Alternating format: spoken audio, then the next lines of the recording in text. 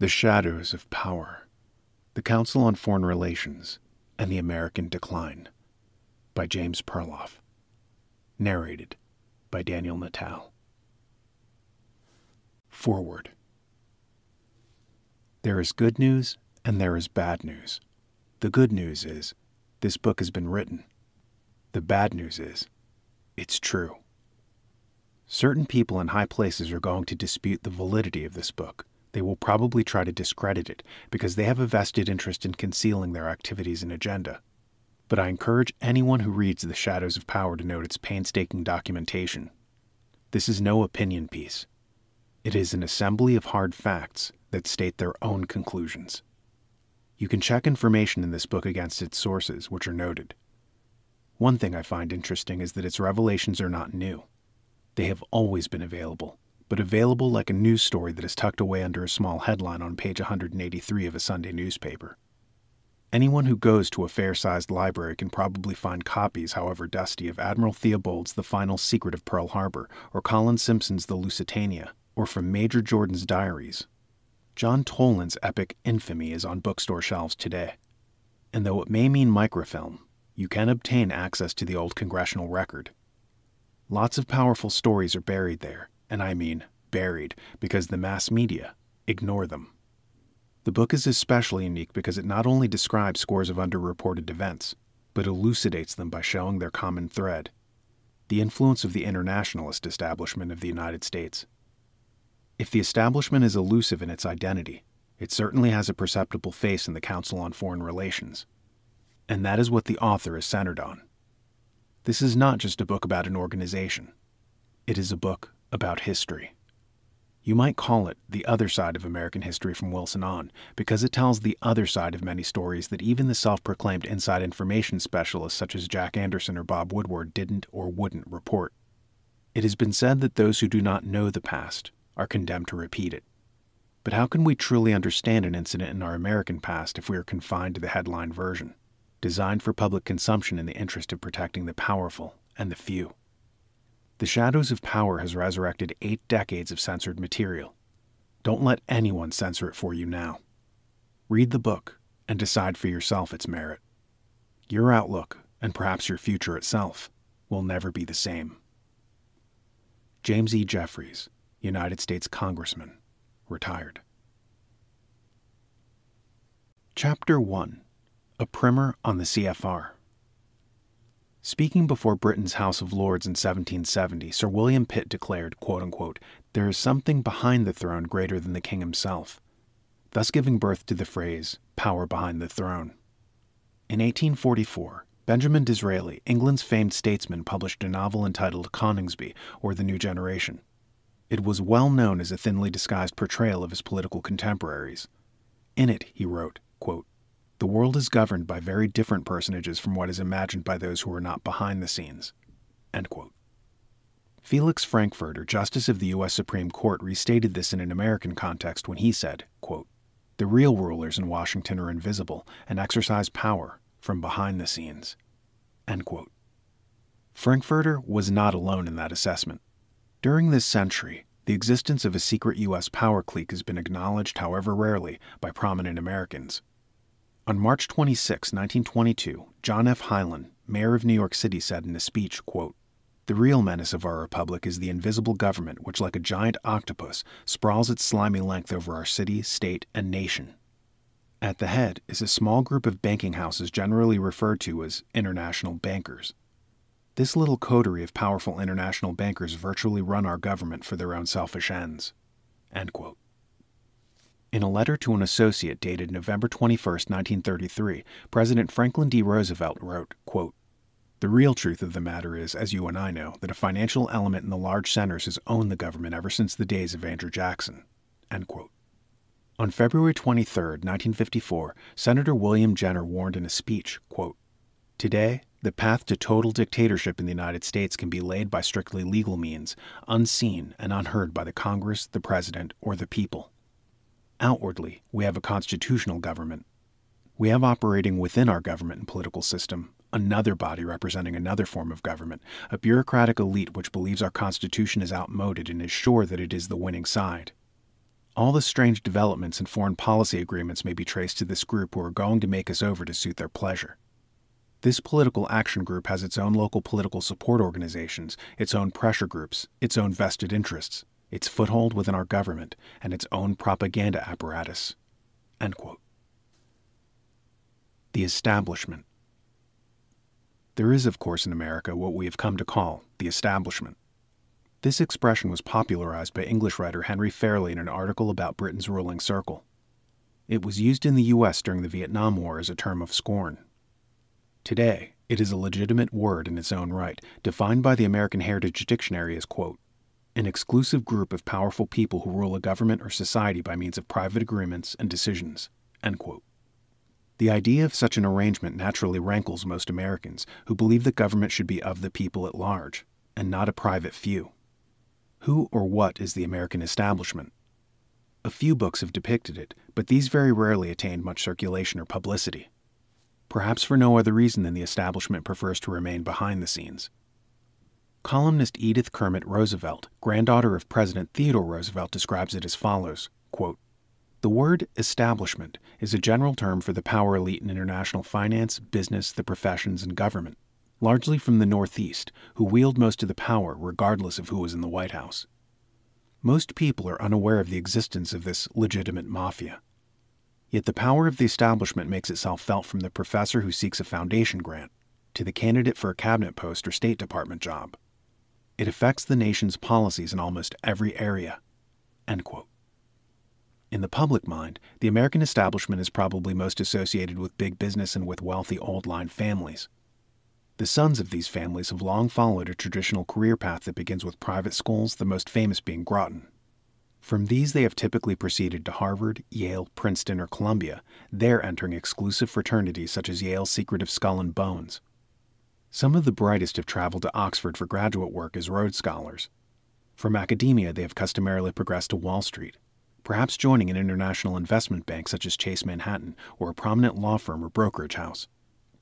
Some of the politically inclined have signed on with establishment think tanks like the Brookings Institution and the Rand Corporation. As they have matured, a few have found themselves on the boards of the vast foundations Rockefeller, Ford, and Carnegie. And ultimately, some have advanced into public service, high positions in the federal government. For the latter, there has long been a requisite: membership in a New York-based group called the Council on Foreign Relations, CFR for short. Since its founding in 1921, the Council has been the establishment's chief link to the U.S. government. It is the focus of this book. What is the CFR? Historian Arthur Schlesinger Jr. has called the Council on Foreign Relations a front organization for the heart of the American establishment. David Halberstam in his acclaimed book The Best and the Brightest dubbed it, quote-unquote, the establishment's unofficial club. Newsweek has referred to the CFR's leaders as the, quote-unquote, foreign policy establishment of the U.S. Richard Revere, writing in Esquire magazine, saw them as, quote, a sort of presidium for the part of the establishment that guides our destiny as a nation, end quote. The Council describes itself as a, quote, nonprofit and nonpartisan membership organization dedicated to improved understanding of American foreign policy and international affairs, end quote. It is headquartered at the elegant Harold Pratt House at 58 East 68th Street in New York City. As of June 1987, the CFR had 2,440 members, including many prominent persons in business, government, law, and mass media. Membership is by invitation only. The Council holds frequent meetings and dinners which feature a speech by a guest, usually a ranking statesman from Washington or a foreign country, followed by a discussion with members. These meetings follow a rule of quote-unquote non-attribution, meaning that everything is off the record. Violation of this rule is considered grounds for dismissal from the CFR. The Council explains that its no-quote policy is to encourage candor, but economist John Kenneth Galbraith, himself a former member, has called it a scandal. Why, he asks, should businessmen be briefed by government officials on information not available to the general public, especially since it can be financially advantageous? Pratt House also conducts 15 to 20 study groups every year. Each is assigned a particular foreign policy topic and meets regularly to deliberate it. The findings of a study group are customarily published, often in book form. 5 times a year, the Council puts out a journal called Foreign Affairs. In addition to serving as a mouthpiece for CFR members, it carries articles, some ghostwritten, by American and foreign dignitaries. Although notorious for being boring, Foreign Affairs is widely read by those involved with making foreign policy, and has been called by Time magazine, quote, the most influential periodical in print, end quote. The CFR undertakes other activities such as its corporate program, which indoctrinates businessmen in international matters. The Council's annual budget is $8.5 million, which is mostly funded by foundation grants, members' dues and contributions, and publication revenue. And it has affiliates called Committees on Foreign Relations in 38 cities around the United States. More than just a club. The Council, while remaining largely unknown to the public, has exercised decisive impact on U.S. policy, especially foreign policy, for several decades. It has achieved this primarily in two ways. The first is by directly supplying personnel for upper echelon government jobs. Few Americans know how a president chooses his administrators. The majority probably trust that aside from an occasional political payoff, the most qualified people are sought and found. But the CFR's contribution cannot be overlooked. Pulitzer Prize winner Theodore White said that the Council's, quote, roster of members has for a generation under Republican and Democratic administrations alike been the chief recruiting ground for cabinet-level officials in Washington, end quote. The Christian Science Monitor once observed that, quote, there is a constant flow of its members from private life to public service. Almost half of the Council members have been invited to assume official government positions or to act as consultants at one time or another, end quote. Indeed, Joseph Kraft, writing in Harper's, called the Council a quote-unquote school for statesmen. David Halberstam put it more wryly, quote, they walk in one door as acquisitive businessmen and come out the other door as statesman figures, end quote. The historical record speaks even more loudly than these quotes. Through early 1988, 14 secretaries of state, 14 treasury secretaries, 11 defense secretaries, and scores of other federal department heads have been CFR members. Defenders of the Council say that such enumerations are misleading because some officials are invited into the Council after appointment to government. However, close inspection does not reveal this to be a particularly extenuating factor. Every Secretary of State since 1949 has been a member of the Council, and of these, only one, William P. Rogers, joined the CFR subsequent to appointment. That an individual enrolls in the Council after entering public service does not purge his membership of significance, because the organization may still influence him considerably while in office. CFR men who are in high government ranks often staff their departments with Council colleagues. As Anthony Lucas related in the New York Times Magazine in 1971, quote, everyone knows how fraternity brothers can help other brothers climb the ladder of life. If you want to make foreign policy, there's no better fraternity to belong to than the Council. When Henry Stimson, the group's quintessential member, went to Washington in 1940 as Secretary of War, he took with him John McCloy, who was to become Assistant Secretary in charge of personnel. McCloy has recalled, whenever we needed a man, we thumbed through the roll of the Council members and put through a call to New York. And over the years, the men McCloy called in turn called other Council members, end quote. According to the CFR itself, as of June 1987, 318 of its members were current U.S. government officials. The second major way in which the Council affects policy is in formulating and marketing recommendations. The CFR disputes that it actually does this. Its annual report for 1986 emphatically stated, quote, the Council on Foreign Relations does not determine foreign policy, end quote. The 1987 report declared, quote, the Council takes no institutional positions on issues of foreign policy, end quote. It is true that the Council does not officially advocate policies per se. However, through its books and foreign affairs articles, ideas certainly are pushed, even if accompanied by statements that a given work only represents its author's viewpoint. J. Robert Moskin, writing in the March 1987 issue of Town & Country, said the CFR, quote, has long sought to influence U.S. foreign policy, end quote. In his article for Harper's, Joseph Kraft noted that the Council, quote, has been the seat of some basic government decisions, has set the context for many more, end quote. Indeed, it is alleged that if you want to know what the U.S. government will be doing tomorrow, just read Foreign Affairs today. Admiral Chester Ward, former Judge Advocate General of the U.S. Navy, was invited into CFR membership and was shocked by what he discovered. Although he remained in the organization for nearly 20 years, he became one of its sharpest critics. In a 1975 book he co-authored with Phyllis Schlafly, Ward wrote, quote, "Once the ruling members of the CFR have decided that the U.S. government should adopt a particular policy, the very substantial research facilities of CFR are put to work to develop arguments, intellectual and emotional, to support the new policy, and to confound and discredit intellectually and politically any opposition." End quote. The Council counters that it is quote-unquote host to many views, advocate of none. In other words, it is supposedly like a professor who allows his students to thrash out all sides of an issue. He reveals no prejudice, exerts no censorship. Foreign Affairs has never changed a word in the disclaimer of bias that has prefaced its pages since 1922. Quote, "The articles in Foreign Affairs do not represent any consensus of beliefs. We hold that while keeping clear of mere vagaries, Foreign Affairs can do more to inform American public opinion by a broad hospitality to divergent ideas than it can by identifying itself with one school." End quote. The CFR claims to be pluralistic. However, because one can join only through the nomination of others already in the Council, the group naturally tends to remain homogeneous. J. Robert Moskin recounts of the CFR's early days, quote, "Although the Council itself never took a position, its members' bias was apparent to all." End quote. Richard Barnett, himself a CFR member, wrote in 1972 that, quote, "In recent years, a few symbolic policy critics have actually been recruited.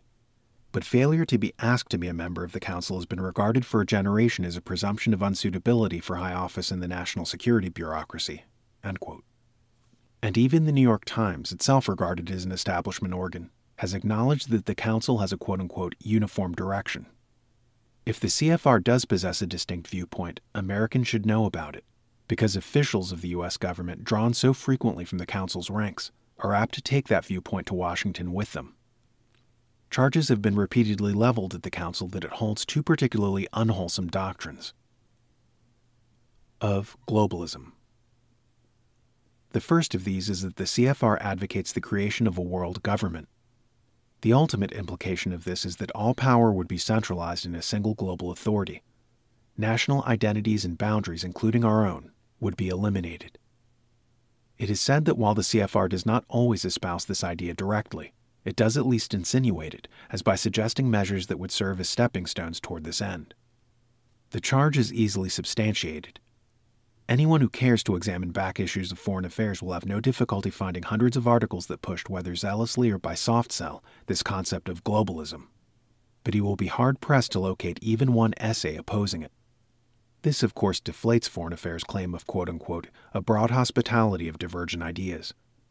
According to Admiral Ward, the CFR has a goal, quote, "submergence of U.S. sovereignty and national independence into an all-powerful one-world government," end quote. He wrote that, quote, "this lust to surrender the sovereignty and independence of the United States is pervasive throughout most of the membership." And he added, "In the entire CFR lexicon, there is no term of revulsion carrying a meaning so deep as America First," end quote. Rather than stand on allegations, let us draw samples from the CFR's own works. An article in the inaugural issue of Foreign Affairs, September 1922, condemned what it called, quote, "the dubious doctrines expressed in the phrase safety first and America first," end quote. An article in the second issue, December 1922, declared, quote, "obviously there is going to be no peace or prosperity for mankind so long as it remains divided into 50 or 60 independent states. Equally obvious, there is going to be no steady progress in civilization or self-government among the more backward peoples until some kind of international system is created which will put an end to the diplomatic struggles incident to the attempt of every nation to make itself secure. The real problem today is that of world government," end quote. A 1944 Council publication, American Public Opinion and Post-War Security Commitments, noted, quote, "the sovereignty fetish is still so strong in the public mind that there would appear to be little chance of winning popular assent to American membership in anything approaching a superstate organization. Much will depend on the kind of approach which is used in further popular education," end quote. In 1959, the Council issued a position paper entitled Study No. 7, Basic Aims of U.S. Foreign Policy. This document proposed that the U.S. seek to quote-unquote build a new international order. The steps it cited as necessary to achieve this were, quote, 1. Search for an international order in which the freedom of nations is recognized as interdependent and in which many policies are jointly undertaken by free world states with differing political, economic, and social systems, and including states labeling themselves as socialist. 2. Safeguard U.S. security through preserving a system of bilateral agreements and regional arrangements. 3. Maintain and gradually increase the authority of the UN. 4. Make more effective use of the International Court of Justice, jurisdiction of which should be increased by withdrawal of reservations by member nations on matters judged to be domestic. In 1974, Foreign Affairs carried an article by Richard N. Gardner called The Hard Road to World Order. Gardner complained that, quote, "We are witnessing an outbreak of short-sighted nationalism that seems oblivious to the economic, political, and moral implications of interdependence." End quote. He outlined a strategy by which, quote, "The House of World Order will have to be built from the bottom up rather than from the top down." End quote. He explained that, quote, "An end run around national sovereignty eroding it piece by piece will accomplish much more than the old-fashioned frontal assault." End quote. And in the fall 1984 Foreign Affairs, Kurt Waldheim, former Secretary General of the UN and former Nazi, writes, quote, "As long as states insist that they are the supreme arbiters of their destinies, that as sovereign entities their decisions are subject to no higher authority, international organizations will never be able to guarantee the maintenance of peace." End quote. Review of the CFR's publication history unearths countless statements similar to the foregoing. Naturally, everyone would like to see harmony and peace. But if the United States traded its sovereignty for membership in a world government, what would become of our freedoms as expressed in the Bill of Rights? How would the rulers of this world government be selected? And how could a single central authority equitably govern a planet that is so diversified? These are unanswered questions that have darkened the Council's crusade for globalism. Of communism. A second, more controversial accusation against the Council is that it has been soft on communism. So soft, in fact, that its members have often exerted their influence on behalf of the international communist movement. This charge would appear to be untenable at first, considering that the establishment centered on Wall Street is conventionally regarded as the antithesis of the radical left. But here again, review of the CFR's House organ, Foreign Affairs, proves very instructive. One finds that dozens of Marxists and socialists have published articles in that journal. Even such titans of communism as Leon Trotsky, Soviet Premier Nikita Khrushchev, and Yugoslavia's Josip Broz Tito. Indeed, when Trotsky died, he was eulogized in Foreign Affairs as follows, quote, "He gave us in a time when our race is woefully in need of such restoratives, the vision of a man.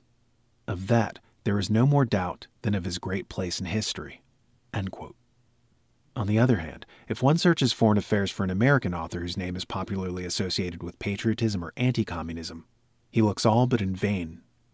Lenin so admired the first issue of the publication that he underscored passages in some of its articles. The Council today proudly possesses Lenin's original copy.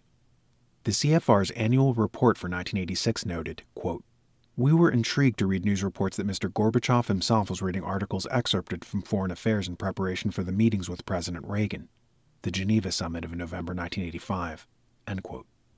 The Soviets were even placing ads for their airline Aeroflot in Foreign Affairs 20 years before Glasnost. Affinity has always existed between Marxists and the Council. Quick proof of this is found in the yearly roster of guest speakers at Pratt House. The 1959 report, for example, listed such leftist luminaries as Fidel Castro, Anastasij Mikoyan of the USSR, Oskar Lenga of Poland's State Council, Yugoslavia's Marko Nikezic, and a variety of other socialists. The 1984 report noted the following among the year's speakers: Robert Mugabe, Marxist Prime Minister of Zimbabwe, Daniel Ortega of Nicaragua, Guillermo Ungo, leader of the El Salvador Revolutionaries, Petra Kelly of Germany's far-left Green Party, and 3 officials from the People's Republic of China. To be sure, many non-communists also appear at the Council, but the hosting of Marxists shows that the CFR has no aversion to them, and vice versa. In February 1987, a delegation of top Council members traveled to the USSR at Moscow's invitation, meeting Gorbachev and other Soviet officials. The visit was closely followed by the New York Times. Perhaps nothing demonstrates the rapport between the CFR and the Soviet Union more graphically than a 1961 photo appearing in The Wise Men, a book published in 1986 by Simon & Schuster. The picture shows John McCloy, then chairman of the Council, and Soviet dictator Nikita Khrushchev swimming together at the latter's private dacha in the Black Sea. A grinning Khrushchev has his arm around a grinning McCloy who, according to the text, was wearing swimming trunks loaned him by the premier himself. The Council's defenders say the amicable exchanges with Marxists are simply an indication of its broad-minded pluralism, They point out that CFR members were among the Cold War's vanguard, and that Foreign Affairs has printed a multitude of articles criticizing communism in the Soviet Union. It is true that such articles have found space in Foreign Affairs, some of them sincere beyond doubt. In 1980, the periodical even ran a piece by Alexander Solzhenitsyn. However, in looking over the anti-communist articles from the Cold War period when the bulk of them appeared, it is apparent that the gist of their conclusions was this: that the best defense against communism would be a new world order, a stronger UN, regional alliances, and other building blocks of world government. To the CFR, then, the threat of communism seems to have been little more than a marketable rationale for its globalistic aims. Here is how Edith Kermit Roosevelt summed it up in 1961, quote, "What is the establishment's viewpoint? Through the Roosevelt, Truman, Eisenhower, and Kennedy administrations, its ideology is constant, that the best way to fight communism is by a one-world socialist state governed by experts, like themselves. The result has been policies which favor the growth of the superstate, gradual surrender of United States sovereignty to the United Nations, and a steady retreat in the face of communist aggression." End quote. Senator Jesse Helms, after noting the CFR's place within the establishment, put it this way before the Senate in December 1987, quote, "The viewpoint of the establishment today is called globalism. Not so long ago, this viewpoint was called the one world view by its critics. The phrase is no longer fashionable among sophisticates. Yet the phrase one world is still apt because nothing has changed in the minds and actions of those promoting policies consistent with its fundamental tenets. Mr. President, in the globalist point of view, nation-states and national boundaries do not count for anything. Political philosophies and political principles seem to become simply relative. Indeed, even constitutions are irrelevant to the exercise of power. In this point of view, the activities of international financial and industrial forces should be oriented to bringing this one-world design with the convergence of the Soviet and American systems as its centerpiece into being." End quote. This book contends that the accusations against the Council on Foreign Relations, the pursuit of one-world government, and receptiveness to communism are true. It further contends that due to the Council's heavy presence in Washington, these factors have acted mightily upon the course of American foreign policy in this century, a course frequently damned by disaster that has seen the United States eroded in strength and its allies sometimes vanquished altogether. We have thus far quoted a number of references to the Council in well-known publications such as Esquire and the New York Times. However, mass media comment on the CFR is extremely rare. No feature article about the group appeared in any major journal or newspaper during its first 36 years. Today, probably not one American in 500 can identify the CFR, despite the fact that it is arguably the most powerful political entity in the United States. This by itself should raise questions, let alone eyebrows. Knowing the Council's record of action and influence demystifies a number of otherwise puzzling episodes in U.S. history. We shall proceed to inspect that record, but it is instructive to first know something about the people and events that led to the Council's founding in 1921. Chapter 2. Background to the Beginning. International Bankers and Central Banks. An international banker is one who, among other things, loans money to the governments of nations. Lending to governments can be particularly profitable for several reasons. First, a government borrows far more than an individual or business. Second, a government has unique tools with which it can guarantee repayment, such as the levying of taxes. Third, a government may requite its debt through a medium more desirable than cash, by granting the banker certain privileges, for example, or giving him a say in policy. No turn of events is more lucrative for an international banker than war, because nothing generates more government borrowing faster.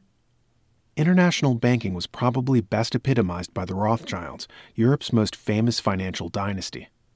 Meyer Amschel Rothschild, 1743 to 1812, retained one of his 5 sons at the home bank in Germany and dispatched the other 4 to run offices in England, France, Austria, and Italy.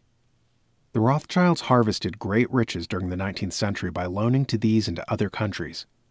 Sometimes they, or their agents, financed both sides of armed conflicts, such as the Franco-Prussian War and the war between the states. As national creditors, they earned tremendous political influence.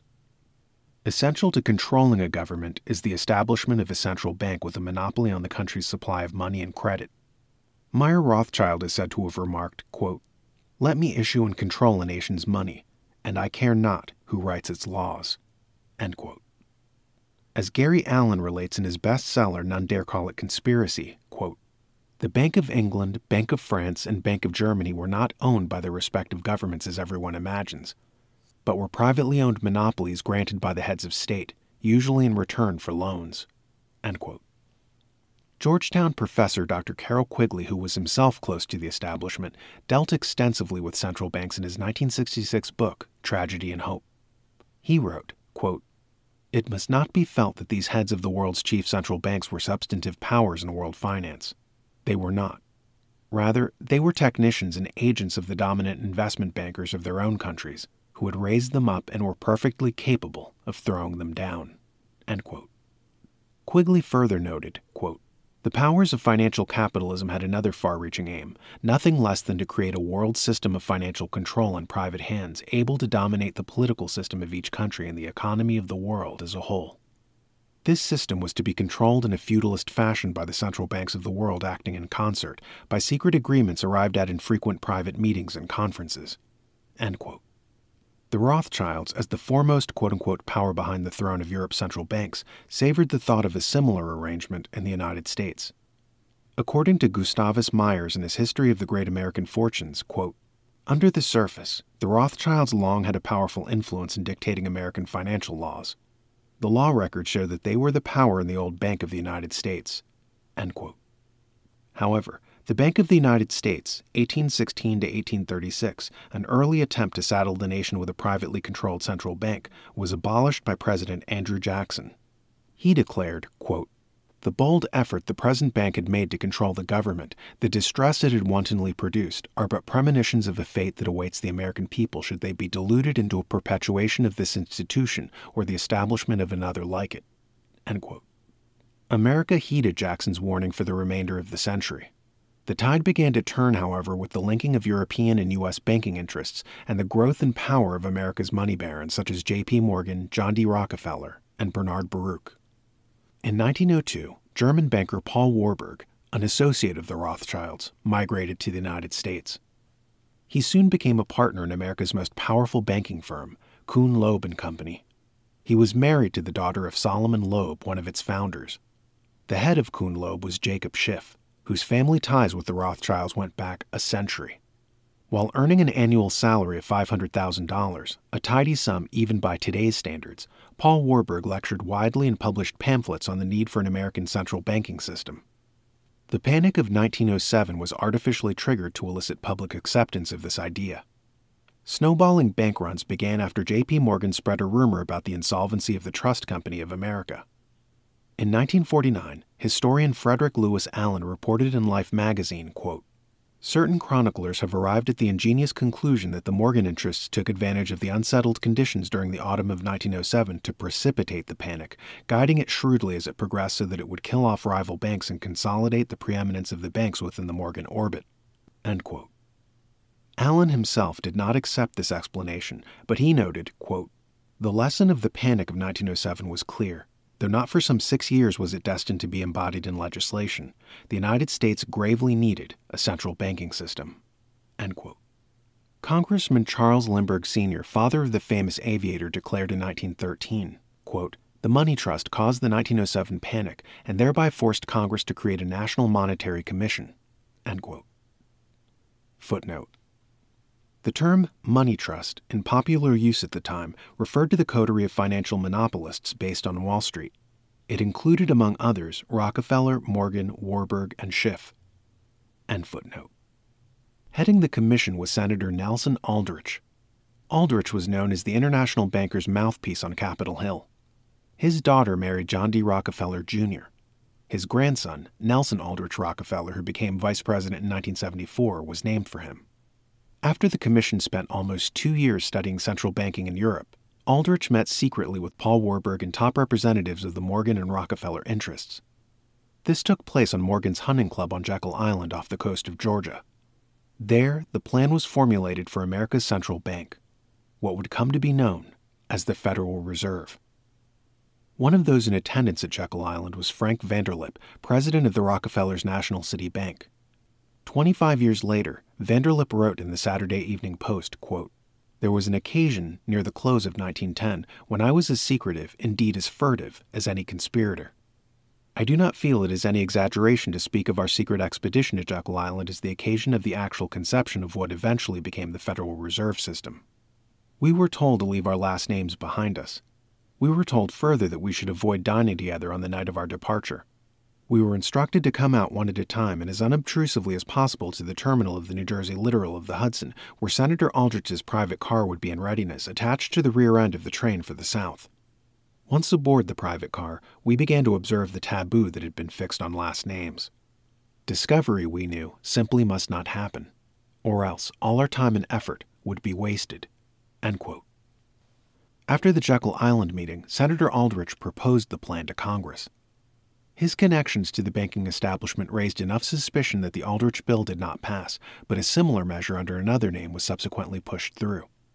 The Federal Reserve became law in December 1913. Ostensibly, the system was to act as guardian of reserves for banks. It was granted control over interest rates and the size of the national money supply.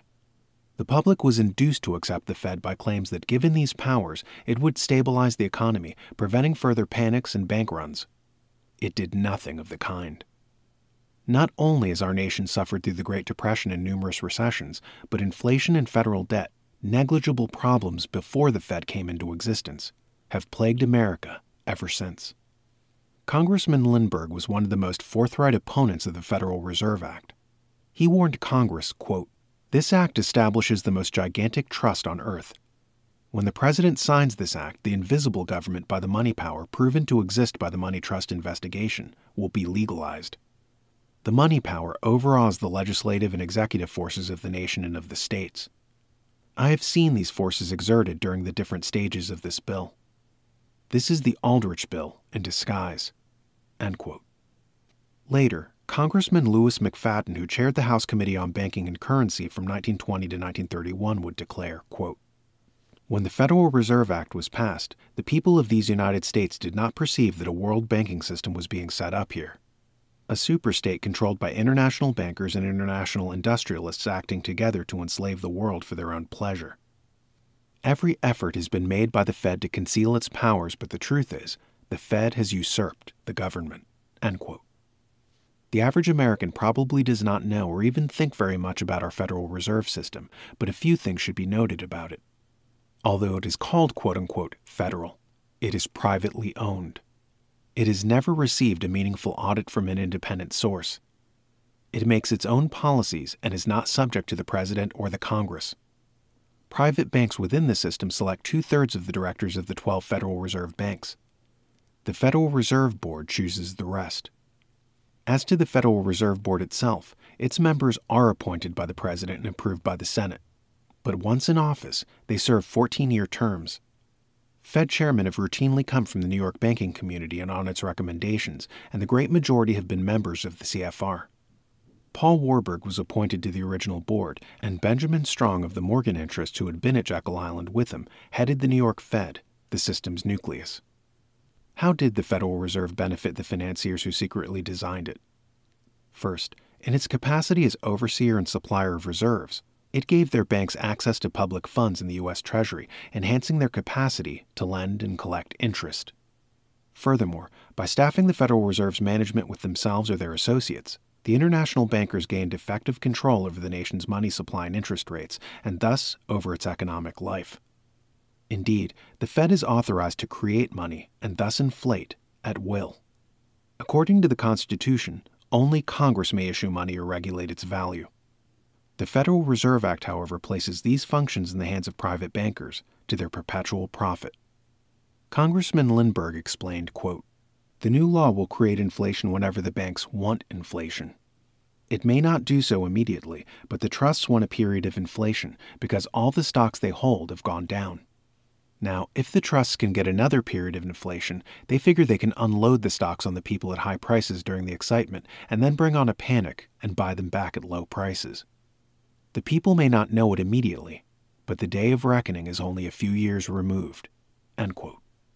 That day of reckoning, of course, came in 1929, and the Federal Reserve has since created an endless series of booms and busts by the strategic tightening and relaxation of money and credit. Finally, The Fed was empowered to buy and sell government securities and to loan to member banks so that they might themselves purchase such securities, thus greatly multiplying the potential for government indebtedness to the banking community. However, if Washington was to incur debts, it had to have some means of paying them off. The solution was income tax. Prior to 1913, there was no income tax in America except during the war between the states and early Reconstruction period. The U.S. government survived on other revenue sources such as tariffs and excise taxes. As a result, it could neither spend nor borrow heavily. Because income tax had been declared unconstitutional by the Supreme Court in 1895, it had to be instituted by constitutional amendment. The man who brought forward the amendment in Congress was the same senator who proposed the plan for the Federal Reserve, Nelson Aldrich. Why did the American people consent to income tax? Initially, it was nominal. A mere 1% of income under $20,000, a figure few made in those days. Naturally, there were assurances that it would never increase. Another pitch used to sell the tax was that being graduated, it would soak the rich. But Senator Aldrich's backing of the amendment implied that the rich desired it. America's billionaire elite, of course, are notorious for sidestepping the IRS. The Pecora hearings of 1933, for example, revealed that J.P. Morgan had not paid any income tax in 1931-32.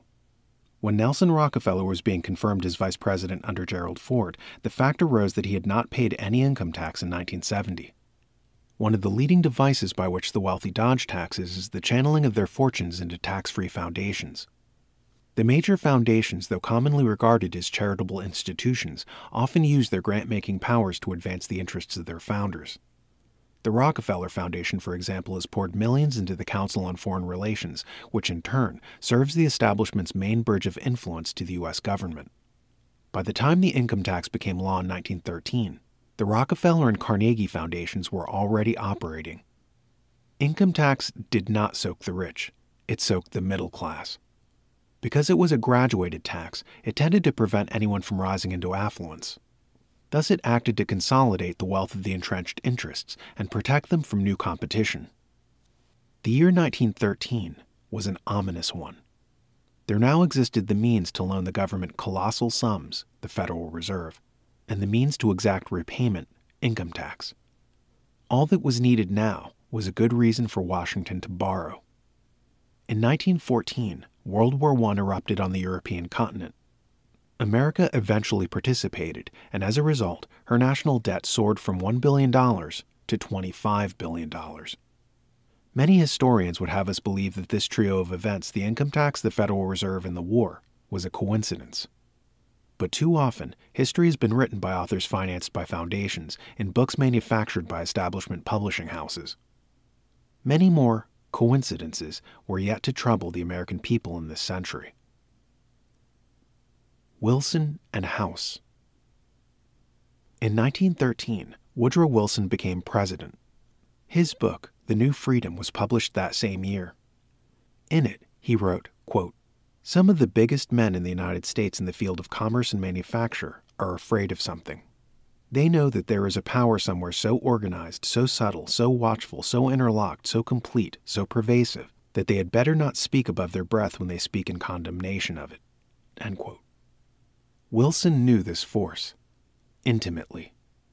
His predecessor, Republican President William Howard Taft, had been against a central bank, saying he would veto a bill proposing one. For this reason, the international bankers sought to replace Taft with a submissive candidate. Woodrow Wilson was rocketed from president of Princeton University to governor of New Jersey in 1911 to the Democratic presidential nominee in 1912. Among his weighty financial backers were Cleveland Dodge of the Rockefellers National City Bank, Jacob Schiff of Kuhn Loeb, and Bernard Baruch. According to one eyewitness, Baruch brought Wilson to Democratic Party headquarters in New York in 1912, quote, "leading him like one would a poodle on a string." End quote. Wilson received an indoctrination course from the leaders convened there, during which he agreed in principle to do the following if elected: support the projected Federal Reserve, support income tax, lend an ear to advice should war break out in Europe, lend an ear to advice on who should occupy his cabinet.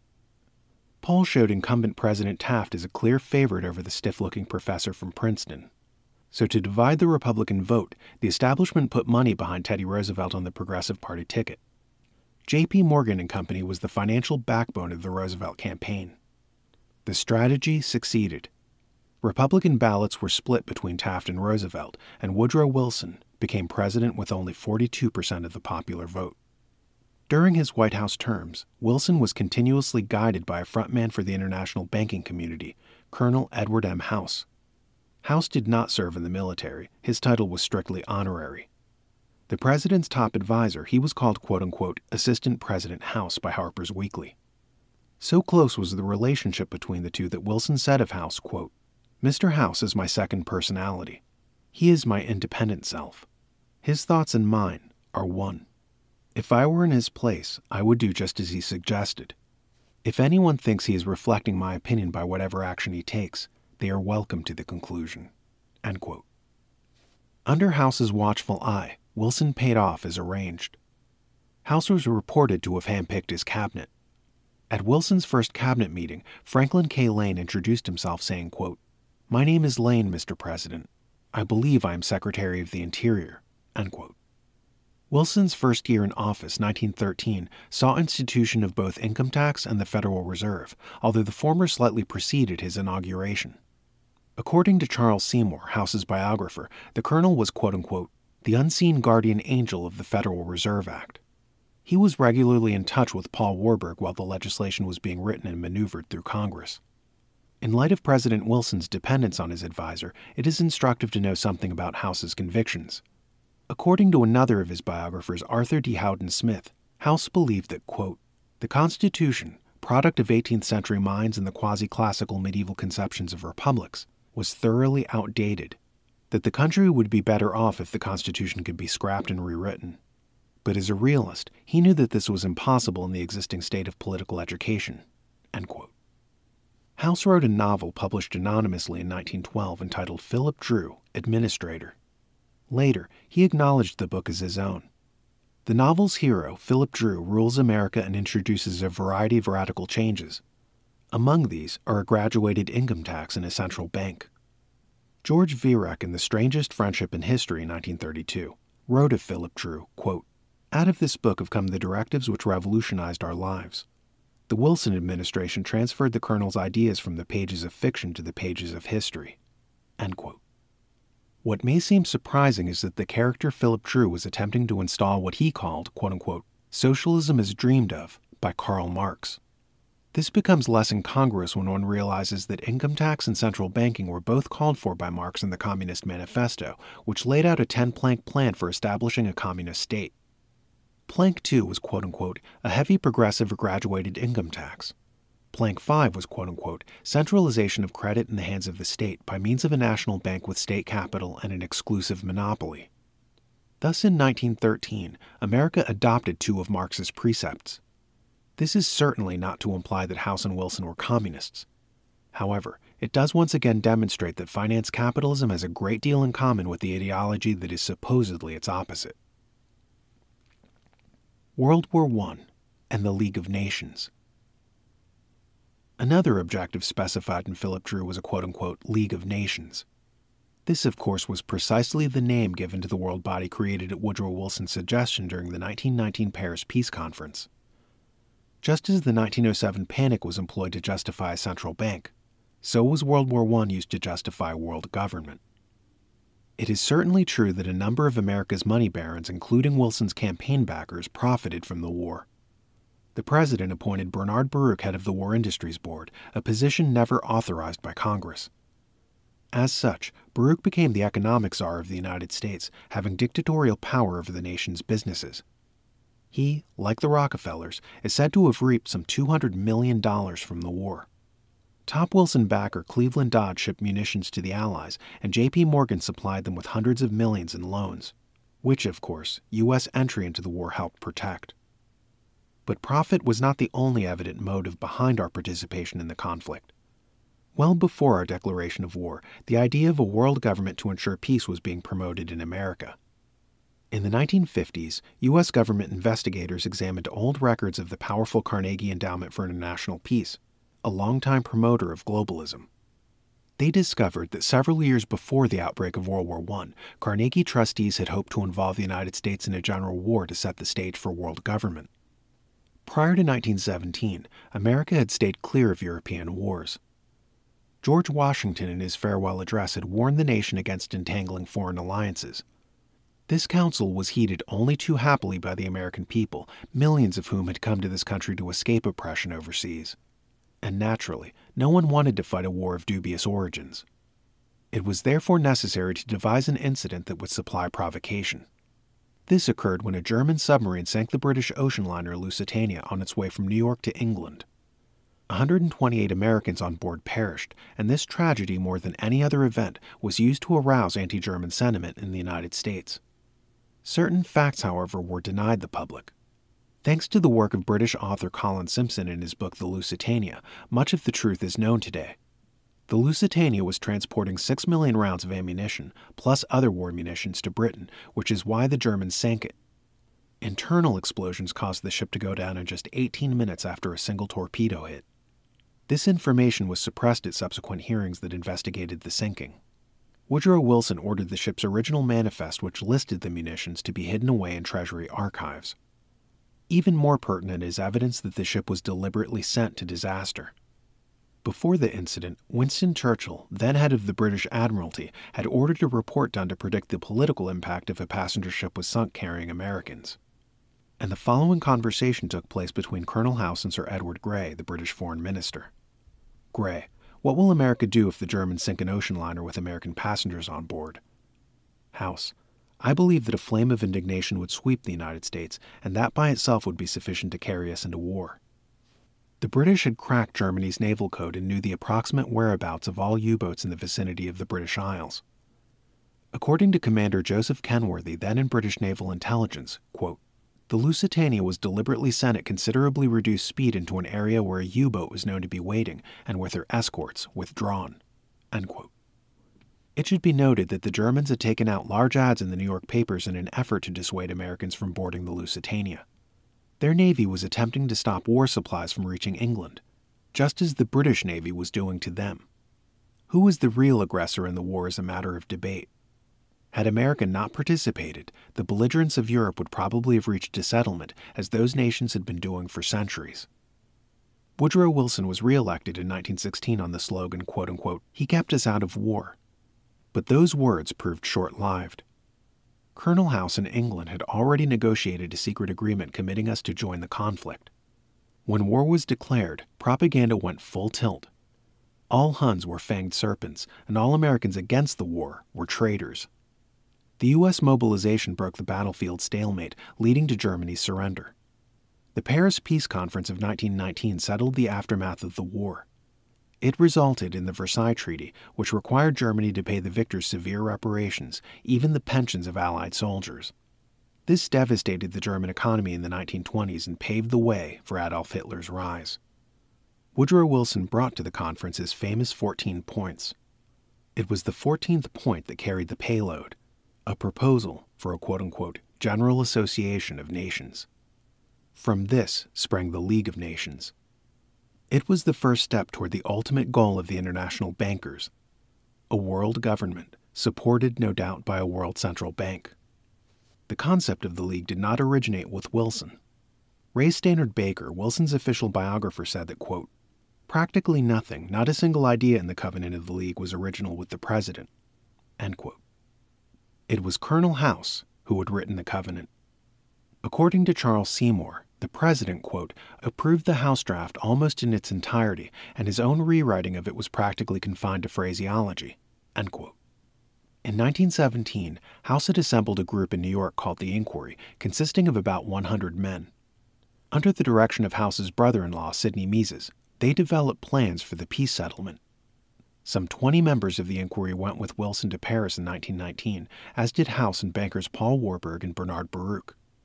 The League of Nations was successfully instituted. A number of countries that enrolled had powerful internationalist forces operating within them. But the United States could not join unless the Versailles Treaty received Senate ratification, a condition that the U.S. Constitution stipulates for any treaty. The Senate balked.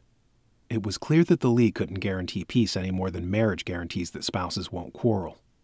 For the League to be strong enough to enforce world security, it would also have to be strong enough to threaten our national sovereignty. and freedom-loving Americans wanted none of that. They had done their part to help win the war and saw no reason why they should further entwine their fate with the dictatorships and monarchies of the Old World. Chapter 3: The Council's Birth and Early Links to Totalitarianism. Well before the Senate's vote on ratification, news of its resistance to the League of Nations reached Colonel House, members of the Inquiry, and other U.S. internationalists gathered in Paris. It was clear that America would not join the realm of world government unless something was done to shift its climate of opinion. Under House's direction, these men, along with some members of the British delegation to the conference, held a series of meetings. On May 30, 1919, at a dinner at the Majestic Hotel, it was resolved that a quote-unquote Institute of International Affairs would be formed. It would have two branches, one in the United States and one in England. The American branch became incorporated in New York as the Council on Foreign Relations on July 29, 1921. As a note of interest, the British branch became known as the Royal Institute of International Affairs, RIIA. Its leadership was controlled by members of the Round Table, a semi-secret internationalist group headquartered in London.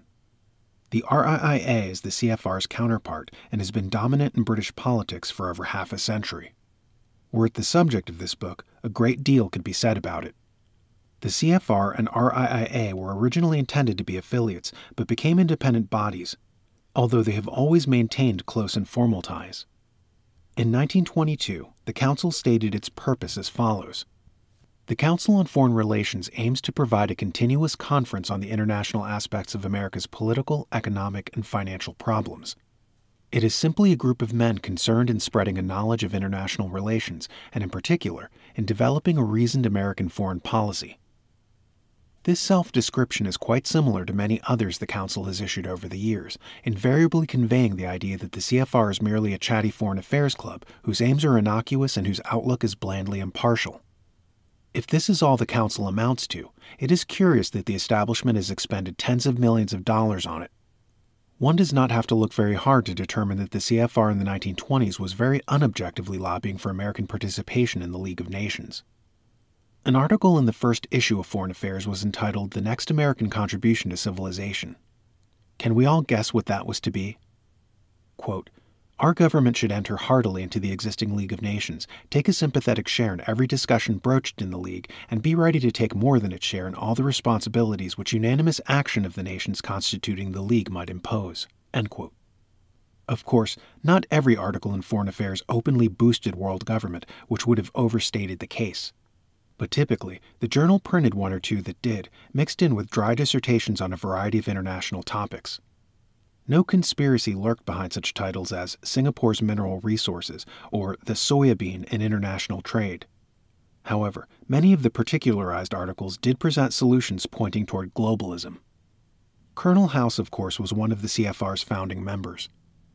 As to the others, Robert D. Schaltzinger in The Wise Men of Foreign Affairs, The History of the Council on Foreign Relations noted that, quote, "Nearly all of them were bankers and lawyers." End quote. This stereotype was unchanged 50 years later. John Franklin Campbell wrote in New York Magazine in 1971 that membership in the CFR, quote, "usually means that you are a partner in an investment bank or law firm with occasional troubleshooting assignments in government." End quote. This raises a question. Why should foreign affairs lie almost exclusively in the province of these two professions? The CFR's founders were specialized in yet another way, association with J.P. Morgan and Company. Dr. Carroll Quigley, referred to earlier, had unique insight into the Council's founding. He was very close to members of the Round Table, which was the core of the CFR's counterpart group in Britain. In the early 1960s, he was allowed to inspect its secret records. Quigley termed the CFR, quote, "a front group for J.P. Morgan and Company in association with the very small American Round Table group." End quote. The founding president of the CFR was John W. Davis, who was J.P. Morgan's personal attorney and a multi-millionaire in his own right. Founding vice president was Paul Cravath, whose law firm also represented the Morgan interests. Morgan partner Russell Leffingwell would later become the Council's first chairman. A variety of other Morgan partners, attorneys, and agents crowded the CFR's early membership rolls. Conscious of such uniformity, the Council's steering committee moved to distinguish the roster by adding college professors. However, most of these had been members of Colonel House's inquiry. Furthermore, They hailed from campuses beholden to J.P. Morgan. As Dr. Quigley observed, quote, "The Wall Street contacts with these professors were created originally from Morgan's influence in handling large academic endowments." End quote. Bolshevik connections. Another denominator common to many of the early CFR members was support, material or moral, for the Bolsheviks in Russia. A revolution, like any other substantive undertaking, cannot succeed without financing. The 1917 Russian Revolution was no exception. It is now well known that the Germans helped Lenin, who had been exiled by the Tsar, into Russia in a sealed train, carrying some $5 million in gold. The Germans, of course, had an ulterior motive. Tsarist Russia had been fighting them on the side of the Allies, and a successful revolution would mean one less adversary for Germany to contend with. Less widely known is the U.S. contribution. Probably the best reference on this is Wall Street and the Bolshevik Revolution by Anthony Sutton, former fellow at Stanford University's Hoover Institution. It is based on assiduous research, including a deep probe into State Department files. While Sutton's focus is not on the CFR, comparing his findings with the Council's early rosters proves revealing indeed. His book is actually a part of a trilogy, the other 2 volumes examining Wall Street's links to Franklin D. Roosevelt and to Nazi Germany. Just when American patronage of the Bolsheviks began is probably unknown. But an excerpt from Colonel House's prophetic Philip Drew is not a bad place to start the story. Quote, "Sometimes in his dreams, Drew thought of Russia and its vastness, of the ignorance and hopeless outlook of the people, and wondered when her deliverance would come. There was, he knew, great work for someone to do in that despotic land." End quote. Leon Trotsky, who was living in New York City at the time Tsar Nicholas abdicated, was able to return to Russia only because Woodrow Wilson intervened to secure him an American passport. On November 28, 1917, with the Bolsheviks newly in power, House cabled Wilson that any newspaper accounts describing Russia as a new enemy should be suppressed. On that same day, Wilson declared there should be no interference with the revolution. Although the Bolsheviks' atrocities prevented the U.S. from officially recognizing their new government, Wilson continued to express his support for them, to the shock of many people. Jacob Schiff, the head of Kuhn-Loeb and Company, heavily bankrolled the revolution. This was reported by White Russian General Arseny Degulevich in his book Tsarism and the Revolution. The New York Journal American stated on February 3, 1949, quote, "Today it is estimated, even by Jacob's grandson John Schiff, a prominent member of New York society, that the old man sank about $20 million for the final triumph of Bolshevism in Russia. Other New York banking firms also contributed." End quote. Schiff died before the CFR's incorporation, but his son Mortimer and his partner, Federal Reserve architect Paul Warburg, both became founding council members. By quote-unquote founding member, we refer to anyone who appeared on the council's original 210-man membership roll in 1922. Examination of that list unveils a rogues gallery of Bolshevik supporters. In the summer of 1917, to the city of Petrograd, nerve center of the Russian Revolution, came one of the strangest Red Cross missions in history. It consisted of 15 Wall Street financiers and attorneys led by Federal Reserve Director William Boyce Thompson, plus a small contingent of doctors and nurses. The medical team, discovering that they were but a front for political activities, returned home in protest after 1 month. The businessmen remained in Petrograd. The mission supplied financing, first for the socialist regime of Alexander Kerensky, and then for the Bolsheviks who supplanted him. In his biography of William Boyce Thompson, Herman Hagedorn produced photographic evidence that J.P. Morgan cabled Thompson $1 million through the National City Bank branch at Petrograd, the only bank in Russia the Bolsheviks did not nationalize. What became of the $1 million? The Washington Post of February 2, 1918 supplies the answer. Under the headline, "Gives Bolsheviki $1 million," it noted, quote, "William B. Thompson, who was in Petrograd from July until November last, has made a personal contribution of $1 million to the Bolsheviki for the purpose of spreading their doctrine in Germany and Austria." Mr. Thompson had an opportunity to study Russian conditions as the head of the American Red Cross mission, expenses of which were also largely defrayed by his personal contributions. Mr. Thompson deprecates American criticism of the Bolsheviki. He believes they've been misrepresented. End quote. Thompson also authored a pamphlet praising the Soviets that was published in the United States. 3 of the Wall Streeters in the Petrograd Red Cross mission, Thompson, Allen Wardwell, and Robert Barr, went on to become founding members of the CFR. 3 others, Henry Davison, Thomas Thatcher, and Harold Swift, joined the council in subsequent years. In May 1918, Thompson helped found the American League to Aid and Cooperate with Russia. 3 of the group's executives, Oscar Straus, Charles Coffin, and Maurice Oden, became CFR founding members. The League's president, Frank Goodnow, entered the council in 1925. In June 1918, the State Department received a memorandum from a committee of the War Trade Board advocating, quote, closer and more friendly commercial relations between the United States and Russia, end quote. The committee consisted of 3 individuals, Thomas Chadbourne, CFR founder, John Foster Dulles, CFR founder, and Clarence Woolley, CFR 1925. State Department files reveal that later in 1918, Chadbourne was instrumental in securing $10,000 for George Lomonosov, a Soviet emissary sent to the United States.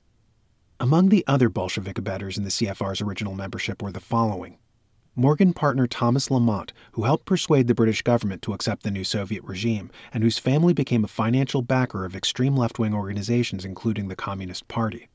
Paul Kravitz, the aforementioned vice president of the CFR, who urged recognition of the Bolsheviks in foreign affairs, and whose law firm helped make that goal an eventual reality. And Ivy Lee, the public relations man who spruced up the Soviets' image in the USA. In 1923, the council signed on Avril Harriman. A pioneer in trading with the Russian communists, Harriman formed a joint shipping firm with them, obtained a multi-million-dollar concession from them to operate the manganese mines in the Caucasus Mountains, and nearly swung a deal to float $42 million in Bolshevik bonds, until the U.S. government stepped in. Years later, he would become our ambassador to the Soviet Union and a confidant of its rulers. We should not overlook Archibald Cary Coolidge, editor of Foreign Affairs. In the periodical's first issue, he wrote an article about Russia under the simple pseudonym K, which chided the United States for being, quote, coldly aloof, haughtily refusing to recognize the Soviet government or to have any dealings with it except in dispensing charity, end quote. Coolidge acknowledged the brutality of the Bolsheviks, but reasoned, quote, shall we refuse to sell sorely needed farm instruments to the Russian peasants because we dislike the Moscow Soviet? To recognize the government of a country does not imply that we admire it, end quote. Despite claims to the contrary, it is evident that Wall Street and the CFR enjoyed an early love affair with the Bolsheviks. Perhaps the best testimony came from one of Moscow's own representatives, Ludwig Martens of the Soviet Bureau in New York. In 1919, he was brought before a Senate committee investigating Soviet influence in America. The New York Times reported, quote, according to Martens, instead of carrying on propaganda among the radicals and the proletariat, he has addressed most of his efforts to winning to the side of Russia the big business and manufacturing interests of this country. Martens asserted that most of the big business houses of the country were aiding him in his effort to get the government to recognize the Soviet government, end quote. The Strange Partnership. More than once, this book has noted the alignment of Wall Street's highest circles with communism. This, of course, is hardly the orthodox outlook. We have always been told that Marxists and capitalists are sworn enemies, but this is frequently contradicted by their record. Probably no name symbolizes capitalism more than Rockefeller, yet that family has for decades supplied trade and credit to communist nations. After the Bolsheviks took power, the Rockefellers' Standard Oil of New Jersey bought up Russian oil fields, while Standard Oil of New York built the Soviets a refinery and made an arrangement to market their oil in Europe. During the 1920s, the Rockefellers' Chase Bank helped found the American-Russian Chamber of Commerce and was involved in financing Soviet raw material exports and selling Soviet bonds in the U.S. The Rockefeller perspective in more recent years hasn't changed. The New York Times of January 16, 1967 carried the headline, Eaton joins Rockefellers to spur trade with Reds. The ensuing story noted that the Rockefellers were teaming up with tycoon Cyrus Eaton Jr., who was financing for the Soviet bloc the construction of a $50 million aluminum plant and rubber plants valued at over $200 million.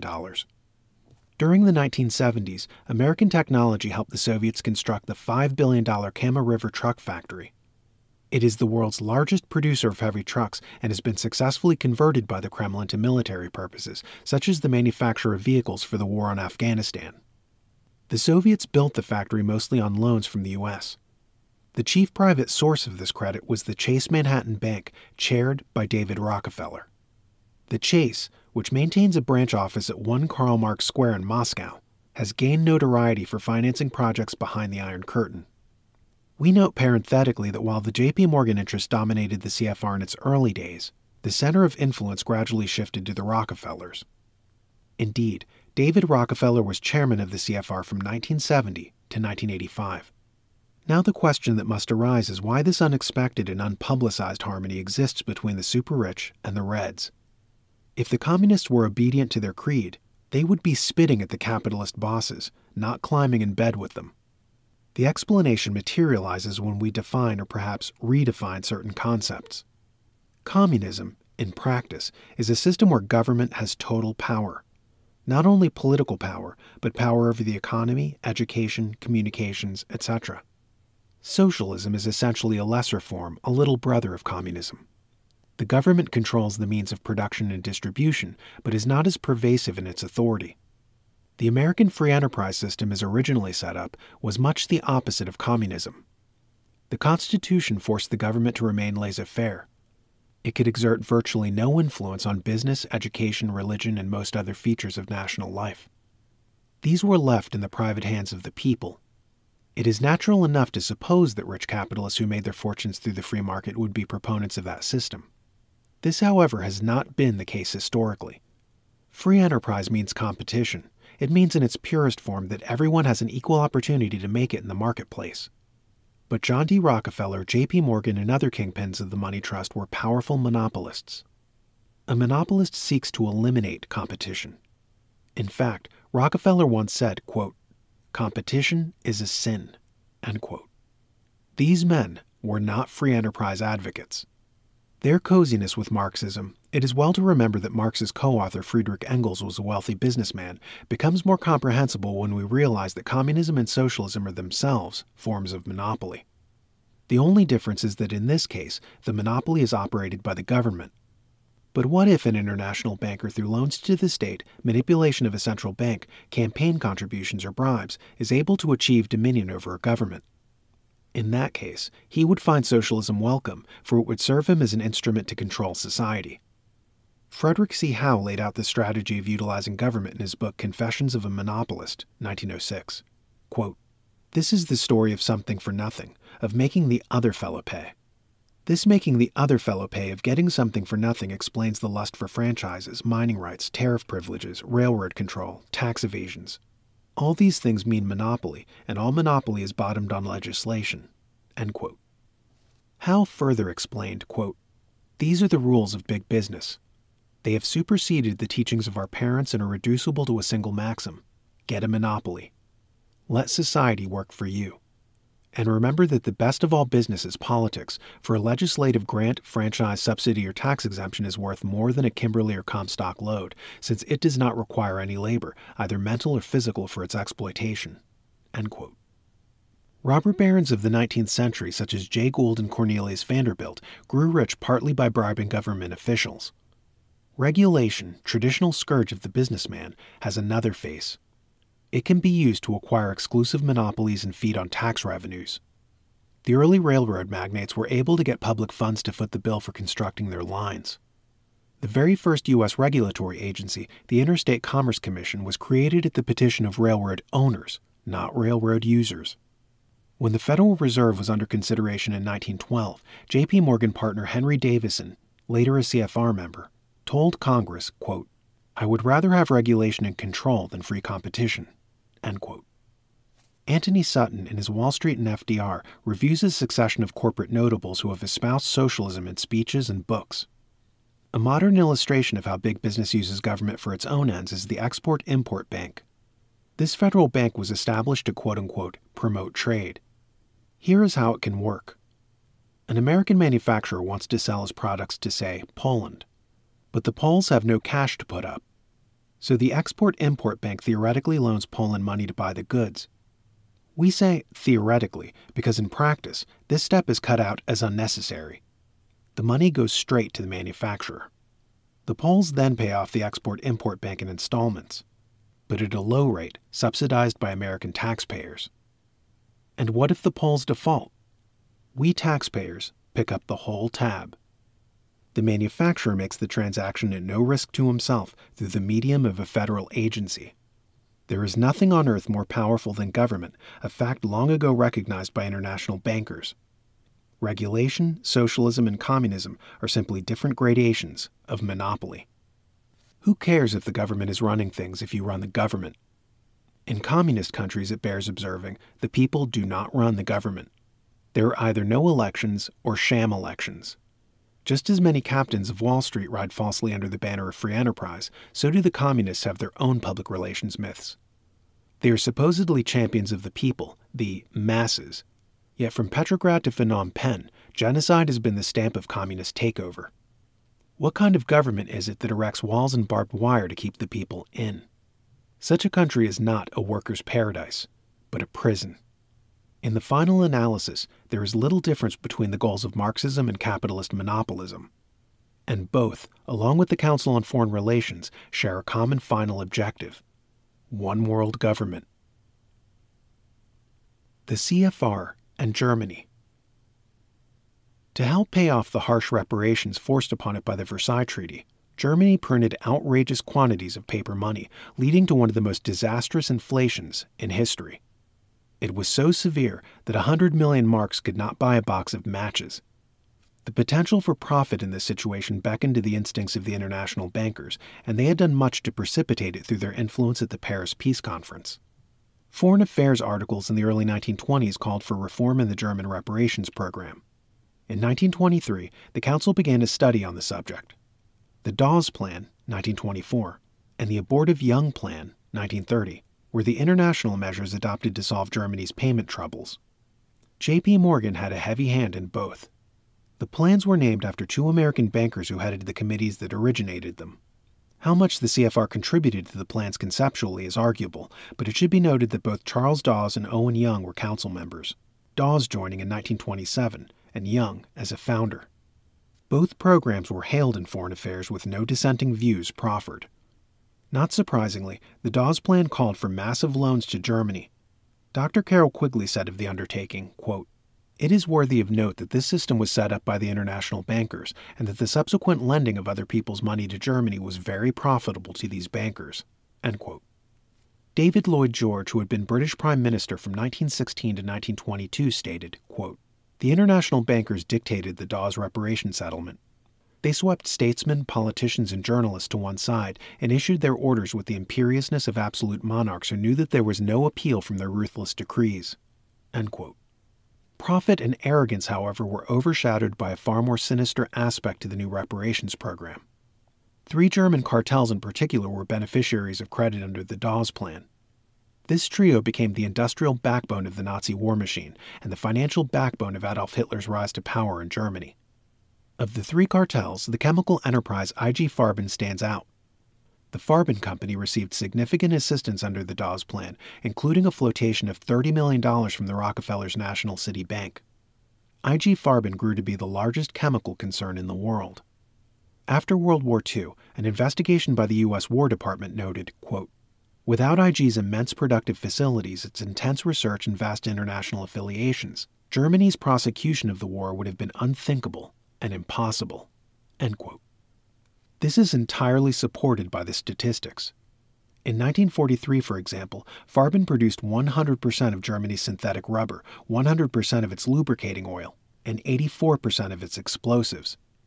It even manufactured the deadly Zyklon B gas used to exterminate human beings in Hitler's concentration camps. IG Farben also supplied 45% of the election funds used to bring the Nazis to power in 1933. What is particularly odious is that certain American companies did robust business with IG Farben, which hired Ivy Lee, CFR, to handle its public relations in the U.S. In 1939, on the eve of the Blitzkrieg, the Rockefeller Standard Oil of New Jersey sold $20 million in aviation fuel to the firm. IG Farben even had an American subsidiary called American IG. Among the directors of the latter were the ubiquitous Paul Warburg, CFR founder, Herman A. Metz, CFR founder, and Charles E. Mitchell, who joined the CFR in 1923 and was a director of both the New York Federal Reserve Bank and National City Bank. There were also several Germans on the board of American IG. After the war, 3 of them were found guilty of war crimes at the Nuremberg trials, but none of the Americans were ever prosecuted. This story of American ties to German fascism has been avoided like the plague by the major U.S. media. However, several books on the subject have appeared in recent years. Of these, Sutton's Wall Street and the Rise of Hitler probably remains the definitive study. Chapter 4: The CFR and FDR. The Council on Foreign Relations exerted only limited influence on Washington during the 1920s. The American people had wearied of Wilsonian policy with its attendant war, debt, taxation, and inflation. In 1920, Republican Warren Harding was elected president with over 60% of the popular vote. A resolute opponent of both Bolshevism and the League of Nations, Harding was anathema to the CFR and the international bankers, a factor that should not be overlooked when considering the evil reputation some historians have assigned him. Under Harding and his successor, Calvin Coolidge, the United States enjoyed unprecedented prosperity in an atmosphere of world peace. It was a happy era of spirited accomplishments, remembered for the introduction of radio and talkies, Lindbergh's transatlantic flight, and Babe Ruth's home runs. Some $8 billion were even sliced off the federal deficit accrued under Wilson. This atmosphere was apparently not to the liking of the money trust. They sought to oust the new Republican dynasty from the White House and install someone more cooperative, Franklin D. Roosevelt. Ever since his first presidential campaign, FDR had been touted as a quote-unquote man of the little people, a knight on a white horse who stood up to Wall Street. This image is just that, an image. Roosevelt himself was a prototypic Wall Streeter.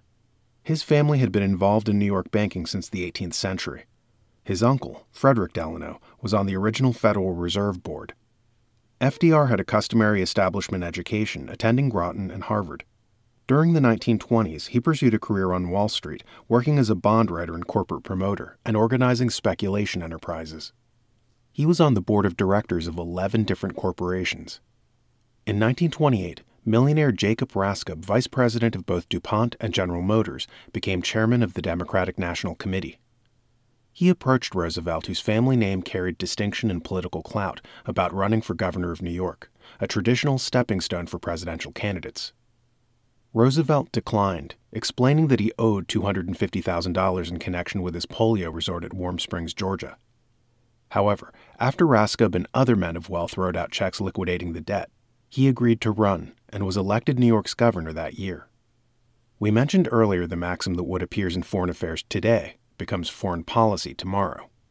It would be an exaggeration to say that we can predict who the next president will be by noting which politicians are writing in foreign affairs. But history suggests that at strategic times, the candidates favored by the establishment, or who at least seek its favor, contribute to the journal. In the July 1928 Foreign Affairs, some 2 months before Rascab approached him, FDR had published a piece entitled Our Foreign Policy, A Democratic View. In it, he recalled how Woodrow Wilson, quote, brought home to the hearts of mankind the great hope that through an association of nations, the world could in the days to come avoid armed conflict and substitute reason and collective action for the age-old appeal of the sword. End quote. He gave clear signals to the establishment that he was ready to play ball in the game of world government. Quote, the United States has taken 2 negative steps. It has declined to have anything to do with either the League of Nations or the World Court. Even without full membership, we Americans can be generous and sporting enough to give the League a far greater share of sympathetic approval and definite official help than we have hitherto accorded. The time has come when we must accept not only certain facts, but many new principles of a higher law, a newer and better standard in international relations. End quote. FDR's bonds to the Council were affirmed by his son-in-law, Curtis Dahl. Dahl, a regular visitor at the Roosevelt home, eventually wrote a book entitled FDR, My Exploited Father-in-Law. He wrote therein, quote, for a long time I felt that FDR had developed many thoughts and ideas that were his own to benefit this country, the USA. But he didn't. Most of his thoughts, his political ammunition as it were carefully manufactured for him in advance by the CFR One World Money Group. Brilliantly, with great gusto like a fine piece of artillery, he exploded that prepared ammunition in the middle of an unsuspecting target, the American people, and thus paid off and retained his internationalist political support. End quote. In 1929, the Council on Foreign Relations purchased new quarters for itself at 45 East 65th Street in New York City. By a remarkable coincidence, this address was next door to the house of Franklin D. Roosevelt, who had just become governor of the state. Thus, throughout the years preparatory to his White House tenure, FDR lived literally under the CFR shadow. The 1929 bust, FDR's boom. Tragedy is the mother of new directions. The Panic of 1907 spawned the Federal Reserve. The sinking of the Lusitania led us toward World War I, and the war itself nearly brought us into the League of Nations. What happened in late October of 1929 would also rechart our destiny. Establishment historians present the '29 stock market crash as they do most events. An accident, evolved from erroneous policies, not from deliberate planning. We have all heard how foolish speculation bid stock prices high, but that the bubble finally burst, plunging brokers out of windows in America into the Depression. That version is correct enough, but has several missing parts. The free enterprise system has been the traditional scapegoat for the crash. In reality, however, the Federal Reserve prompted the speculation by expanding the money supply a whooping 62% between 1923 and 1929. When the central bank became law in 1913, Congressman Charles Lindbergh had warned, quote, "From now on, depressions will be scientifically created." End quote. Like two con men working a mark, the Fed made credit easy while establishment newspapers hyped the riches that could be made in the stock market. Louis McFadden, chairman of the House Banking Committee, declared of the Depression, quote, "It was not accidental. It was a carefully contrived occurrence. The international bankers sought to bring about a condition of despair here so that they might emerge as rulers of us all." End quote. Curtis Dahl, himself a syndicate manager for Lehman Brothers, was on the floor of the New York Stock Exchange on the day of the crash. He said of the calamity, quote, "Actually, it was the calculated shearing of the public by the world money powers triggered by the planned sudden shortage of call money in the New York money market." End quote. It must be understood that an expedient existed on the New York Exchange called a quote-unquote 24-hour broker call loan. In those days, one could purchase stock on extensive credit. He could lay down, say, $100 and borrow $900 from a bank through his broker to purchase $1,000 in securities. If the stock increased just 10% in value, he could sell it, repay the loan, and walk away with his original investment doubled. The only problem was that such a loan could be called at any time, and if it was, the investor had to pay it off within 24 hours. For most, the only way to do so was to sell the stock. One can imagine the impact on the market if a great multitude of these loans were called simultaneously. In the United States' unresolved monetary and political problems, William Bryan explains what occurred during the '29 panic. Quote, "When everything was ready, the New York financiers started calling 24-hour broker call loans. This meant that the stockbrokers and the customers had to dump their stock on the market in order to pay the loans. This naturally collapsed the stock market and brought a banking collapse all over the country because the banks not owned by the oligarchy were heavily involved in broker call claims at this time. And bank runs soon exhausted their coin and currency, and they had to close. The Federal Reserve System would not come to their aid, although they were instructed under the law to maintain an elastic currency." End quote. Plummeting stock prices ruined small investors, but not the top insiders on Wall Street. Paul Warburg had issued a tip in March of 1929 that the crash was coming. Before it did, John D. Rockefeller, Bernard Baruch, Joseph P. Kennedy, and other money barons got out of the market. According to John Kenneth Galbraith in The Great Crash, 1929, Winston Churchill appeared in the Investors' Gallery of the New York Stock Exchange during the frenzy of the panic. It has been said that Bernard Baruch brought him there, perhaps to show him the power of the international bankers. Early withdrawal from the market not only preserved the fortunes of these men, it also enabled them to return later and buy up whole companies for a song. Shares that once sold for $1 now cost a nickel. Joseph P. Kennedy's worth reportedly grew from $4 million in 1929 to $100 million in 1935. Not everyone was selling apples during the Depression. FDR now rode an open highway to the presidency, fueled by such men as Bernard Baruch. The latter's assistant, Hugh Johnson, said of the campaign, quote, "Every time a crisis came, BM, Baruch, either gave the necessary money or went out and got it." End quote. In the meantime, the Republicans were issued a death sentence. Newspapers blamed President Hoover for the crash and depression. The Federal Reserve, instead of moving to stimulate growth and recovery, contracted the money supply by more than one-third between 1929 and 1933, thus sustaining the Depression and giving no relief to the thousands of banks dying from runs. President Hoover had a plan to bail out the banks, but he needed backing from the Democratic Congress. After losing the 1932 election, the lame duck president appealed to Roosevelt. Would he issue a statement encouraging congressional support and thus help end the crisis? FDR gave no reply, later claiming that he had written one, but that due to an oversight, it was not sent. The banks were allowed to go on collapsing right until his inauguration, thus attaching maximum stigma to the Republican Party. Ironically, when the new president announced emergency banking measures, he used the very plan drawn up by Hoover's Treasury Secretary. Roosevelt in the White House. FDR did much to indulge his mentors. In his first year in office, he granted recognition to the Soviet Union, fulfilling an objective long promulgated by Foreign Affairs. In 1934, he took America off the gold standard, setting the stage for unrestrained expansion of the money supply, leading to decades of inflation and decades of credit revenues for his friends in finance. With his Treasury Secretary Henry Morgenthau Jr., the son of a founding CFR member, he arbitrarily jacked up the price of gold from $20 per ounce to $35, yielding untold profits for the international banking community. Footnote: for a detailed account of the results of this maneuver, see Martin A. Larson, The Federal Reserve and Our Manipulated Dollar, Old Greenwich, Connecticut, Devin Adair, 1975. End footnote. FDR is probably best remembered for the New Deal with its vast tangle of tri-lettered bureaus and agencies. Of course, since a large portion of the workforce was unemployed, there was not enough tax revenue to pay for these programs. So the government turned to its other source, borrowing. In effect, the international bankers, having created the Depression, now loaned America the cash to recover from it. Naturally, the interest on these loans would be borne on the backs of taxpayers for years to come. But many impoverished Americans were only too ready to accept the money dangled by FDR without any deep contemplation of its origins or consequences.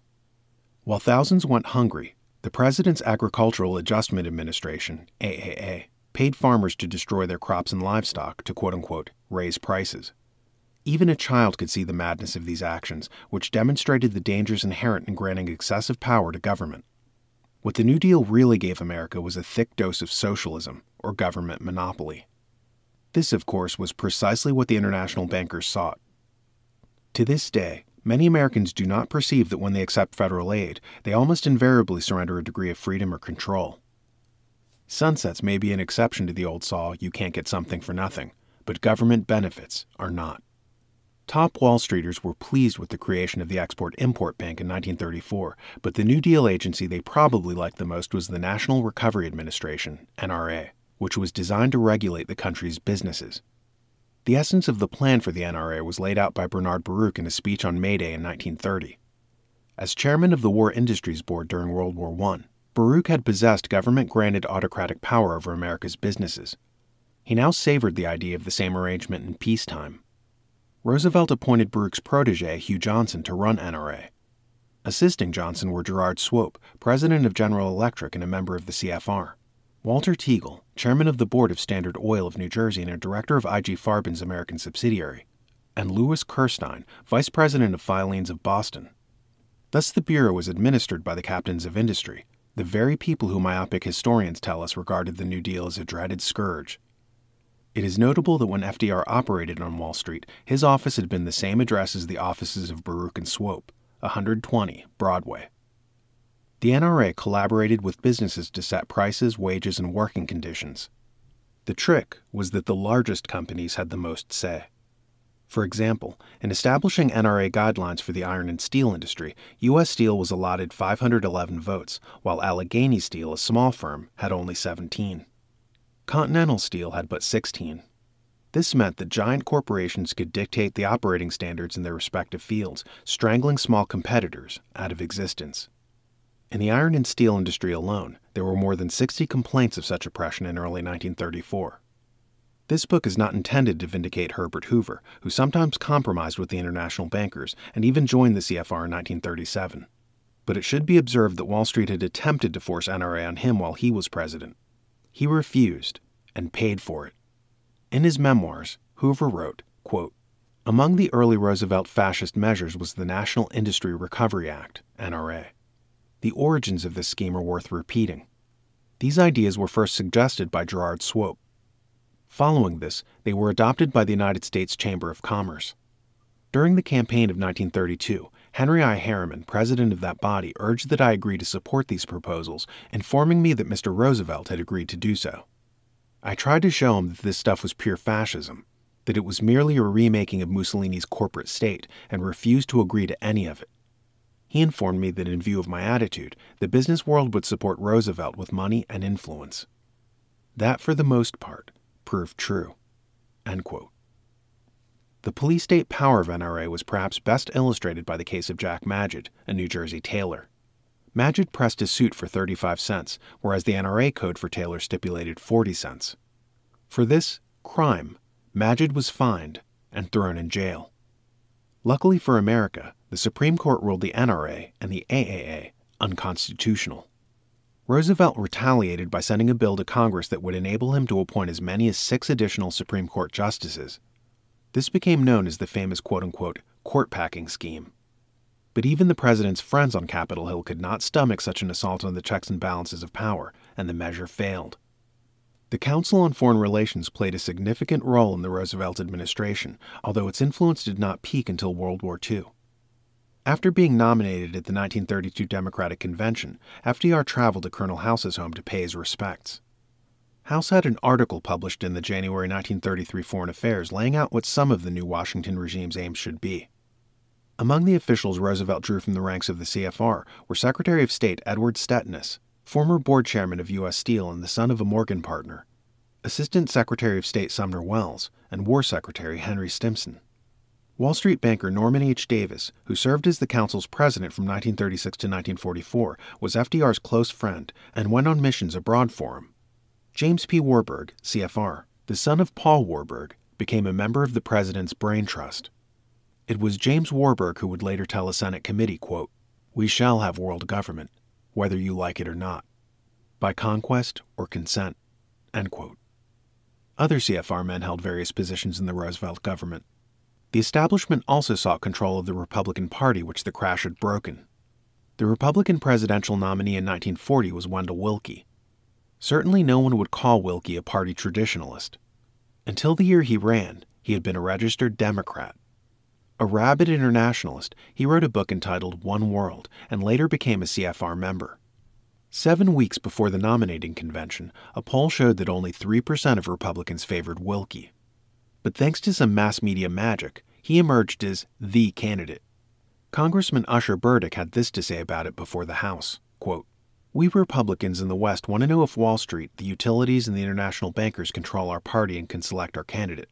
I believe that I am serving the best interests of the Republican Party by protesting in advance and exposing the machinations and attempts of J.P. Morgan and the New York utility bankers in forcing Wendell Willkie on the Republican Party. There is nothing to the Willkie boom for president except the artificial public opinion being created by newspapers, magazines, and the radio. The reason back of all this is money. Money is being spent by someone, and lots of it." End quote. Wendell Willkie lost the election, but that was of no concern to the insiders of Wall Street. They were supporting both candidates. Willkie soon became an international emissary for FDR. Chapter 5. A Global War with Global Ends. In September 1939, Hitler's troops invaded Poland. Britain and France declared war on Germany. World War II had begun. Less than 2 weeks later, Hamilton Fish Armstrong, editor of Foreign Affairs, and Walter Mallory, the CFR's executive director, met in Washington with Assistant Secretary of State George Messersmith. They proposed that the Council help the State Department formulate its wartime policy and post-war planning. The CFR would conduct study groups in coordination with State, making recommendations to the Department and President. Messersmith, a Council member himself, and his superiors agreed. The CFR succeeded, temporarily at least, in making itself an adjunct of the United States government. This undertaking became known as the War and Peace Studies Project. It worked in secret and was underwritten by the Rockefeller Foundation. It held 362 meetings and prepared 682 papers for FDR and the State Department. Consultation, however, soon became encroachment. Harley Notter, Assistant Chief of the Division of Special Research in the State Department, wrote a letter of resignation to a superior, a CFR member, explaining that his dissatisfaction stemmed from, quote, relations with the Council on Foreign Relations. I have consistently opposed every move tending to give it increased control of research of this division. And though you have consistently stated that such a policy was far from your objectives, the actual facts already visibly show that the departmental control is fast losing ground. End quote. While the Council was digging a niche in our government, FDR, like Woodrow Wilson, was basing his re-election campaign on pledges to stay out of war. In his speech on October 30th, 1940, he declared, quote, "I have said this before, but I shall say it again and again and again. Your boys are not going to be sent into any foreign wars." End quote. But Roosevelt was planning just the opposite. It is noteworthy that when the Lusitania went down, Winston Churchill was head of the British Admiralty and FDR, his distant cousin, Assistant Secretary of the U.S. Navy. This conjured up a haunting sense of déjà vu 25 years later as the two men, now heads of state, conferred. In 1940, at the American Embassy in London, a code clerk named Tyler Kent discovered secret dispatches between Churchill and FDR, revealing the latter's intention to bring the U.S. into the war. Kent tried to smuggle some of the documents out of the embassy, hoping to alert the American people, but he was caught and confined to a British prison for the duration of the war. The president's closest advisor was Harry Hopkins, who lived in the White House and enjoyed a relationship with him that some have likened to the House Wilson kinship. According to Winston Churchill in the Grand Alliance, Hopkins visited him in January 1941 and said, quote, "The president is determined that we shall win the war together. Make no mistake about it. He has sent me here to tell you that at all costs and by all means he will carry you through, no matter what happens to him." End quote. William Stevenson noted in A Man Called Intrepid that American-British military staff talks began the same month under utmost secrecy, which he clarified, quote, meant preventing disclosures to the American public. End quote. Even Robert Sherwood, the president's friendly biographer, once said, quote, "If the isolationists had known the full extent of the secret alliance between the United States and Britain, their demands for the president's impeachment would have rumbled like thunder through the land." End quote. CFR members were interested in exploiting the Second World War, as they had the First, as a justification for world government. This, of course, later became reality in the crude form in the United Nations, which was predominantly their creation. However, to involve America in such a body would first require involving it in the war itself. Foreign Affairs preached rearmament. In 1940, a group of council members wrote an appeal that ran in newspapers across the nation asserting that, quote, "The United States should immediately declare that a state of war exists between this country and Germany." End quote. The globalists hoped to use the Axis threat to force the U.S. and England into a permanent Atlantic alliance, an intermediate step toward world government. Ads in Foreign Affairs pushed Clarence Streit's book Union Now, while the journal's contributors hailed the same objective.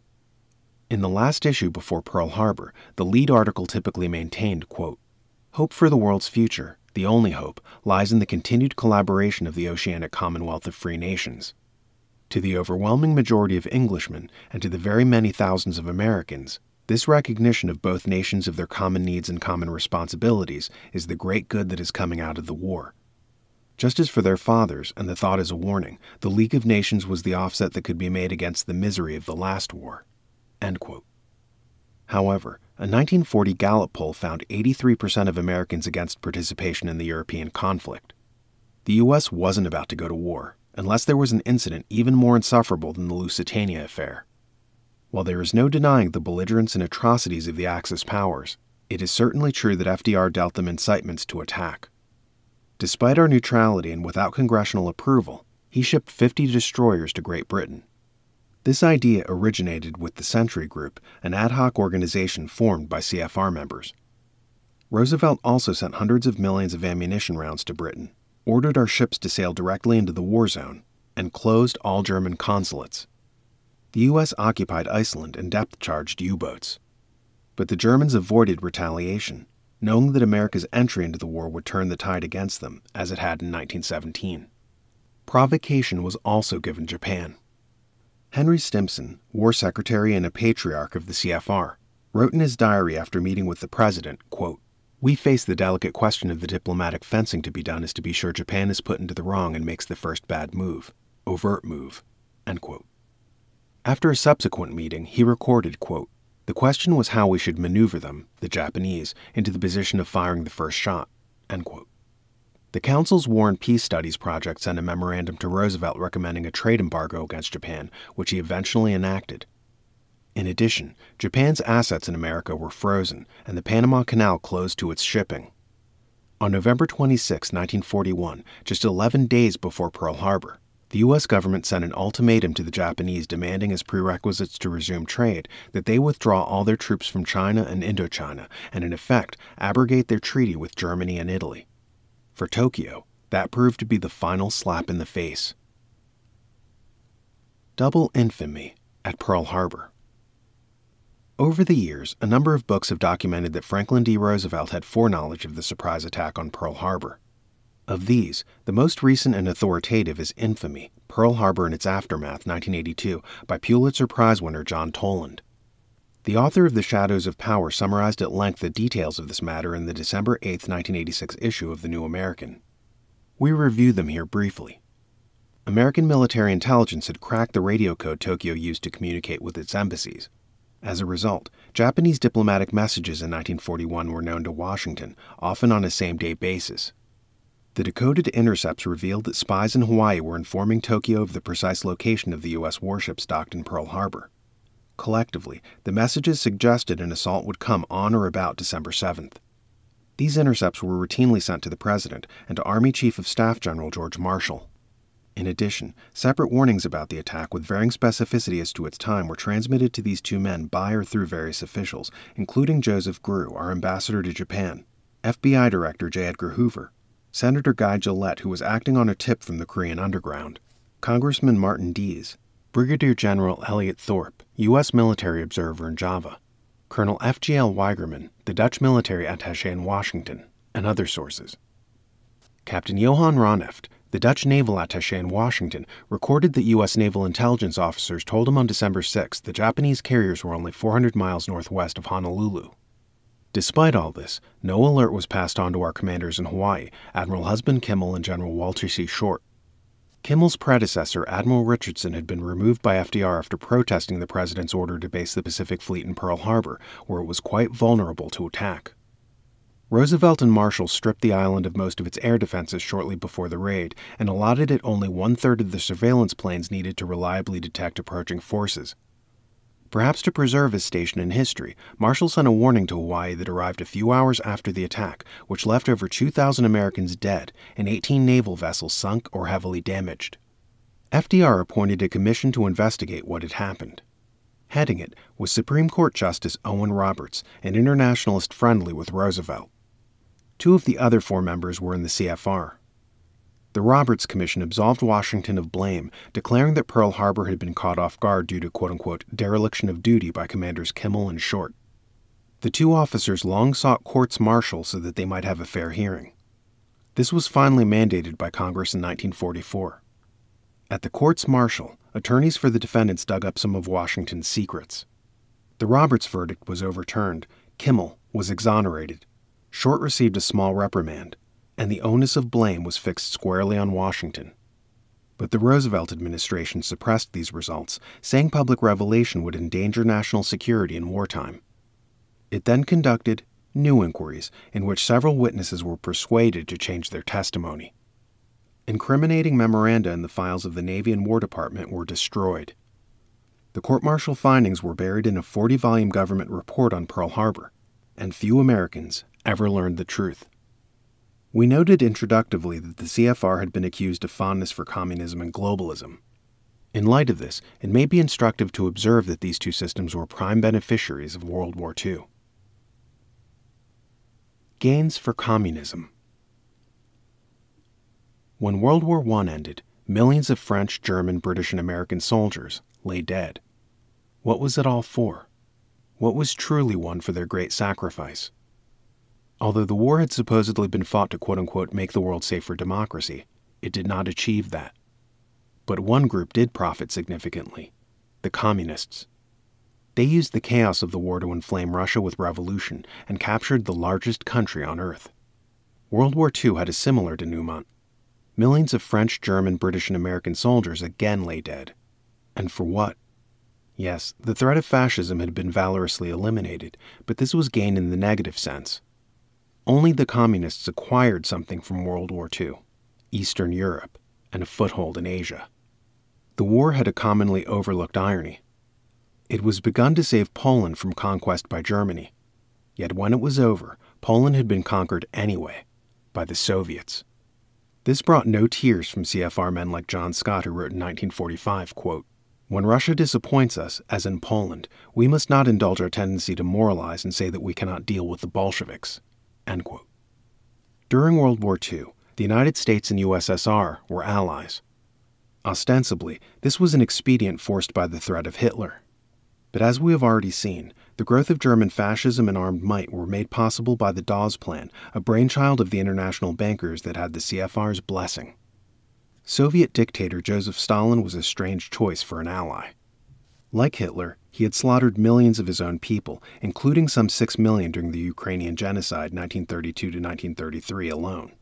And like Hitler, Stalin was an international aggressor. Few recall that the 1939 invasion of Poland was a joint venture by the Germans and Soviets who had signed a pact that year.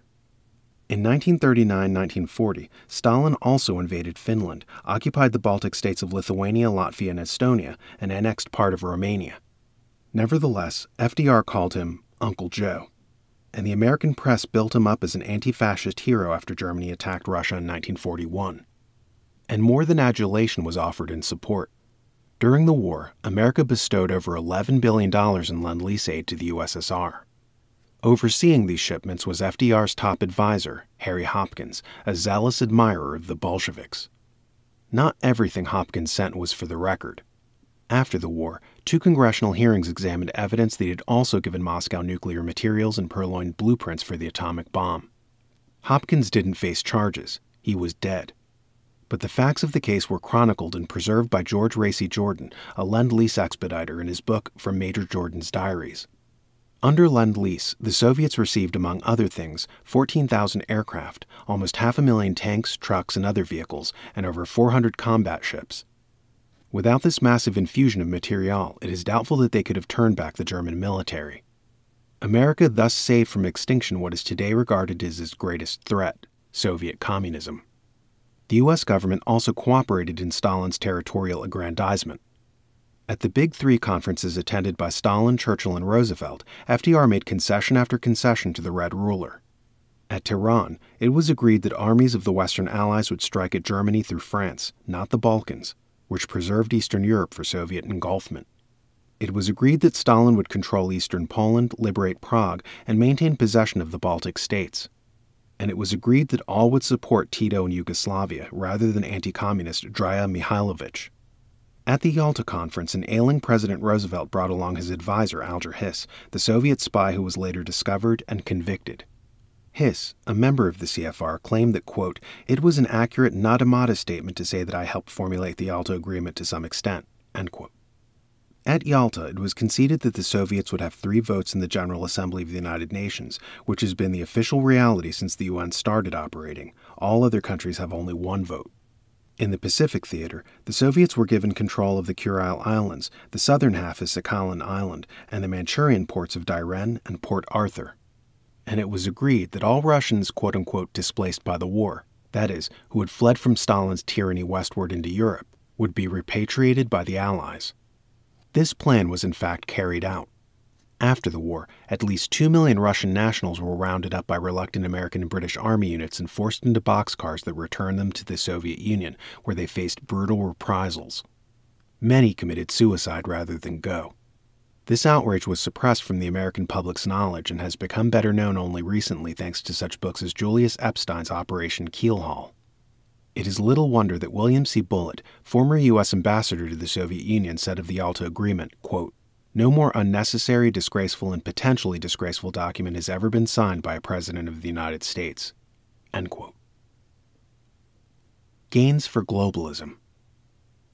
Most Americans believe the UN was formed after World War II as a result of international revulsion at the horrors of the war. Actually, it originated in CFR intellects, and the term quote-unquote United Nations was in use as early as 1942. In January 1943, Secretary of State Cordell Hull formed a steering committee composed of himself, Leo Pazvolsky, Isaiah Bowman, Sumner Wells, Norman Davis, and Myron Taylor. All of these men, with the exception of Hull, were in the CFR. Later known as the Informal Agenda Group, they drafted the original proposal for the United Nations. It was Bowman, a founder of the CFR and member of Colonel House's Old Inquiry, who first put forward the concept. They called in 3 attorneys, all CFR men, who ruled that it was constitutional. They then discussed it with FDR on June 15, 1944. The President approved the plan and announced it to the public that same day. The UN Founding Conference took place in San Francisco in 1945. More than 40 of the American delegates attending were CFR members. Preeminent among them was Soviet agent Alger Hiss, who was Secretary General of the conference and helped draft the UN Charter. The Senate had rejected the League of Nations largely because the legislators had been able to study the issue before it came to a vote. This time, however, no chances were taken. Alger Hiss flew directly from San Francisco to Washington with the charter locked in a small safe. After glib assurances from delegates to the conference, the Senate ratified the document without significant pause for debate. Senator Pat McCarran later said, quote, "Until my dying day, I will regret voting for the UN Charter," end quote. But the United Nations was now law, and America, for the first time, part of a world government. Using an $8.5 million gift from John D. Rockefeller Jr., the UN purchased land on New York's East River for its headquarters. In the meantime, the CFR found a new home of its own, moving into the Harold Pratt House on East 68th Street, where it remains to this day. Curiously, the Soviets established their United Nations mission in a building across the street. Since the United Nations founding, the CFR and its mouthpiece Foreign Affairs have consistently lobbied to grant the world body more power and authority. That this has not been meaningfully achieved is not from lack of effort on their part. It is thanks to counter-efforts by distrustful Americans who have valued national self-determination. Toward more centralized banking. If the key to controlling a nation is to run its central bank, one can imagine the potential of a global central bank, able to dictate the world's credit and money supply. The roots for such a system were planted when the International Monetary Fund, IMF, and World Bank were formed at the Bretton Woods Conference in 1944. These UN agencies were both CFR creations. The idea for them hatched with the Economic and Finance Group, one of the units of the Council's War and Peace Studies project. This group proposed the IMF and World Bank in a series of increasingly sophisticated memos to the President and State Department during 1941-42. After Bretton Woods, the two institutions were touted in foreign affairs. A.K. Chesterton, the distinguished British author, declared, quote, "The final act of Bretton Woods, which gave birth to the World Bank and International Monetary Fund and many similar assemblies of hand-picked functionaries, were not incubated by hard-pressed governments engaged in waging war, but by a supranational money power that could afford to look ahead to the shaping of a post-war world that would serve its interest." The IMF was ostensibly set up to control international exchange rates and stabilize currencies, but is the framework for a central bank of issue. It is noteworthy that at Bretton Woods, Federal Reserve Board Governor Mariner Eccles observed, quote, "An international currency is synonymous with international government," end quote. John Maynard Keynes, the leading British figure at the conference, proposed a world currency which he called Bancor, but this plan was rejected as too radical to gain international acceptance. However, this goal has not been abandoned. Dr. Johannes Vietenven, former head of the IMF, said in 1975 that the agency should become, quote, "the exclusive issuer of official international reserve assets," end quote. In fall 1984 Foreign Affairs, Richard N. Cooper laid out a modern plan for international currency. He wrote, quote, "A new Bretton Woods conference is wholly premature, but it is not premature to begin thinking about how we would like international monetary arrangements to evolve in the remainder of this century. With this in mind, I suggest a radical alternative scheme for the next century: the creation of a common currency for all the industrial democracies, with a common monetary policy and a joint bank of issue to determine that monetary policy." End quote. Emphasis in the original. Given the prophetic tendency of foreign affairs and the increasing uniformity of Europe's currencies, we must regard Cooper's proposal as having more than trivial significance. The IMF's sister, the World Bank, was supposedly established to help post-war reconstruction and development. It is an international lending agency, but what it lends more than anything else is dollars from the U.S. taxpayer. Who is the ultimate beneficiary? The World Bank hierarchy has traditionally been closely linked to the Rockefellers' Chase Manhattan Bank. As Congressman John Rarick once explained, quote, "Aid to the poor countries usually ends up as seed money or loans to the wealthy industrialists from the developing countries to further their overseas operations in competition with the people whose country they claim to represent." End quote. The Los Angeles Times elaborated in 1978, quote, "Ostensibly to encourage agriculture and rural development, World Bank loans go overwhelmingly to build an infrastructure, from roads to dams, that enriches local and foreign contractors and consultants." End quote. Barron's put it succinctly that same year, quote, "There's a saying that the bank takes tax money from poor people in rich nations and gives to rich people in poor nations," end quote. And Barron's noted, quote, To make matters worse, many of the social reforms that the bank is funding involve fostering the spread of socialism and communism." End quote. Perhaps no one summarized the strategy of the international bankers better than Senator Jesse Helms, who stated in 1987, quote, "It is no secret that the international bankers profiteer from sovereign state debt. The New York banks have found important profit centers in the lending to countries plunged into debt by socialist regimes. Under socialist regimes, countries go deeper and deeper into debt because socialism as an economic system does not work. International bankers are sophisticated enough to understand this phenomenon, and they are sophisticated enough to profit from it. Because the public debt is sovereign debt, the bankers have calculated that they will always be able to collect. If there's too much risk in the private debt side, it is a simple matter to get socialist governments to nationalize banks, industrialize enterprises, and agricultural holdings. In this way, private debt is converted to sovereign state debt, which the bankers have believed will always be collectible. The New York banks find the profit from the interest of this sovereign debt to be critical to their balance sheets. Up until very recently, this has been an essentially riskless game for the banks because the IMF and World Bank have stood ready to bail the banks out with our taxpayers' money." End quote.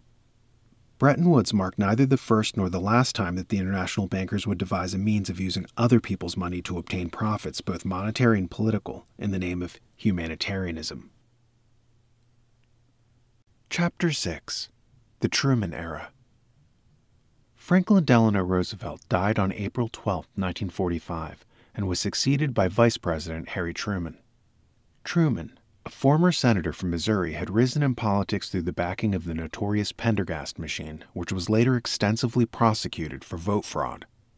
The acclaimed new book, The Wise Men, by Walter Isaacson and Evan Thomas, centers on 16 statesmen whose careers peaked during the Truman era. They were Dean Acheson, a Truman Secretary of State; Robert Lovett, Undersecretary of State and later Secretary of Defense; Averell Harriman, various positions; John McCloy, High Commissioner to Germany; George Kennan, State Department Advisor and Ambassador to the Soviet Union; and Charles Bolin, State Department Advisor. The book calls these men, quote, "architects of the American century who left a legacy that dominates American policy to this day," end quote. As chance would have it, all 6 were members of the CFR, and their backgrounds for the most part were typically establishment. Harry Truman did not fit their mold by breeding. He did not hail from Harvard, Wall Street, or the CFR. After Roosevelt's death, some of the wise men descended on the White House and began what Isaacson and Thomas call the quote-unquote education of Harry Truman. The Marshall Scam. Certainly one of the foremost highlights of the eventful Truman years was the Marshall Plan, a massive package of economic aid the U.S. bestowed on Western Europe. General George Marshall, who was now Secretary of State, proposed it in a Harvard commencement speech in 1947.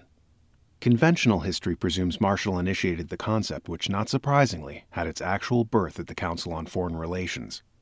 In their study of the CFR, Imperial Brain Trust, Lawrence Shoup and William Minter reported, quote, "In 1946-1947, lawyer Charles M. Spofford headed a CFR study group with banker David Rockefeller as secretary on reconstruction of Western Europe. In 1947-1948, that body was retitled the Marshall Plan. The Council's annual report in 1948 explained that even before Secretary of State George C. Marshall had made his aid to Europe proposal in June 1947, the Spofford Group had uncovered the necessity for aid to Europe and, quote, helped explain the needs for the Marshall Plan and indicated some of the problems it would present for American foreign policy. Moreover, a number of members of the 1947-1948 group, through their connections with governmental bodies, were in constant touch with the course of events." End quote. Originally, it was to be called the Truman Plan, but this was scrapped because it was felt that the name Marshall, who was Chief of Staff during the war, could elicit more bipartisan congressional support. Thus was Marshall selected to introduce the proposal publicly. The Marshall Plan, overseen by the Economic Cooperation Administration, ECA, transferred $13 billion from the U.S. taxpayers to Western Europe. But where did the dollars end up? In 1986, Tyler Cowen observed in Reason magazine, quote, "All of the aid channeled through the ECA was linked to purchases of particular U.S. goods and services. In this regard, the Marshall Plan subsidized some U.S. businesses at the expense of the American taxpayer." End quote. Cowen entitled his article "The Great 20th Century Foreign Aid Hoax." Firms that could not get Americans to buy their products now forced them to pay through surrogate European consumers. Some of the goods sent were overstocked, overpriced, or inferior in quality, but the Europeans took what the ECA stipulated. And why not? For them, it was free. The Marshall Plan was originally presented as a humanitarian undertaking, but many U.S. congressmen whose approval was needed to secure the appropriations were turning thumbs down. Some called it a quote-unquote New Deal for Europe. So a different marketing appeal was used. The aid, it was said, would prevent Soviet aggression. Isaacson and Thomas quote John McCloy. People sat up and listened when the Soviet threat was mentioned, he later said. It taught him a valuable lesson. One way to assure a viewpoint gets noticed is to cast it in terms of resisting the spread of communism. Acheson, they relate, concluded that the anti-communist rhetoric was necessary to win support for the British package. Harry Truman had set the pace in March 1947 when he enunciated the so-called Truman Doctrine, that America would support democracies around the world against aggression. The Wiseman claims, however, that Truman did not really mean what he said. It seemed to General Marshall and me that there was a little too much flamboyant anti-communism in that speech, Bolin later recalled. Marshall and Bolin sent a cable back to Washington asked that it be toned down. The reply came back from Truman. Without the rhetoric, Congress would not approve the money. Each of the 6 CFR Wisemen played unique roles in instituting the Marshall Plan. Harriman became the program's administrator in Europe. Bolin was PR man. Lovett testified daily to Congress about the Soviet menace. Acheson, on temporary leave from public service, formed the Citizens Committee for the Marshall Plan. John McCloy became president of the World Bank, floating loans to Europe. George Kennan, wittingly or not, supplied the intellectual rationale when he authored the most famous article ever to appear in Foreign Affairs. Called The Sources of Soviet Conduct and anonymously bylined X, it was partially reprinted in Life and Reader's Digest. In it, Kennan submitted that the U.S. should contain communism, an idea which became the keystone of American Cold War strategy. Foreign Affairs ran the piece in July 1947, the month following Marshall's address. Kennan summarized his thoughts in a speech at Pratt House, after which editor Hamilton Fish Armstrong asked him for a written essay. Not insignificantly, the same issue carried a lead article by Armstrong suggesting aid to Europe. Given a hard sell in terms of prohibiting Soviet expansionism, Congress now approved the plan. Even Joe McCarthy voted for it. But insiders knew the score. Charles L. Mee, in his book The Marshall Plan, quoted Pierre Mendès France, French executive director of the World Bank, quote, "The communists are rendering a great service. Because we have a communist danger, the Americans are making a tremendous effort to help us. We must keep up this indispensable communist scare." End quote. None of this means there was no Soviet threat. Stalin had subjugated half of Europe. What it does help confirm, however, is that when CFR members have professed anti-communism, they have often done so for ulterior motives. NATO and other alliances. It was Winston Churchill who first warned of the quote-unquote Iron Curtain in a speech at Fulton, Missouri in 1946. What is not well remembered, however, is the solution he advocated, a quote-unquote fraternal association of the English-speaking peoples. The North Atlantic Treaty Organization, NATO, formally established in 1949, has always been explained to Americans as an anti-communist alliance. But the CFR's definition is far less narrow. It regards all regional organizations as building blocks of world government. This frame of reference was expressed in Foreign Affairs as early as 1926 when Edward Benish wrote, quote, "Locarno, a European collective security agreement, represents an attempt to arrive at the same end by stages, by treaties and local regional pacts which are permeated with the spirit of the Geneva Protocol. These to be constantly supplemented until at last, within the framework of the League of Nations, they are absorbed by one great world convention guaranteeing world security and peace by the enforcing of the rule of law in interstate life." End quote. In April 1948, when Undersecretary of State Robert Lovett was secretly arranging the NATO alliance, Foreign Affairs noted, quote, "A regional organization of nations formed to operate within the framework of the United Nations can only strengthen that organization." End quote. Shortly after American entry into NATO was ratified by the U.S. Senate, in a pamphlet called The Goal is Government of All the World, Elmo Roper of the CFR mused, quote, "But the Atlantic Pact, NATO, need not be our last effort toward greater unity. It can be converted into one more sound and important step working toward world peace. It can be one of the most positive moves in the direction of one world." End quote. For NATO, then, as for the Marshall Plan, anti-communism was apparently just a selling point. The original plan called for Western Europe to consolidate her forces into one army, but this was rejected by the nations themselves. An alliance such as NATO was as far as they would go. The pressure for European unity, however, has never ceased.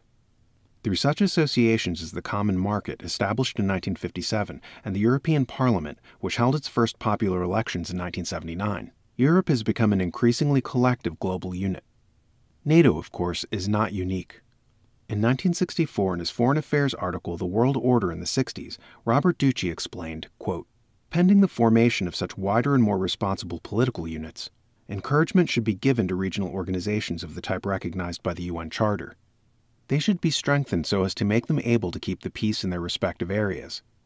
NATO in the North Atlantic and the Council of Europe in the European regions, OAS in the Americas, OAU in Africa, CETO in Southeast Asia." End quote. For decades, the CFR pushed this ascending approach to world government, with foreign affairs carrying such titles as Toward European Integration, Beginnings in Agriculture, Toward Unity in Africa, Toward a Caribbean Federation, and so on. Within the North Atlantic context, both the Marshall Plan and NATO may be understood as facets of the attempt to use the threat of Soviet communism to push America and Europe into a binding alliance as a halfway house on the road to world order. The Marshall Plan created the economic footing for this alliance, while NATO represented the military component. The political bond, the final and most crucial stage, was supposed to come to life in an Atlantic Commonwealth the globalists whimsically dubbed Atlantica. An organization called the Atlantic Union Committee, dominated by CFR members, was formed to promote this concept. It did so diligently during the 1950s and 60s, and through the lobbying efforts of it and its successor, the Atlantic Council, several resolutions were actually brought before Congress that would have authorized a convention to lay the foundations of an Atlantic Union. These, however, were consistently rejected by the elected representatives of the American people. The Fall of China. In 1949, the Communists took over the most populous nation on Earth. An intense controversy erupted over this in the United States. Substantial evidence, now all but forgotten, implicated American diplomacy in the debacle. The story began with the Yalta Conference, when it was arranged that the Russians would march into China, presumably to battle the Japanese forces there. Stalin had maintained a non-aggression treaty with Tokyo during the war, but said he would break it, provided that we equip his army for the job. Roosevelt consented. Without consulting the Chinese, it was also promised that the Soviets would receive control of the Manchurian ports of Dairen and Port Arthur, as well as joint operation of Manchuria's railways with the Chinese. This agreement was disgraceful for at least two reasons. First, Japan's defeat was already imminent, nullifying any need to invite Stalin, a known aggressor, into the Pacific theater. Second, Roosevelt had no right to cede the territory of a sovereign nation to a third country. The Russians entered the Pacific War all right, just days before it ended. The atomic bomb had already pounded Hiroshima. The Soviets confiscated Japan's surrendered munitions in Manchuria, collecting the spoils without expending the effort.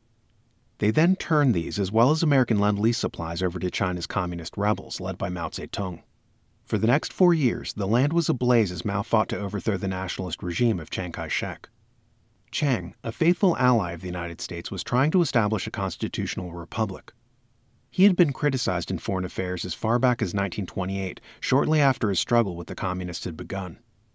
In late 1945, President Truman dispatched General Marshall to China as a special ambassador to mediate the conflict. Marshall had been an obscure colonel until the reign of FDR, who boosted him past dozens of senior officers to chief of staff. Marshall was never listed on the CFR's roster, but he was chronically in the company of its members and once wrote the introduction to the Council's annual volume, The United States and World Affairs. In China, Marshall demanded that Chiang accept the communists into his government, or forfeit U.S. support. He also negotiated truces that saved the Reds from imminent defeat, and which they exploited to regroup and seize more territory. Finally, Marshall slammed a weapons embargo on the nationalist government, as the communists had been urging him to do. He returned home and was appointed Secretary of State. It became the official line of the CFR-dominated State Department that Chiang Kai-shek was a corrupt reactionary and that Mao Zedong was not a communist but a quote-unquote agrarian reformer. This propaganda was extensively disseminated to the public by the now-defunct Institute of Pacific Relations, IPR. The CFR was the parent organization of the IPR, which had no less than 40 council members in its ranks. The Institute, like the Council, was heavily funded by establishment foundations. An FBI raid on the offices of Amerasia, a magazine produced by IPR's leaders, uncovered 1,800 stolen government documents. Later, the institute was investigated by the Senate Committee on the Judiciary, which declared in 1952, quote, "The Institute of Pacific Relations was a vehicle used by the Communists to orient American Far East policies toward Communist objectives. Members of the small core of officials and staff members who controlled IPR were either Communist or pro-Communist." End quote. The situation in China became desperate. Thanks to the U.S. embargo, the nationalists were running out of ammunition, while the Communists remained Soviet-supplied. In 1948, Congress voted $125 million in military aid to Chiang. But the Truman administration held up implementation for 9 months with red tape, while China collapsed. In contrast, after the Marshall Plan had passed, the first ship set sail for Europe within days. Chiang and the nationalists fled to Taiwan. The IPR myth that he was the heavy and Mao the hero fell apart.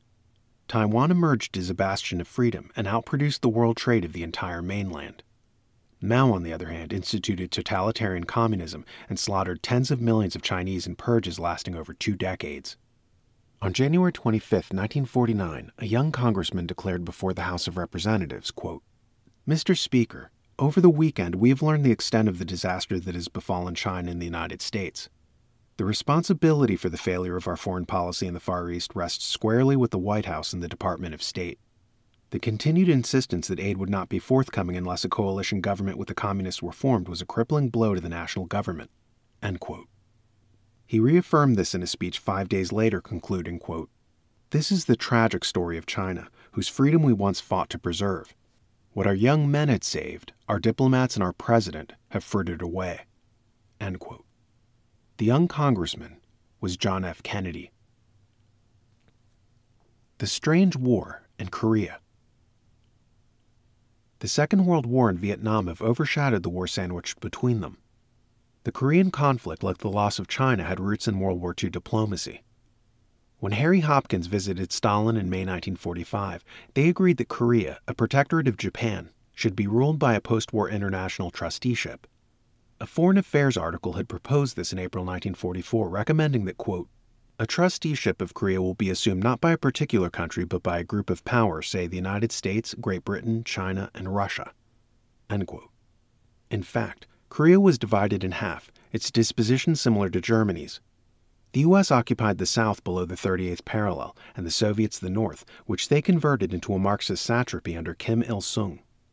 It is not unreasonable to say that there never would have been a communist regime in North Korea, nor would there have been a Korean War, had American negotiations and Lend-Lease shipments not brought the USSR into the Pacific theater.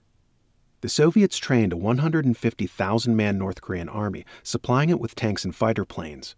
But when the U.S. evacuated the South, we left only a constabulary force of 16,000 Koreans equipped with small arms. General Albert C. Wedemeyer, sent by Truman to evaluate the military situation in the Far East, reported that North Korea represented a distinct military threat to the South, which he recommended arming. But his warning was ignored and his report suppressed from public knowledge. Dismayed by the negligence that led to the war, Wedemeyer became an outspoken critic of American foreign policy after retiring from active service in 1951. His revealing book, Wedemeyer Reports, was widely read. In January 1950, Kim Il-sung proclaimed in a New Year's Day statement that this would be Korea's year of unification and called for, quote, "complete preparedness for war," end quote. What was the U.S. response to the saber-rattling? For 2 weeks, Dean Acheson, now Truman's Secretary of State, declared that South Korea lay outside the, quote-unquote, defensive perimeter of the United States. This gave a clear signal to Kim, who invaded the South that June under Soviet auspices. Like Pearl Harbor, the invasion shocked the average American, but it is hard to believe that it shocked Truman, Acheson, and other high foreign policy officials who had watched these events unfolding. To review the war's course very concisely, the North Koreans had initial success. But General Douglas MacArthur's troops, after a brilliant landing at Incheon, drove them back across the 38th parallel, liberating nearly all of Korea up to the Yalu River, which marks the border of China. At this point, Communist Chinese armies entered the fray, pushing MacArthur's forces back. The war finally ended in stalemate, with the north-south frontier remaining close to what it had been. The war, like its prelude, had a number of anomalies. First, American soldiers were fighting as part of a UN police force, even though they made up 90% of it. Constitutionally, only the U.S. Congress is authorized to declare war. But in the case of Korea, the President bypassed declaration of war. We had ratified the UN Charter and were subject to its statutes. In 1944, the CFR had prepared a confidential memorandum for the State Department that prophetically anticipated the circumstance. It noted, quote, "A possible further difficulty was cited, namely, that arising from the constitutional provision that only Congress may declare war. This argument was countered with the contention that a treaty would override this barrier, let alone the fact that our participation in such a police action as might be recommended by the International Security Organization need not necessarily be construed as war." End quote. One of the remarkable ironies of the Korean episode was that the Soviets, by simple exercise of their veto in the Security Council, could have easily prevented the UN's intervention on behalf of South Korea. But they staged a walkout, allegedly over the failure of the UN to seat Red China. They did not return until after the Korea vote, even though UN Secretary-General Trygve Lie expressly invited them to attend. Why would the Soviets pass up a conspicuous opportunity to protect their surrogate operation in Korea? This raises the possibility that their blunder was intentional. No less strange than the Soviets' conduct was Washington's prosecution of the war. American forces were required to fight under restrictions never before known in military annals. Establishment historians have always faulted General MacArthur for China's entry into the war, saying that the field commander's cockiness caused him to underestimate the risks of pushing to the Yalu. They ignore the consequences of the declaration issued by Harry Truman 2 days after the North Koreans' invasion. Quote, "I have ordered the 7th Fleet to prevent any attack on Formosa. As a corollary of this action, I am calling upon the Chinese government on Formosa to cease all air and sea operations against the mainland. The 7th Fleet will see that this is done." End quote. During the war, under the pretext of not inciting Peking, the U.S. Navy was ordered to protect the mainland from Chiang Kai-shek's troops on Taiwan, Formosa. This freed up the communist Chinese armies for their strike across the Yalu. Chiang also offered us his men for direct use on the Korean front. As a member of the UN, Taiwan presumably had a perfect right to partake in this UN action. But the proposition was rejected by General Marshall, whom Truman had now appointed Secretary of Defense. To halt the Chinese communists' advance across the Yalu, MacArthur ordered the river's bridges bombed. Within hours, this order was countermanded by General Marshall. MacArthur said of this, quote, "I realized for the first time that I had actually been denied the use of my full military power to safeguard the lives of my soldiers and the safety of my army. To me, it clearly foreshadowed a future tragic situation in Korea and left me with a sense of inexpressible shock." End quote. American planes were forbidden to hit supply depots on the other side of the Yalu, or to pursue attacking MiGs whenever they retreated behind the Chinese border. All of this was purportedly to avoid, quote-unquote, a wider war. But it was precisely due to these restrictions coupled with the blockade of Taiwan that China felt bold enough to attack. General Lin Piao, commander of the Chinese forces, later said, quote, "I never would have made the attack and risked my men and my military reputation if I had not been assured that Washington would restrain General MacArthur from taking adequate retaliatory measures against my lines of supply and communication." End quote. Probably thousands of American GIs died needlessly thanks to Washington's meddling in the methodology of warfare. General Mark Clark, who later signed the Korean armistice, said that it was, quote, "beyond my comprehension that we would countenance a situation in which Chinese soldiers killed American youth in organized formal warfare, and yet we would fail to use all the power at our command to protect those Americans." End quote. This, then, was the new concept of, quote-unquote, limited war. We were not really in it to win it, but merely, as George Kennan put it, to, quote-unquote, contain communism. Of course, in an activity as desperate as combat, victory requires all-out effort. One does not win a fight by shackling his own arms and donning a blindfold. In World War II, the U.S. spared no available tool, not even the atomic bomb, to ensure triumph. Quote-unquote, unconditional surrender was demanded of Germany and Japan, but no such terms were applied to the communists in Korea. Did the CFR know something the American public did not? As early as 1942, Foreign Affairs had been confidently forecasting Allied victory in the Second World War and discussing what should be done with post-war Europe. However, Foreign Affairs made no predictions of success for the Korean effort. And afterwards, the Council published a book, Korea, A Study of United States Policy in the United Nations, which mocked the idea of victory in war. Did a secret purpose lie in the shadows of Korea? Dean Acheson later said, quote, "The only reason I told the president to fight in Korea was to validate NATO. End quote. Validating the UN was probably more to the point. In 1952, Foreign Affairs ran a lead article entitled Korea in Perspective, in which the author summed up thus, quote, "The burden of my argument, then, based on the meaning of our experience in Korea as I see it, is that we have made historic progress toward the establishment of a viable system of collective security." End quote. CFR members already used anti-communist pretenses to manipulate the United States into the Marshall Plan and NATO. A fair question then arises, in light of all the strange policies that induced the Korean conflict and governed its progress. If the war was a sick-minded contrivance to prove that the UN, world government, could effectively prevent aggression and should thus be granted more power. If so, it was a sorry joke on the American and Korean people. Men may be willing to die for their country. They may be willing to die for freedom. But who, as author James Perloff asked, wants to die for containment? One man who comprehended this was Douglas MacArthur. In April 1951, Truman fired him without a hearing, supposedly because his dissent with Washington had been made public, but more probably because he was determined to win rather than settle for stalemate. Replacing MacArthur in Korea was General Matthew Ridgway, whom David Halberstam called a quote-unquote military extension of Kennan and who later joined the CFR. The dismissal outraged Americans. Within 48 hours, 125,000 telegrams were sent to the White House. MacArthur returned home to the largest ticker-tape parade in U.S. history. Before Congress, he declared that there is, quote-unquote, no substitute for victory. The Truman administration was finished. Chapter 7. Between Limited Wars. Eisenhower and the CFR. It was clear in 1952 that the Republicans would return to the White House. Harry Truman had more problems than the Alger Hiss scandal. Containment was simply not working. Since the concept's origination, hundreds of millions of people had fallen under communist domination. Americans sensed the need for a strong new leader who could stand up to the Soviets. The favorite of the GOP's rank and file was Senator Robert Taft of Ohio, the son of the former president and an outspoken foe of communism. Douglas MacArthur openly supported Taft, who entertained plans to make the general his running mate. It was the establishment's aversion to this candidacy that brought Dwight D. Eisenhower forward.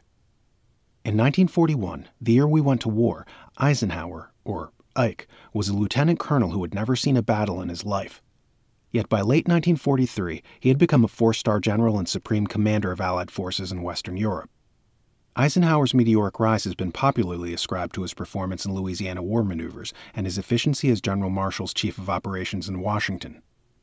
But Robert Welch, in his critical biography The Politician, noted that the extraordinary rush of promotions was preceded by a dinner in Seattle where Ike met FDR's daughter, Anna, leading to a White House interview.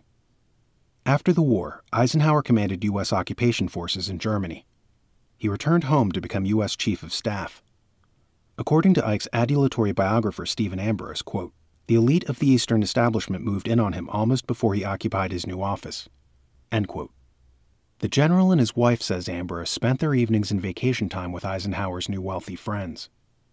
Quote, "When they played bridge in the 30s, it was with other majors and their wives. In the 40s, it was with the president of CBS or the chairman of the board of U.S. Steel or the president of Standard Oil." End quote. Bernard Baruch became a close acquaintance. Although he had no academic background, Eisenhower was made president of Columbia University in 1948. He joined the Council on Foreign Relations, was on the editorial advisory board of Foreign Affairs, and chaired a council study group on aid to Europe. Joseph Kraft and Harper's quoted one CFR member as saying, quote, "Whatever General Eisenhower knows about economics, he learned at the study group meetings." End quote. In 1950, he was appointed Supreme Commander of the globalists' baby, NATO. The establishment knew that to divest Taft and MacArthur of the Republican nomination, they would have to present a candidate who looked credibly tough and anti-communist. General Eisenhower, who was still wearing an aura of World War II glory, became their choice. By no stretch of the imagination was Ike a Republican traditionalist. In fact, until he ran, he had no party affiliation. The Democrats had tried to draft him in 1948, and Harry Truman had even approached him about running on the same ticket. Nonetheless, when Eisenhower beckoned to GOP ears during the 1952 campaign, he began mouthing the same things Taft and MacArthur were saying. He condemned the Alta Agreement, even though it was Ike himself who had executed a number of its provisions. During the war, he held his troops back, allowing the Soviets to conquer Prague and Berlin. And as commander of post-war occupation forces, he authorized Operation Keelhaul, repatriating at least 2 million Soviet nationals to the USSR against their will. The establishment machine worked at full throttle for Eisenhower. Even the New York Times modestly noted, quote, "There is some degree of similarity between the Wilkie Drive and the movement to nominate General of the Army Dwight D. Eisenhower. The same financial and publishing interests, or their counterparts, are behind the Eisenhower movement." End quote. Human Events, January 23, 1952, told how certain bankers applied pressure, quote, "on businessmen who favor Taft but have the misfortune to owe money to these Eastern bankers. We have on investigation spotted several cases in which businessmen have received communications from the New York creditors urging them to join pro-Eisenhower committees and to raise or contribute funds thereto." End quote. At the Republican nominating convention, dirty tricks abounded. The rules for selecting delegates were changed. Taft delegations from Georgia, Louisiana, and Texas were thrown out and replaced by Eisenhower supporters. Here is how Taft himself explained the lost nomination. Quote, "First, it was the power of the New York financial interests and a large number of businessmen subject to New York influence who selected General Eisenhower as their candidate at least a year ago. Second, 4/5 of the influential newspapers in the country were opposed to me continuously and vociferously, and many turned themselves into propaganda sheets for my opponent." End quote. In the lead article of the October 1952 Foreign Affairs, McGeorge Bundy exulted over the nomination of Ike and his Democratic opponent, Adlai Stevenson, also a member of the CFR. Once again, the establishment had succeeded in controlling both parties. Bundy candidly acknowledged, quote, "Contemplating this remarkable result, many were tempted simply to thank their lucky stars. But it was not all luck. These two nominations were not accidental. The fundamental meaning of the Eisenhower candidacy can be best understood by considering the nature of the forces he was drafted to stop. For fundamentally, he was the Stop Taft candidate." End quote. As president, Eisenhower drew a staff from the establishment's club. His first choice for Secretary of State was John McCloy, who had served in the Roosevelt and Truman administrations. McCloy, however, declined. He was busy in 1953 becoming chairman of both the Council on Foreign Relations and Chase Manhattan Bank. Winding up as Secretary of State was John Foster Dulles. Dulles had been one of Woodrow Wilson's young protégés at the Paris Peace Conference. A founding member of the CFR, he had contributed articles to Foreign Affairs since its first issue. He was an in-law of the Rockefellers and a chairman of the board of the Rockefeller Foundation. He was also board chairman of the Carnegie Endowment for International Peace, where his choice for president of that body had been Alger Hiss. An inveterate internationalist, he had been a delegate to the founding UN conference. Also a member of Truman's State Department, he had none of the earmarks one would expect of a Republican. Nevertheless, before the election, he began to parrot conservative slogans just as Eisenhower did. So great was the disparity between Dulles's words and his personal reality that one of his biographies was entitled The Actor. Dulles died in 1959. Eisenhower replaced him with Christian Herter, who had also been with Wilson at the Paris Peace Conference. Herter married into the Standard Oil fortune and joined the CFR in 1929. A rabid proponent of the Atlantic Union, he wrote a book entitled Toward an Atlantic Community and elaborated his views in a foreign affairs article called Atlantica. For CIA director, Ike selected Allen Dulles, John Foster's brother. He too had been at the Paris Peace Conference. He joined the CFR in 1926 and later became its president.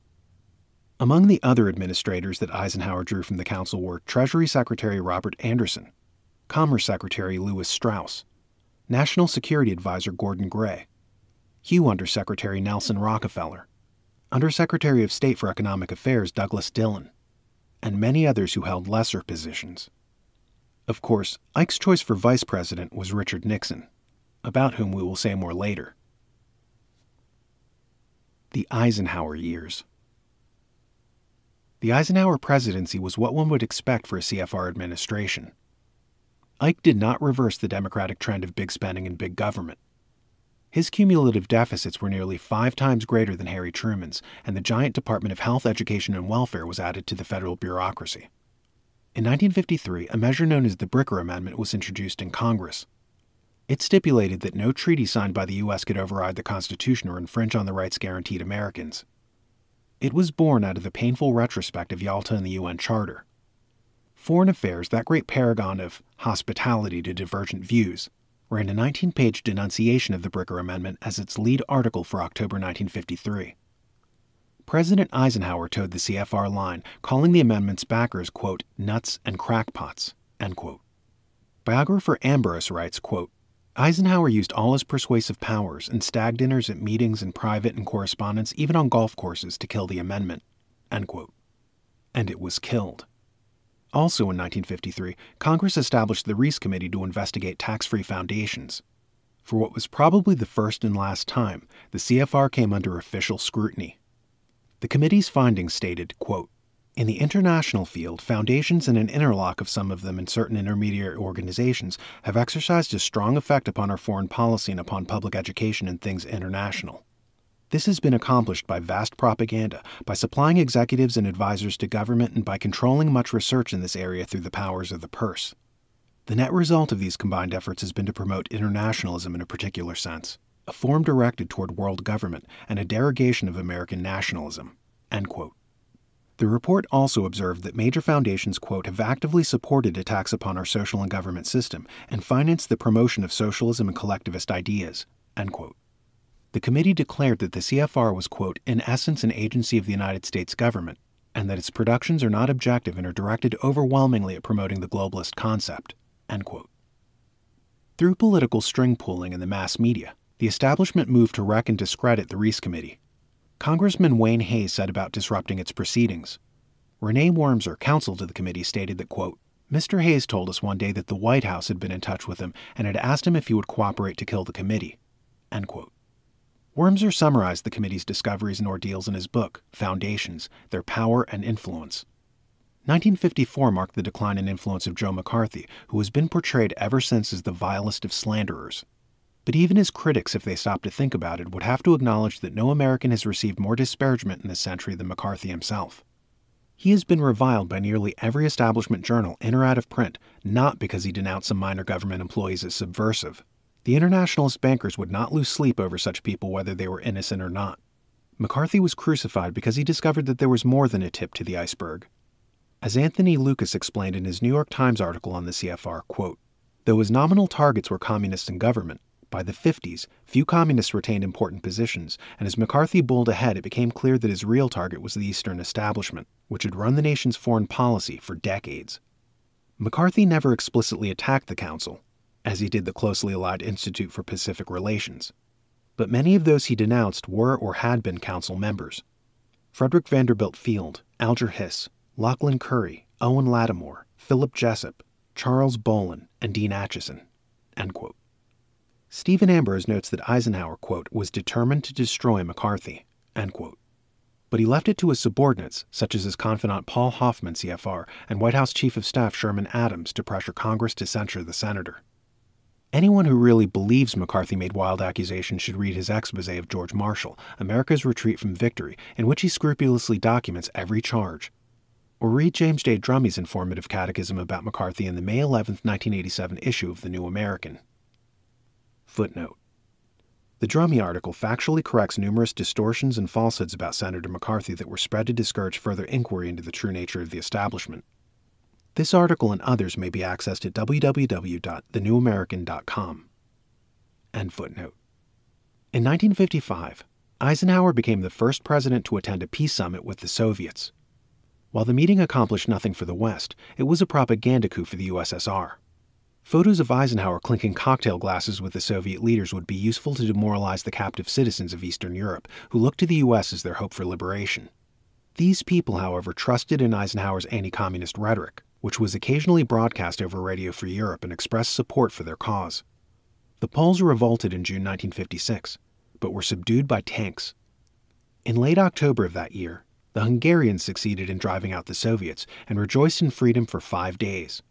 Then the Soviets returned to the Hungarian border with 2,000 tanks, and the world looked to see if Eisenhower would act. Ohio Congressman Michael Fagan later explained what happened next. Quote, then the State Department, allegedly concerned about the delicate feelings of the communist dictator Tito, sent him the following cabled assurances of our national intentions in the late afternoon of Friday, November 2, 1956. Quote, the government of the United States does not look with favor upon governments unfriendly to the Soviet Union on the borders of the Soviet Union. End quote. It was no accident or misjudgment of consequences which led the Imperial Russian Army to reinvade Hungary at 4 a.m. on the morning of November 4, 1956. The cabled message to Tito was the go-ahead signal to the Russians, because any American schoolboy knows that Tito is Moscow's Trojan horse. It took less than 48 hours for him to relay his message of treason to his supporters in the Kremlin. All the world knows the terrible consequences of that go-ahead signal." End quote. The Hungarians radioed, quote, "Help us not with advice, not with words, but with action, with soldiers and arms. Our ship is sinking, the light vanishes, the shades grow darker." End quote. Eisenhower, however, only gave them words. A group of heroic Spanish pilots wanted to fly supplies to the freedom fighters. This plan required refueling in West Germany. Prince Mikhail Sturza, former foreign minister of Romania, wrote in his book Betrayal by Rulers, quote, "The Eisenhower government intervened immediately in Madrid and Bonn, with all the means of pressure at its command, demanding that the German government cancel the authorization already granted." End quote. The planes did not get through.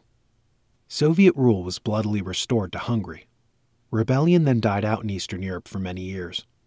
Some commentators said it was because the USSR had liberalized its grip and the people were now happy. Quite the contrary, their spirit of rebellion was broken because they now knew that the West would never help them. Perhaps the greatest shame of the Eisenhower administration was allowing Fidel Castro to transform Cuba into the Soviets' first outpost in the Western Hemisphere. Despite reasonable evidence, some of the president's apologists long contended that Castro had not been a communist when he originally took power. The controversy was ultimately dispelled by the dictator himself in his 1977 interview with Barbara Walters, when he said that he had been a communist since his university days. Of course, no hint of this was communicated to the American people. In 1957, Herbert L. Matthews, CFR, made the rebel Castro out to be the George Washington of Cuba in a series of New York Times articles that began with the front page of a Sunday edition. Castro also received plenty of favorable coverage and interviews on primetime TV. The public was given the Chang and Mao treatment all over again. Cuban President Fulgencio Batista was suddenly depicted as a corrupt tyrant, while Castro was, in Matthews' words, quote, "a man of ideals with strong ideas of liberty, democracy, and social justice." End quote. Former U.S. Ambassador to Cuba Earl E.T. Smith stated in a letter published in the New York Times in 1979, quote, "To the contrary, Castro could not have seized power in Cuba without the aid of the United States. American government agencies and the United States press played a major role in bringing Castro to power. As the U.S. ambassador to Cuba during the Castro Communist Revolution of 1957 through 59, I had first-hand knowledge of the facts which brought about the rise of Fidel Castro. The State Department consistently intervened, positively, negatively, and by innuendo, to bring about the downfall of President Fulgencio Batista, thereby making it possible for Fidel Castro to take over the government of Cuba." End quote. While Castro's supporters overseas sent him modern military supplies, the U.S. government embargoed arms to Batista, whose troops fought with obsolescent weapons, many of them dating to World War I. On December 17, 1958, Ambassador Smith, acting on instructions from the Eisenhower State Department, asked Batista to step down. He abdicated 2 weeks later. In 1959, Castro, the new ruler of Cuba, was a guest speaker at Pratt House. Those who warned that he was a communist were scoffed at. But 3 years later, he had Soviet missiles pointing at the USA. JFK and the CFR.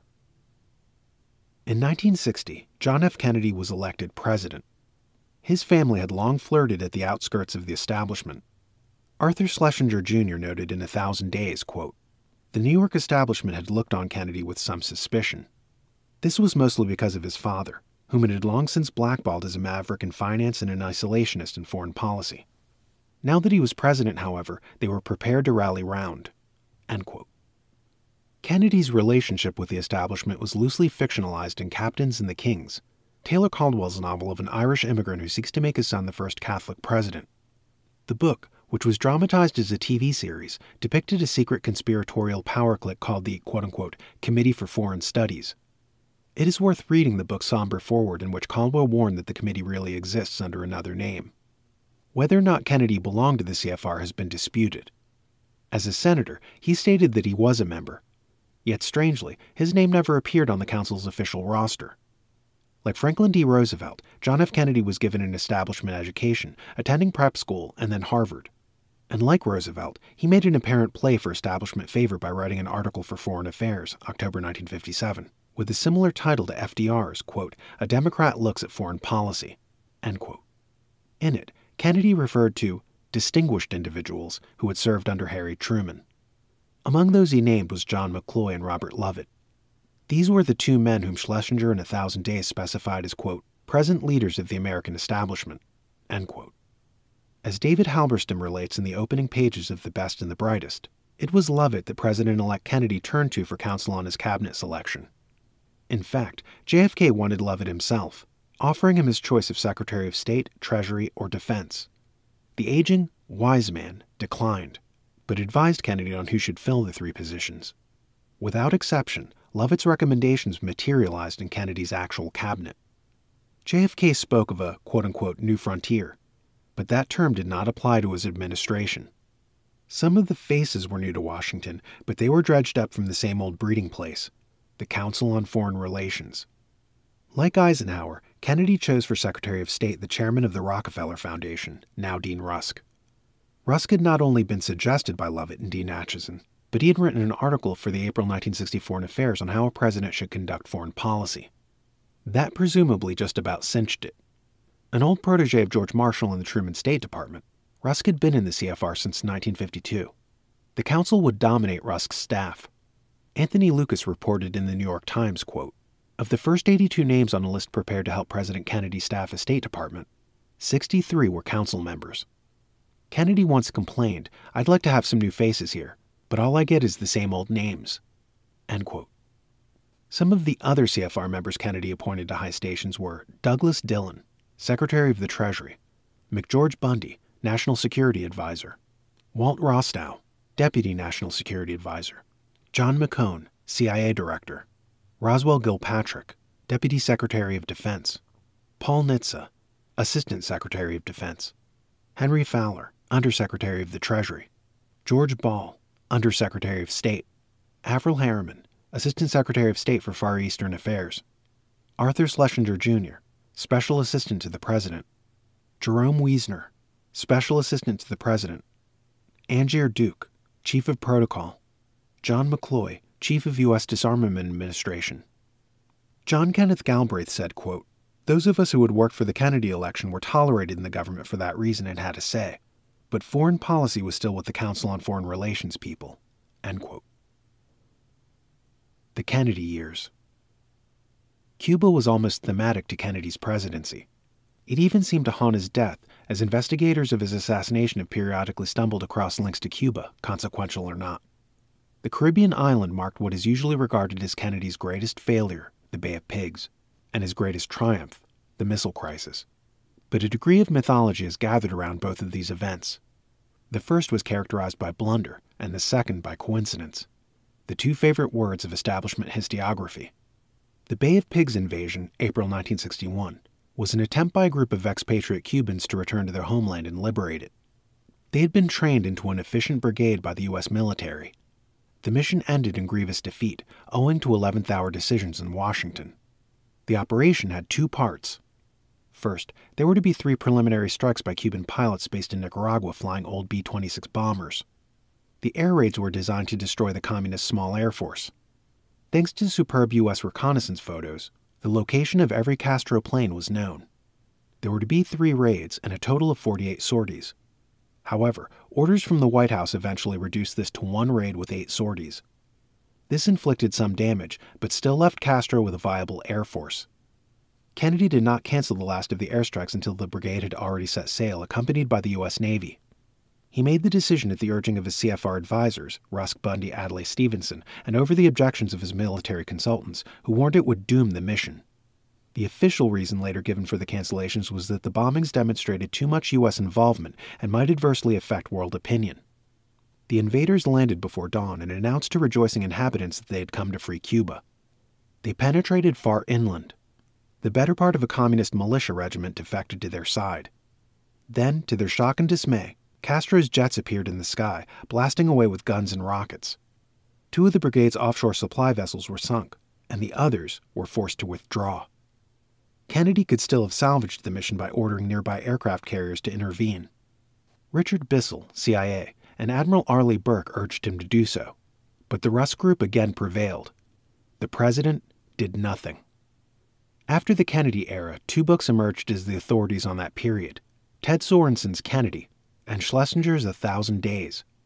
Both authors had been Kennedy advisors, both joined the CFR, and their books both downplayed the significance of the aborted bombing strikes, which in fact had been the crux of the invasion plan's success.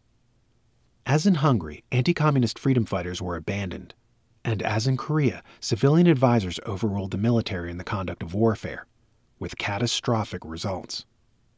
The Cuban Missile Crisis, October 1962, has been called Kennedy's finest hour. We are told of how after U.S. reconnaissance planes spotted Soviet missiles in Cuba, Kennedy blockaded the island, stood up to the Russians, and made them back down. Of course, there never would have been a missile crisis if the Bay of Pigs invasion had gone off unhindered. This and a few other points have been commonly overlooked. 19 Soviet ships passed the vaunted blockade unimpeded. Only one vessel was ever halted and inspected: the Markula, an American-built ship of Lebanese registry sailing under Soviet charter. Little attention has been given to the concessions Kennedy made to get the nuclear weapons out of Cuba. Columnist Walter Lippmann, a founding member of the CFR who had been in Colonel House's old inquiry, suggested that the United States dismantle its missile bases in Turkey as an exchange. 2 days later, Soviet dictator Nikita Khrushchev made the same proposal. In the end, the United States removed all of its intermediate-range missiles, not only from Turkey, but from England and Italy as well. The public was told that this was a coincidence, that the weapons were obsolete and due for withdrawal anyway. General Curtis LeMay, former head of the Strategic Air Command, sharply contradicted this in his book America is in Danger, pointing out that the missiles had just become operational. A further concession made by Kennedy was a pledge of no more invasion attempts against Cuba. The White House ordered that anti-Castro militants in the U.S. be rounded up and their guns and boats confiscated. The president originally demanded on-site UN inspection of the Soviet missile withdrawal, but later backed down, settling for Moscow's promise. To this day, no one knows with certainty if the missiles were really evacuated or simply shifted into caves and underground facilities. Kennedy's finest hour was on balance a great triumph for the Soviets. It set the stage for the strategic nuclear superiority they would later enjoy in Europe, and it guaranteed the preservation of their Cuban colony. In handling the crisis, Kennedy relied not only on his usual staff, but called upon the services of Lovett, McCloy, and Atchison. The final agreement was worked out by McCloy in his home in Stamford, Connecticut, where he hosted the Soviet Deputy Foreign Minister Vasily Kuznetsov.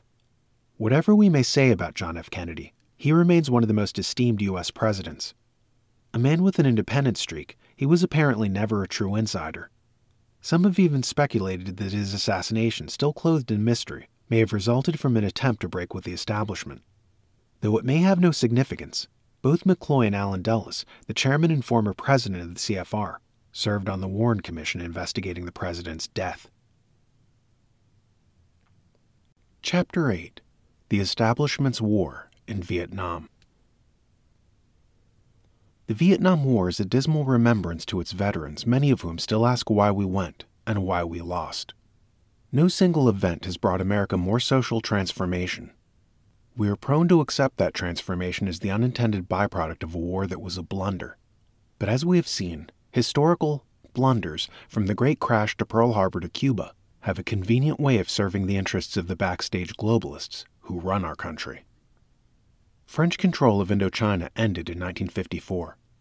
CFR chronicler Robert Schultzinger notes that the Council's, quote, study groups on Southeast Asia, meeting in 1953-54, prepared the ground for the United States to take over France's role as the outside power waging war against local leftist insurrection, end quote.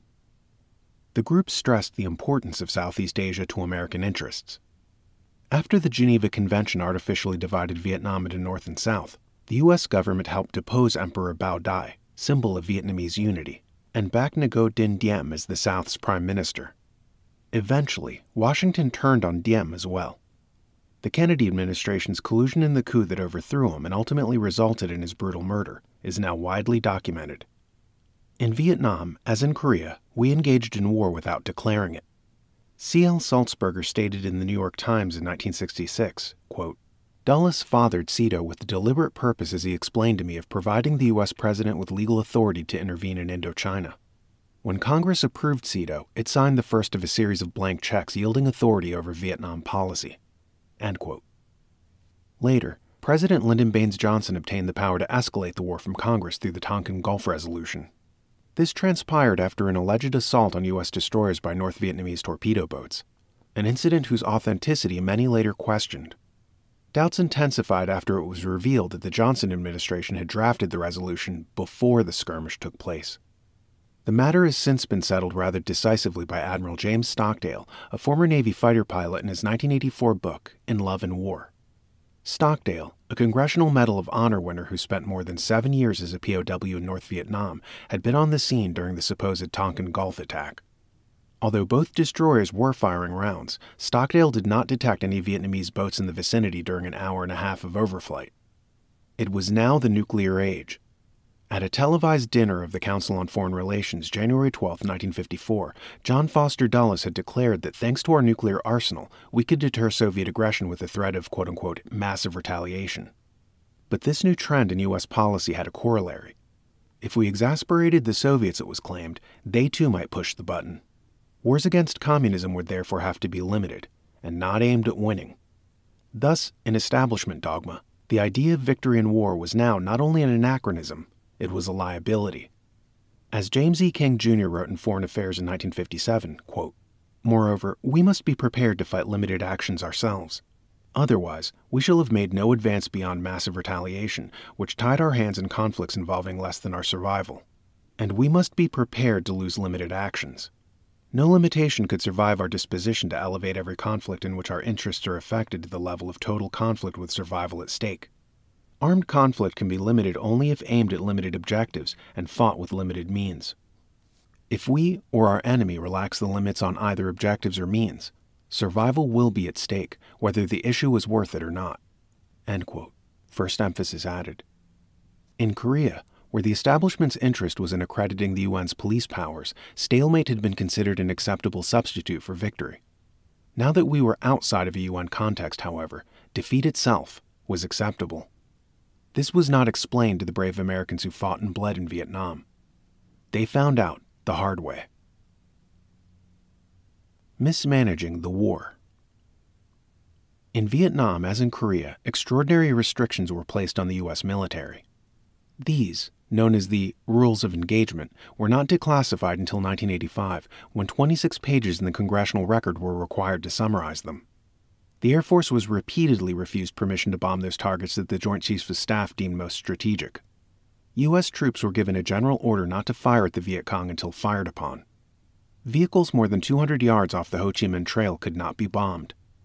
Enemy supply trucks forewarned of approaching U.S. planes had only to temporarily divert off the trail to escape destruction. A North Vietnamese MiG could not be struck if spotted on a runway, only if airborne and showing hostile intent. Surface-to-air missile sites could not be bombed while under construction, only after they became operational. Enemy forces could not be pursued if they crossed into Laos or Cambodia. This gave the Communists a safe sanctuary just 50 miles from Saigon. Even the brief incursion into Cambodia that Richard Nixon authorized in 1970 was hamstrung by a variety of rules and regulations authored in Washington. Lieutenant General Ira C. Eaker observed, quote, "Our political leaders elected to fight a land war where every advantage lay with the enemy, and to employ our vast sea and air superiority in very limited supporting roles only. Surprise, perhaps the greatest of the principles of war, was deliberately sacrificed when our leaders revealed our strategy and tactics to the enemy.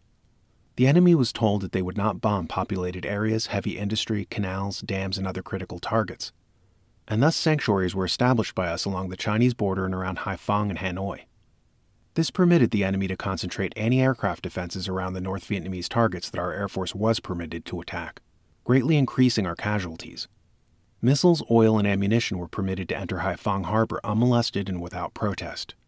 End quote. Such restrictions were equaled in perfidy by the indirect support the United States provided North Vietnam by boosting trade with the Soviet bloc, which furnished some 80% of Hanoi's war supplies. This commerce was one of the establishment's pet projects. Zbigniew Brzezinski, writing in Foreign Affairs, had called for economic aid to Eastern Europe as early as 1961. The journal even featured an article by Ted Sorensen bluntly titled, "Why We Should Trade with the Soviets." The actualization of such trade seems to have begun with David Rockefeller's trip to Moscow in 1964. The Chicago Tribune reported on September 12th of that year, quote, "David Rockefeller, president of Chase Manhattan Bank, briefed President Johnson today on his recent meeting with Premier Nikita S. Khrushchev in Russia. Rockefeller told Johnson that during the 2-hour talk, the Red leader said the United States and the Soviet Union should do more trade. Khrushchev, according to Rockefeller, said he would like to see the United States extend long-term credits to the Russians. End quote. On October 7, 1966, with the war now full in tilt, Johnson stated, quote, "We intend to press for legislative authority to negotiate trade agreements which could extend most favored nation tariff treatment to European communist states. We will reduce export controls on East-West trade with respect to hundreds of non-strategic items." End quote. 6 days later, the New York Times told its readers, quote, "The United States put into effect today one of President Johnson's proposals for stimulating East-West trade by removing restrictions on the export of more than 400 commodities to the Soviet Union and Eastern Europe." End quote. Among the non-strategic items cleared for export, petroleum, aluminum, scrap metal, synthetic rubber, tires, air navigation equipment, ground and marine radar, rifle cleaning compounds, diethylene glycol, used in the manufacture of explosives, computers, electric motors, rocket engines, diesel fuel, and various truck and automobile parts. Almost everything short of a weapon itself was classified, quote-unquote, non-strategic. In times of war, however, few commodities are truly not strategic. Even food, seemingly innocuous, is vital for an army to prosecute war. Did the Johnson administration's easing of restrictions influence the flow of goods from Warsaw Pact nations to Hanoi? 2 weeks after the announcement, the New York Times reported, October 27, 1966, quote, "The Soviet Union and its allies agreed at the conference of their leaders in Moscow last week to grant North Vietnam assistance in material and money amounting to about $1 billion. End quote. Bombing the Ho Chi Minh Trail to interdict the enemy's supplies made no sense when we were enriching the source of those supplies. Trade that would have been labeled treason in World War II was called building bridges during the Vietnam War. This, along with the self-destructive restrictions on the military, were two of the reasons why we could not defeat tiny Vietnam, whereas it had taken us less than 4 years to overcome the combined might of the German and Japanese empires. Why did we go to Vietnam? Analysts such as David Halberstam believe John F. Kennedy increased our commitment in Vietnam as an antidote to humiliation. That after the Bay of Pigs and a bullying Khrushchev gave to JFK in Vienna, the president wanted to show the Russians, if not his right-wing critics, that he had backbone. But if Kennedy really wanted to atone for the Bay of Pigs, he didn't have to go to Vietnam. All he had to do was send our armed forces against Fidel Castro, and it is doubtful that the Tin Pot dictator's fledgling regime would have lasted another day. If he wanted to fight communism, Vietnam was a terrible place to pick. Our supply lines had to stretch halfway around the world. There were no fronts. The enemy was nearly invisible, not only due to the jungle terrain, but because the Viet Cong who wore no uniforms looked like ordinary villagers. A glance at the map shows Vietnam as a narrow country whose extensive border with Laos and Cambodia always ensured the communists a nearby refuge. The French had not been able to hold out there with 300,000 troops, which hardly imbued the enterprise with optimism. And the government of South Vietnam, thanks in part to U.S. meddling, was unstable, fraught with coups and corruption. No, Vietnam was not a utopian battlefield on which to confront communism. In dissecting the establishment psyche that produced our Vietnam entanglement, it should first be noted that the establishment was in the early 1960s under heavy fire. Traditionally, the American people seemed to be more wary of the loyalty of our public servants during Democratic administrations. Under Truman, there was an uproar concerning the State Department. Not long after Alger Hiss's conviction, Joe McCarthy made his famous Wheeling, West Virginia speech. 4 months later, however, Truman sent U.S. soldiers to battle the North Koreans. This tended to deflect, temporarily at least, criticism that his administration was soft on communism. From 1953 to 1961, the Oval Office housed a Republican, albeit a nominal one, and conservative scrutiny of Washington became largely inert. But after the reinstatement of the Democrats under Kennedy, the American right experienced a renaissance. In 1961, the largest anti-communist rally in American history was held at the Hollywood Bowl, and J. Edgar Hoover's Masters of Deceit hit the bestseller list. In 1962, 3 exposés of the Council on Foreign Relations were published: The Invisible Government by former FBI man Dan Smoot, The Welfare Staters by Colonel Victor J. Fox, and America's Unelected Rulers, The Council on Foreign Relations by Kent and Phoebe Courtney. Also in 1962, the American Legion passed a resolution condemning the CFR as quote-unquote being actively engaged in destroying the Constitution and sovereignty of the United States of America, and the Daughters of the American Revolution adopted a resolution petitioning Congress to investigate the Council. American Mercury magazine was regularly blasting both the CFR and the international bankers linked to it. The recently formed John Birch Society was using its educational program to counteract communism and its establishment sympathizers. And the Goldwater movement was picking up, striving to restore the GOP to its tradition. Newsweek and the New York Times may have ignored it, but Americans were at war with the establishment, especially those figures in the Kennedy administration. The decision to go to Vietnam took much of the steam out of these movements. Those who hated communism were now given a war against it, but it was an endless no-win war, one that would be dragged out until the nation at large renounced ever fighting communism again. The Manipulators. We have noted a number of times in this book that the establishment is not conservative, despite PR to the contrary. In the Strawberry Statement, Notes of a College Revolutionary, James Coonan quoted a fellow student radical's report about a 1968 SDS convention. Quote, "Also at the convention, men from Business International roundtables, the meetings sponsored by Business International, tried to buy up a few radicals. These men are the world's leading industrialists, and they convene to decide how our lives are going to go.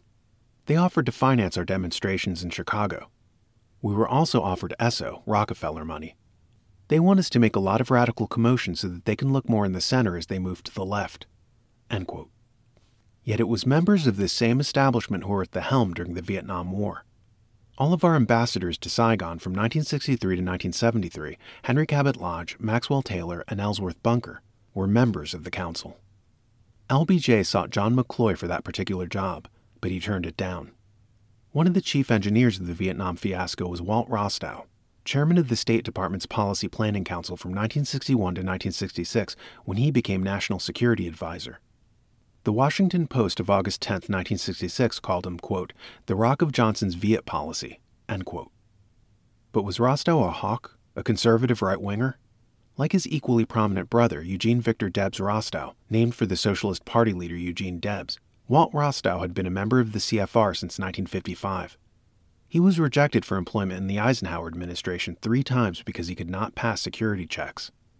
In 1960, in his book, The United States in the World Arena, Rostow declared that, quote, "It is a legitimate American national objective to see removed from all nations, including the United States, the right to use substantial military force to pursue their own interests. Since this residual right is the root of national sovereignty and the basis for the existence of an international arena of power, it is therefore an American interest to see an end to nationhood as it has been historically defined." End quote. Not exactly the words of a die-hard patriot. Rostow called for unilateral disarmament and an international police force. In 1962, there was a stir in Washington when Congress learned of a secret State Department report Rostow had produced entitled Basic National Security Policy.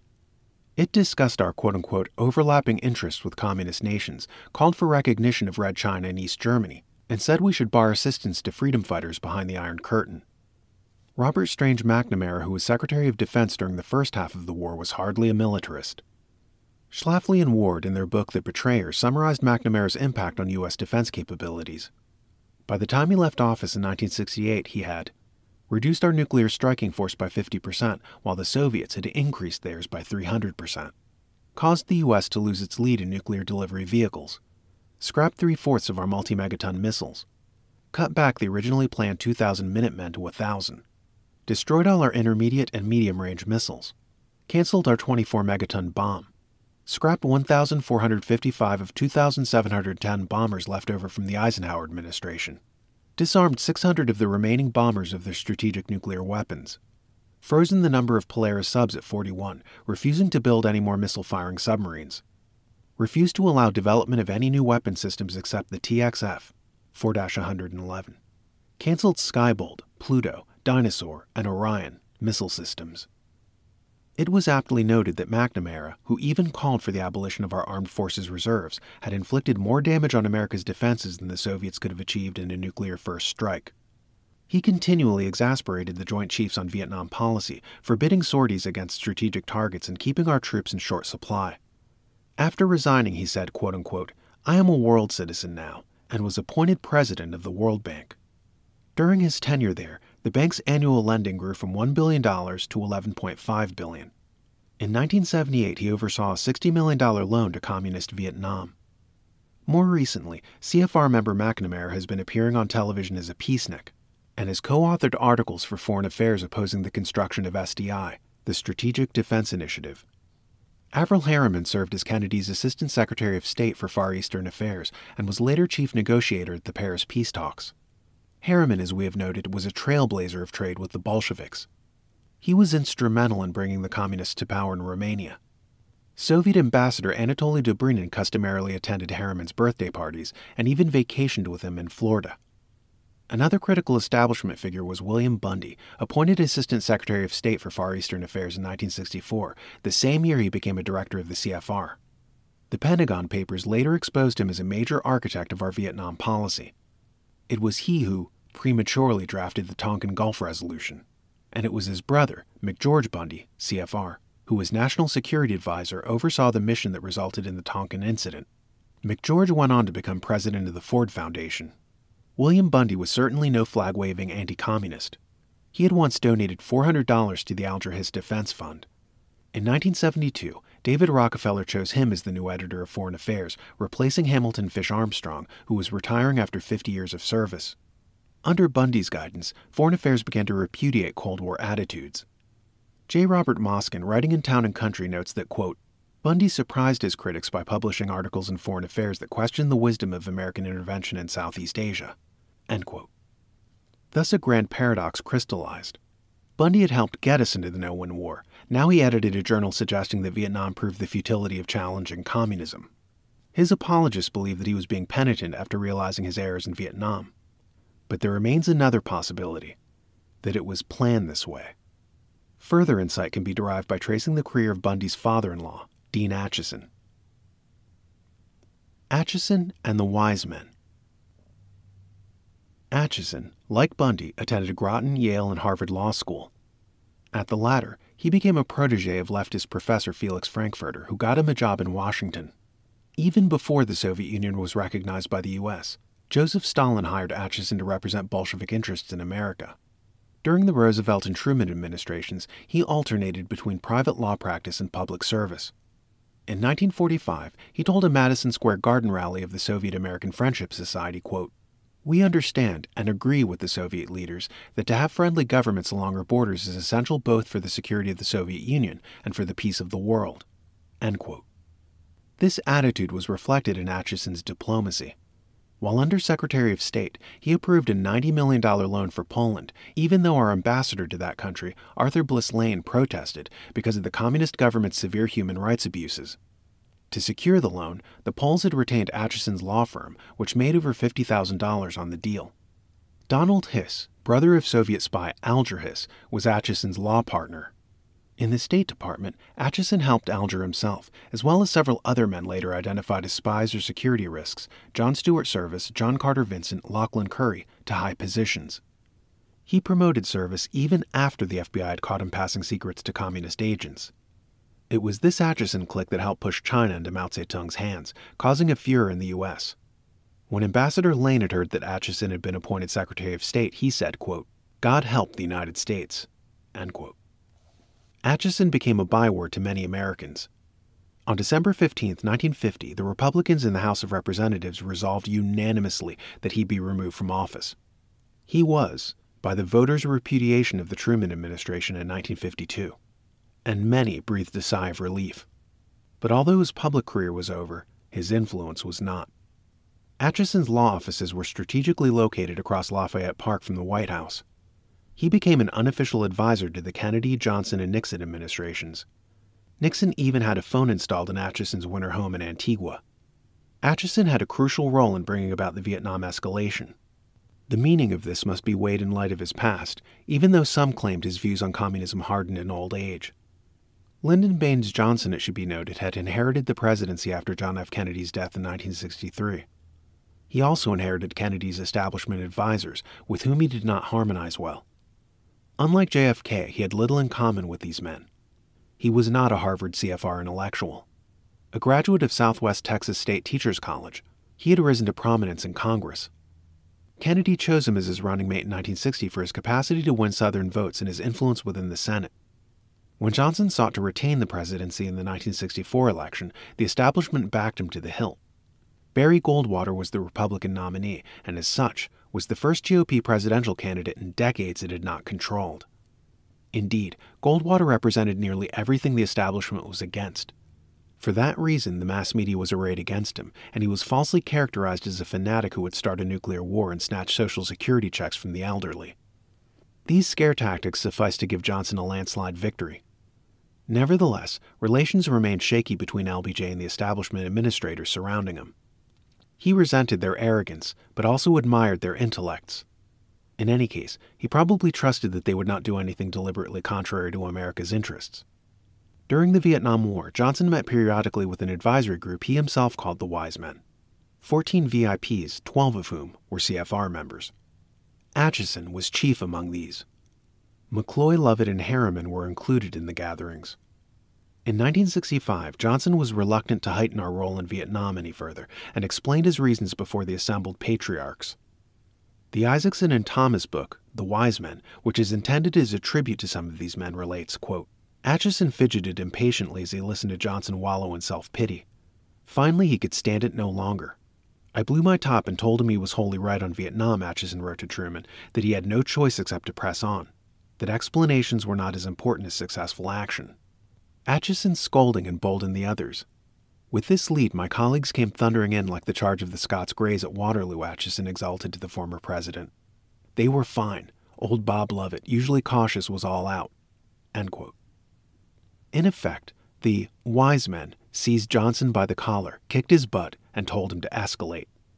They were almost unanimous in this exhortation. William Bundy said that this was the occasion when, quote, America committed to land war on the mainland of Asia. No more critical decision was made. End quote. Each year as the war intensified, Johnson consulted the Wise Men, who told him to push on. But in private, they felt differently. Halberstam notes, quote, as early as May 1964, Dean Acheson stopped a White House friend at a cocktail party and said he thought Vietnam was going to turn out much worse than they expected, that it was all much weaker than the reports coming in. End quote. And Acheson's correspondence from that period demonstrates pessimism about the war he did not share with the president. Averell Harriman played the hawk for Johnson, so much that he received a scolding from former Kennedy aide Arthur Schlesinger. Harriman brought Schlesinger to his hotel room, took a stiff drink, and told him confidentially that he was against the war. William Bundy wrote in a memoir that he had misgivings about the pro-escalation advice the elder statesman had given the president, but he did not so advise Johnson. Referring to Acheson, Lovett, and McCloy, the Wise Man asks, quote, even in 1965, they harbored serious doubts about committing U.S. troops to the defense of the government of South Vietnam. Why did they fail to convey those doubts to the president? End quote. That, of course, is the $64,000 question. But Isaacson and Thomas supply no satisfying answer. In March 1968, in Science and Mechanics, a dozen top U.S. military officers made individual statements concerning Vietnam. They summarized how the restrictions on the armed forces had prolonged the war and asserted that the U.S. could win in a few months if only it would adopt a realistic strategy, which they outlined. Such views were considered extremely dangerous in establishment circles. That same month, Johnson was scheduled to see the Wise Men again. He expected that, as usual, he would be patted on the back and told to continue the war. But before the conference, the Wise Men received negative briefings about the war from 3 individuals whom the wily Acheson had been consulting over the previous month. The next morning, Johnson sat down with the Wise Men and received the shock of his life.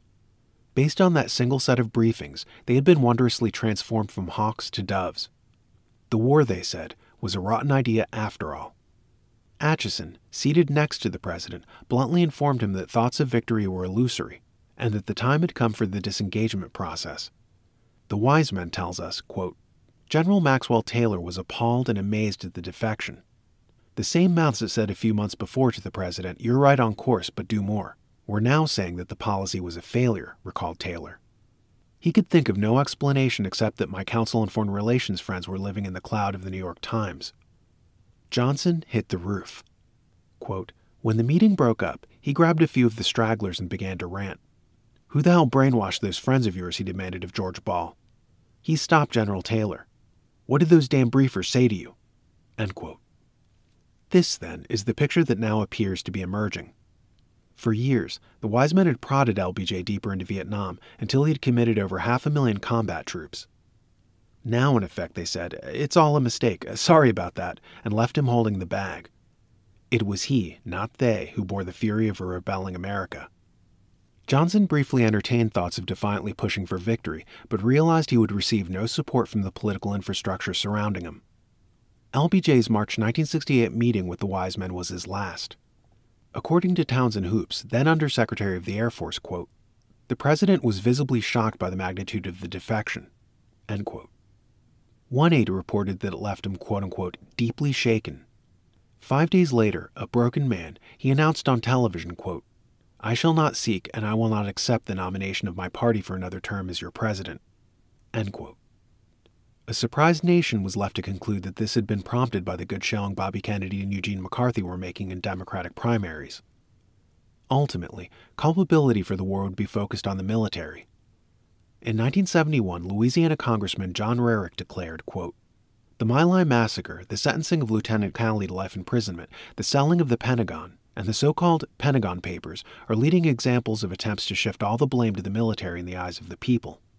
But no one identifies the Council on Foreign Relations, the CFR, a group of 1,400 Americans which include as members almost every top-level decision and policymaker in the Vietnam War. CBS tells the people it wants them to know what is going on and who is to blame. Why doesn't CBS tell the American people about the CFR and let the people decide whom to blame for the Vietnam fiasco? The planners and top decision-makers of a closely knit financial, industrial, intellectual aristocracy, or military leaders under civilian control who have had little or no voice in the overall policies and operations, and who are forbidden by law to tell the American people their side. The My Lai incident, the selling of the Pentagon, and the Pentagon Papers have not scratched the surface in identifying the responsible kingmakers of the new ruling royalty, let alone in exposing the CFR role in Vietnam. Who will tell the people the truth if those who control the right to know machinery also control the government? The war in Vietnam was not created by conservative hawks. It was created by luminaries of the CFR, whose globalism and tolerance of communism is a matter of record.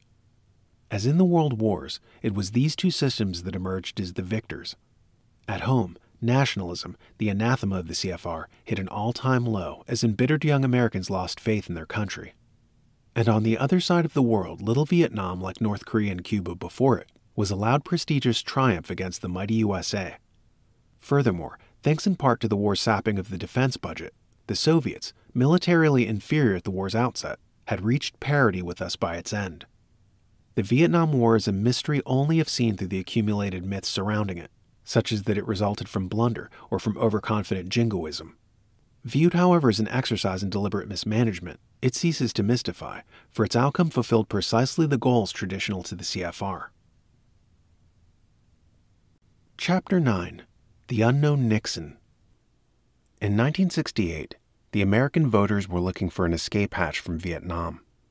Richard Nixon won the presidential election partly because his Democratic opponent Hubert Humphrey, CFR, had been Johnson's vice president and already bore the war's stigma by association. Liberals wanted an immediate pullout from Vietnam. Conservatives wanted a swift, decisive victory. Nixon gave them neither. Instead, 4 more years of protracted warfare widened America's divisiveness. Richard Nixon, like Harry Truman and Lyndon Johnson, was not a member of the establishment by birth and breeding, but his political career became inextricably linked to it. In 1946, Nixon was a small-town lawyer who had never held any elected office, not even town dog catcher. Yet 6 years later, he was Vice President-elect of the United States.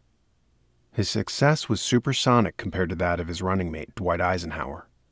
Nixon's political odyssey began with a race for the House seat in California's 12th District. In the election, he faced Democrat Jerry Voorhees, a 10-year veteran of Congress.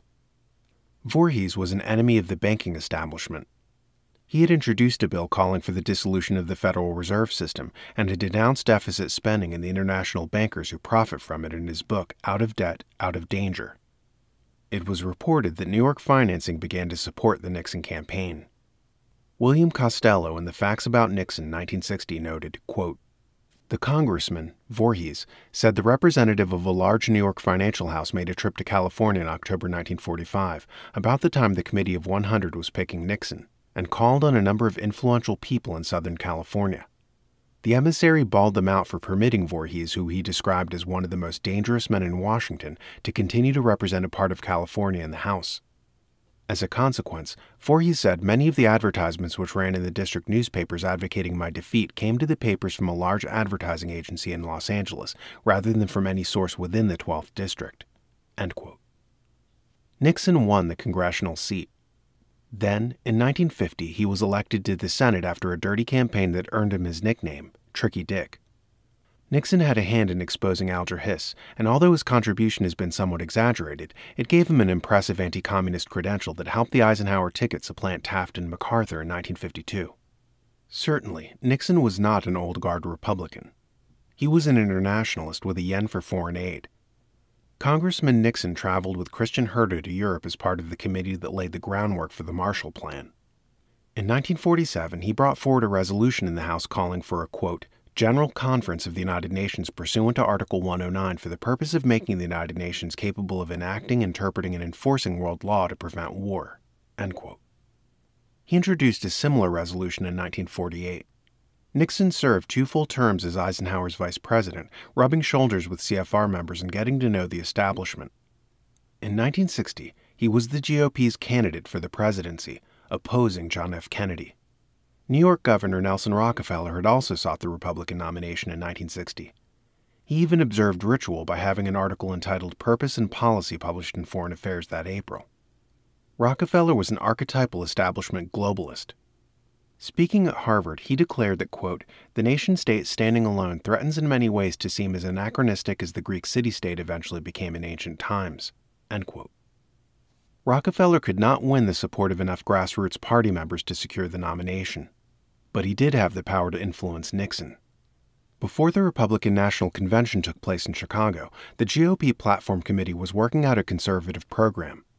But as Theodore White said in The Making of a President in 1960, quote, whatever honor they might have been able to carry from their services on the Platform Committee had been wiped out.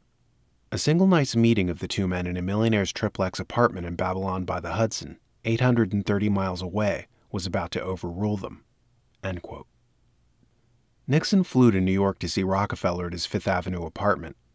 The result was a new platform to Rockefeller's liking.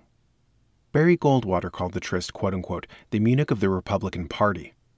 Edith Kermit Roosevelt commented, quote, it was not as a Standard Oil heir, but as an establishment heir, a man of world goodwill, that Nelson Rockefeller forced the Republicans to rewrite their platform.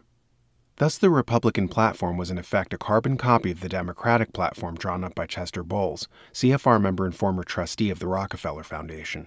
End quote. Since the establishment again had de facto control of both parties' candidates, Nixon's defeat that November did not worry them.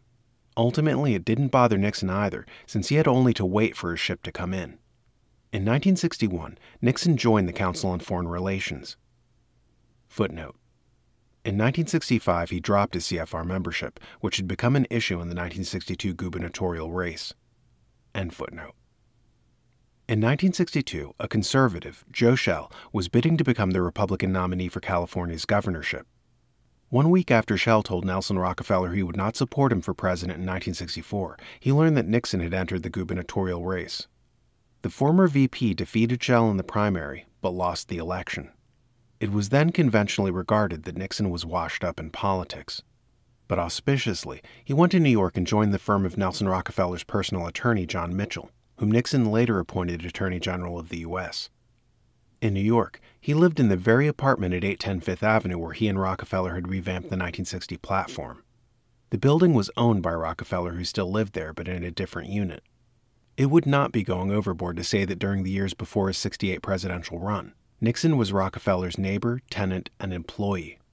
His net worth increased substantially over this period.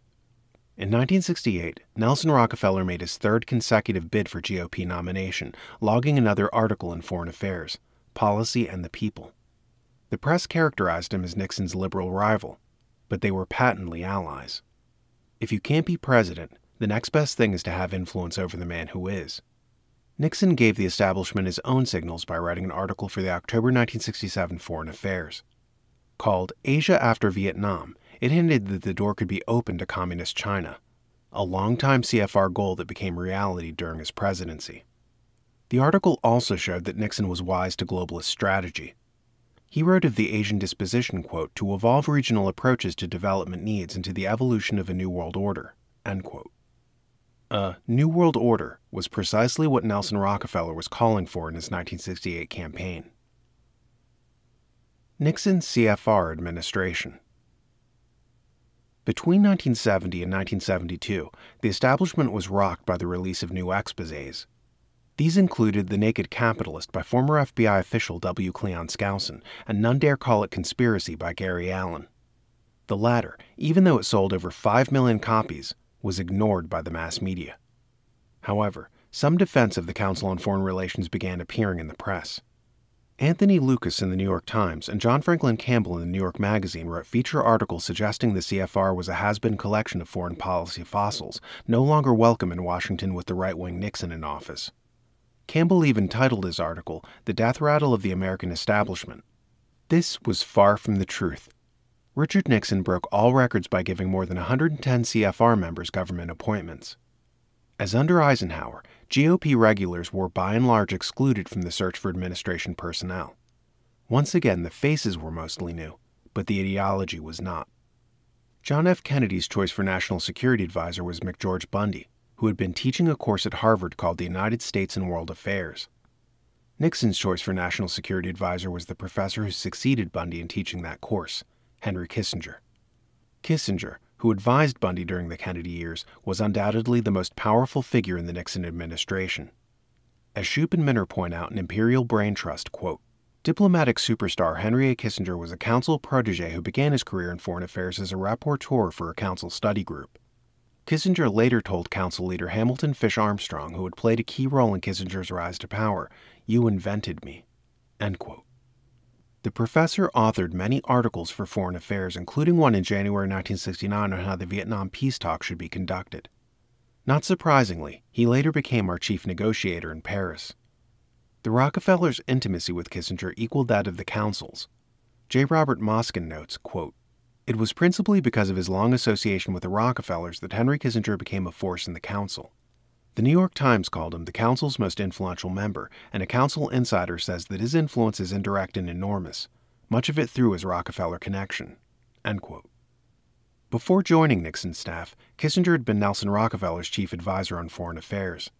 He dedicated his memoir White House Years to Rockefeller, and in the book called him, quote-unquote, "the single most influential person in my life." How did Nixon happen to select Kissinger? U.S. News & World Report commented in 1971, quote, "It was on the advice of Governor Rockefeller, who described Mr. Kissinger as the smartest guy available, that Mr. Nixon chose him for his top advisor on foreign policy." End quote. Nixon twice offered David Rockefeller the Treasury Secretary post. He rejected it. This is not surprising, since it has been said that for him, even the presidency would be a demotion. Nixon named as Commerce Secretary Peter G. Peterson, CFR, who went on to replace David as the council's chairman in 1985. Among Nixon's CFR recruitments, Federal Reserve Board Chairman Arthur Burns, Hughes Secretary Elliot Richardson, Housing Secretary James Lynn, Foreign Policy Consultant George Ball, Chief Economic Aide Dr. Paul McCracken, UN Ambassador Charles Yost, NATO Ambassador Harlan Cleveland, Ambassador to the Soviet Union Jacob Beam, and the Director of the Arms Control and Disarmament Agency, Gerard Smith. Other Nixon appointees such as Defense Secretary Melvin Laird and Treasury Secretaries David Kennedy and George Shultz joined the council in later years. Nixon's pick for the highly visible vice presidency was Spiro Agnew, who, although not a member of the CFR, had been national chairman for the Rockefeller for President Committee in 1968. Was Nixon a conservative? Although liberals detested Richard Nixon, whose rhetoric was often conservative, the record demonstrates that his policies were constructed on the design of the establishment, not the traditional right. Nationally syndicated columnist Roscoe Drummond observed in 1969, quote, "The most significant political fact of the hour is now so evident it can't seriously be disputed. President Richard M. Nixon is a secret liberal." Lyndon Johnson initiated and Congress approved the largest volume of social legislation of any president in history, and Nixon prepares to carry forward every major Johnson measure. During the 8 Eisenhower years, 45 new welfare programs were passed. During the 5 Johnson years, some 435 welfare programs were passed, and Nixon is not proposing to dismantle them. He is proposing to build on them, and his goal is to make sure they achieve their purposes more effectively." End quote. By 1970, syndicated columnist James Reston, CFR, agreed. He wrote, quote, "It is true that Nixon rose to power as an anti-communist, a hawk on Vietnam, and an opponent of the New Deal. But once he assumed the responsibilities of the presidency, he began moving toward peace in Vietnam, coexistence with the communist world of Moscow and Peking, and despite all his political reservations, even toward advocacy of the welfare state at home." End quote. By 1971, Reston exclaimed, quote, "The Nixon budget is so complex, so unlike the Nixon of the past, so un-Republican that it defies rational analysis. The Nixon budget is more planned, has more welfare in it, and has a bigger predicted deficit than any other budget in this century." End quote. President Nixon shocked newscaster Howard K. Smith by telling him, quote, "I am now a Keynesian in economics." End quote. Keynes, of course, was the master advocate of government intervention in the marketplace. Nixon, it is to be recalled, instituted wage and price controls when inflation was a mere 4%. Such measures are pure socialism. A conservative ideologist would not even consider them. Nixon jacked federal spending to unprecedented levels, upped foreign aid, and proposed the Family Assistance Plan, FAP, which would have guaranteed a minimum annual income to every family in America. Even the very liberal John Kenneth Galbraith was impressed. He wrote in New York Magazine in 1970, quote, "Certainly, the least predicted development under the Nixon administration was this great new thrust to socialism. One encounters people who still aren't aware of it. Others must be rubbing their eyes, for certainly the portents seemed all to the contrary. As an opponent of socialism, Mr. Nixon seemed steadfast." End quote. Nixon was no more conservative on foreign policy than domestic. It was his administration that permitted the Soviets to discharge their $11 billion World War II debt at less than 10 cents on the dollar, and then received millions of tons of our grain at subsidized rates. It also opened up 40 U.S. ports to their ships and pushed Congress to grant the USSR most favored nation trade status. Even though the Chinese communists had been killing literally millions in the Cultural Revolution, Richard Nixon began a new era of friendly relations with them, fulfilling a step long called for by CFR study groups and publications. The Nixon administration was somewhat less restrictive than its predecessor with the use of force against North Vietnam, but it also concluded an undependable peace settlement. This bizarre agreement allowed Hanoi to keep all of its troops in place in South Vietnam, estimated at 150,000 by Washington, 300,000 by Saigon, while requiring the U.S. to remove all armed forces. President Thieu of South Vietnam refused to sign, calling it a quote-unquote surrender document, but acquiesced when the Nixon administration told him it would sign with or without him. The presence of North Vietnam's armies, coupled later with the cutting of supplies to Saigon by Congress, sealed the doom of South Vietnam. Laos and Cambodia fell with it. The promise of peace had helped Nixon get reelected, and the agreement won Kissinger the Nobel Peace Prize. But Southeast Asia's allotment in the end was communism and genocide. As an epilogue to the Nixon era, it should be noted that Gary Allen, one of the keenest observers of the establishment, believed that Watergate may have been the final act in Nelson Rockefeller's long quest for the White House. Spiro Agnew, one recalls, was bumped from the vice presidency after an old scandal cropped up.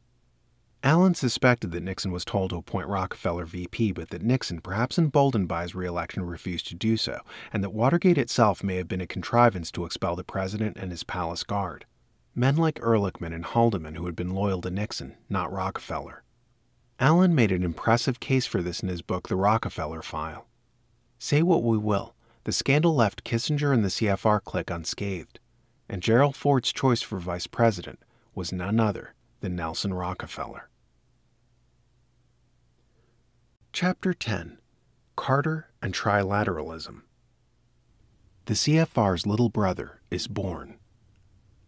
With none dare call it conspiracy putting the heat on the CFR, David Rockefeller moved to form a new internationalist organization, the Trilateral Commission. For some 3 decades, CFR members had pushed for Atlantic Union, a bilateral federation of America and Europe. The Trilateral Commission, TC, broadened this objective to include an Asiatic leg. How did the TC begin? The Trilateral Commission, wrote Christopher Lydon in the July 1977 Atlantic Monthly, was David Rockefeller's brainchild. George Franklin, North American Secretary of the Trilateral Commission, stated that it, quote, was entirely David Rockefeller's idea originally, end quote.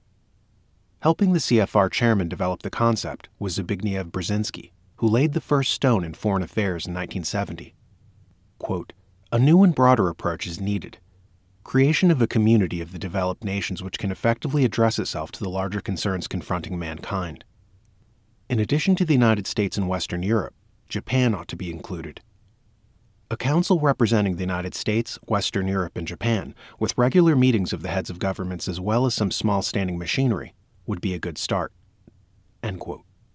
That same year, Brzezinski elaborated these thoughts in his book Between Two Ages. It showed Brzezinski to be a classic CFR man, a globalist more than lenient toward communism. He declared that, quote-unquote, national sovereignty is no longer a viable concept, and that, quote, Marxism represents a further vital and creative stage in the maturing of man's universal vision. Marxism is simultaneously a victory of the external active man over the inner passive man, and a victory of reason over belief, end quote. The Trilateral Commission was formally established in 1973 and consisted of leaders in business, banking, government, and mass media from North America, Western Europe, and Japan. David Rockefeller was founding chairman and Brzezinski founding director of the North American branch, most of whose members were also in the CFR. In the Wall Street Journal, David Rockefeller explained that, quote, the Trilateral Commission is in reality a group of concerned citizens interested in fostering greater understanding and cooperation among international allies, end quote. But it was not all so innocent, according to Jeremiah Novak, who wrote in The Atlantic, July 1977, quote, the Trilateralists' emphasis on international economics is not entirely disinterested, for the oil crisis forced many developing nations with doubtful repayment abilities to borrow excessively. All told, private multinational banks, particularly Rockefeller's Chase Manhattan, have loaned nearly $52 billion to developing countries. An overhauled IMF would provide another source of credit for these nations and would take the big private banks off the hook. This proposal is the cornerstone of the trilateral plan, end quote. Senator Barry Goldwater put it less mercifully.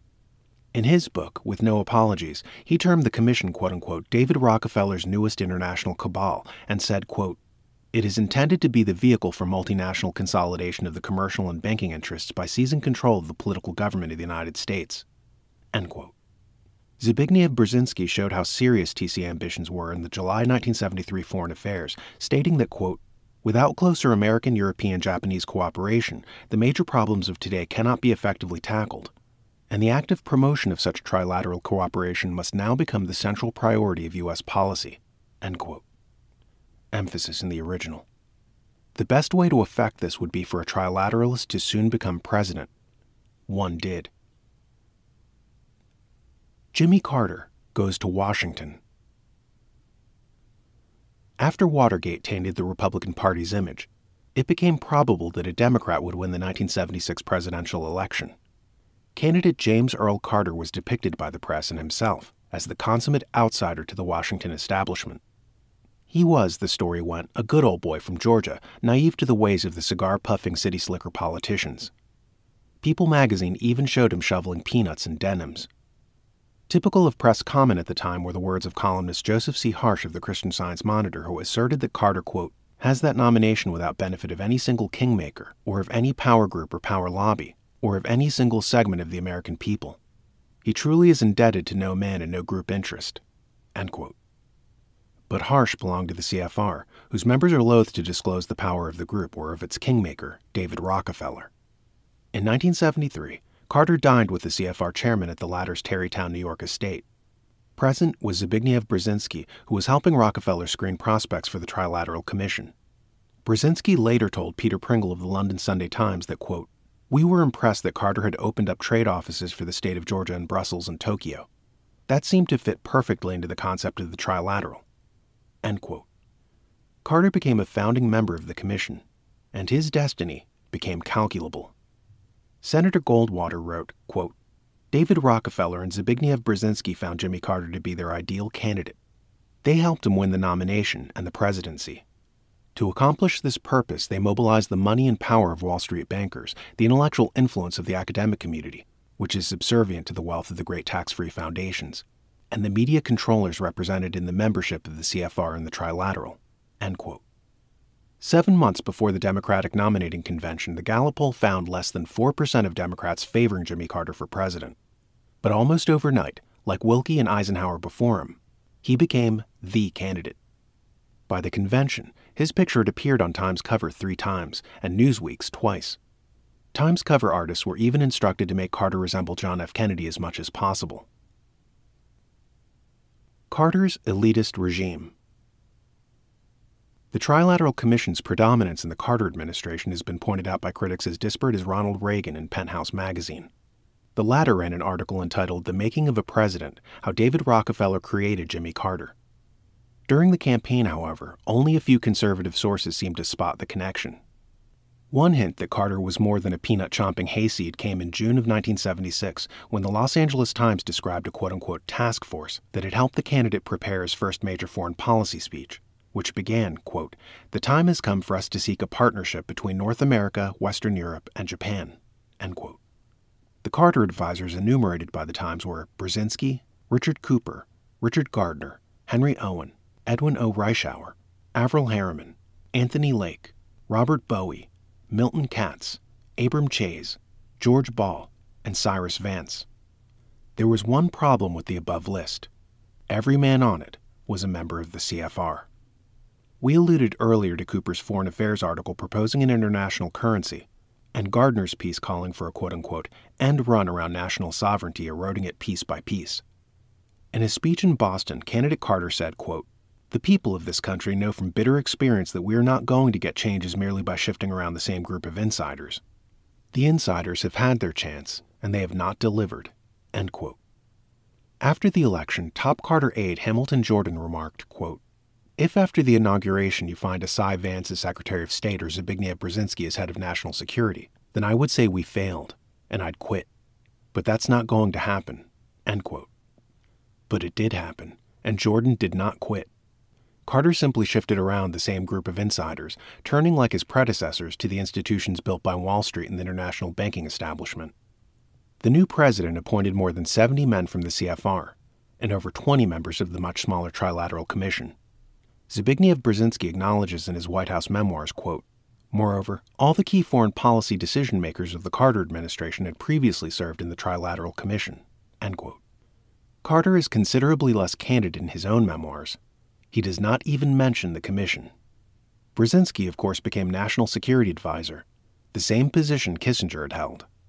Victor Lasky observed in Jimmy Carter, the Man in the Myth, quote, "The Polish-born Brzezinski was to David Rockefeller what the German-born Kissinger was to Nelson Rockefeller," end quote.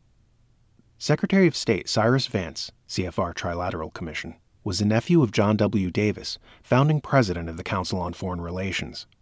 Vance, who had served in the Kennedy and Johnson administrations, has been called, quote, "a product of the inner sanctums of Yale and Wall Street," end quote.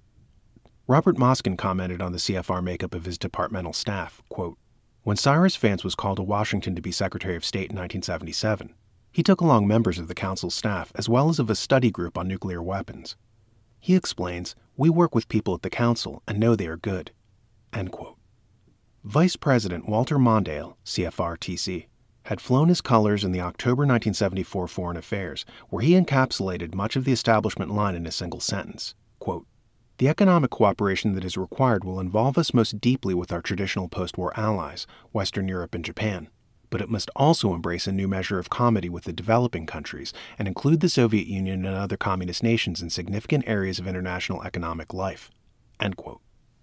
Other Carter appointees who were in both the CFR and the Trilateral Commission: Defense Secretary Harold Brown, Federal Reserve Chairman Paul Volcker, Deputy Secretary of State Warren Christopher, Undersecretary of State Richard Cooper, Assistant Secretary of State Richard Holbrooke, Undersecretary of the Treasury Anthony M. Solomon, Deputy Secretary of Energy John Sawhill, Special Assistant to the President Hedley Donovan, Ambassador at Large Henry Owen, and several others. And of course, there were plain CFR members like Treasury Secretary W. Michael Blumenthal, Hughes Secretary Joseph Califano, SALT negotiator Paul Warnke, and dozens of others. To paraphrase one commentator, by the time Carter got to the White House, virtually the only thing Georgian about him was his accent. Carter foreign policy. Domestically, Jimmy Carter wrought record deficits and double-digit inflation, but it was probably his foreign policy that most singed the nerves of America. In the July 1980 issue of Commentary magazine, Carl Gershman reviewed a number of articles that appeared in Foreign Affairs and Foreign Policy during the early to middle 1970s. Foreign Policy, published by the Carnegie Endowment for International Peace, was founded by council members as a congenial rival to Foreign Affairs. Gershman saw that these articles proposed a new foreign policy for the United States, one that disdained the Cold War mentality, renounced the use of force against communism based on the Vietnam experience, and advocated assisting the type of movements we had previously opposed, i.e. national liberation movements on the left half of the political spectrum. Gershman then disclosed that many of these essays' authors were tapped by the Carter administration for top foreign policy jobs. This quote-unquote new foreign policy establishment, as Gershman called it, really just the same CFR without the anti-communist pretense, helped Carter translate its ideas into reality, and a nightmare for the free world. Latin America. When the Sandinistas moved to seize power in Nicaragua, Carter took measures that hastened the downfall of President Anastasio Somoza, a West Point graduate and devoted friend of the USA. Somoza, it should be noted, was the duly elected leader of his people. Nicaragua had an election system modeled on that of the United States. There were two major parties, and additional parties could qualify to run their candidates simply by securing enough petitions. The 1974 election that brought Somoza to the presidency was overseen by the OAS, which found no irregularities.